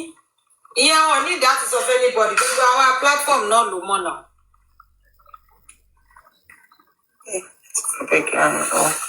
Kí ló ṣẹlẹ̀ ń bolẹ̀ yín lọ?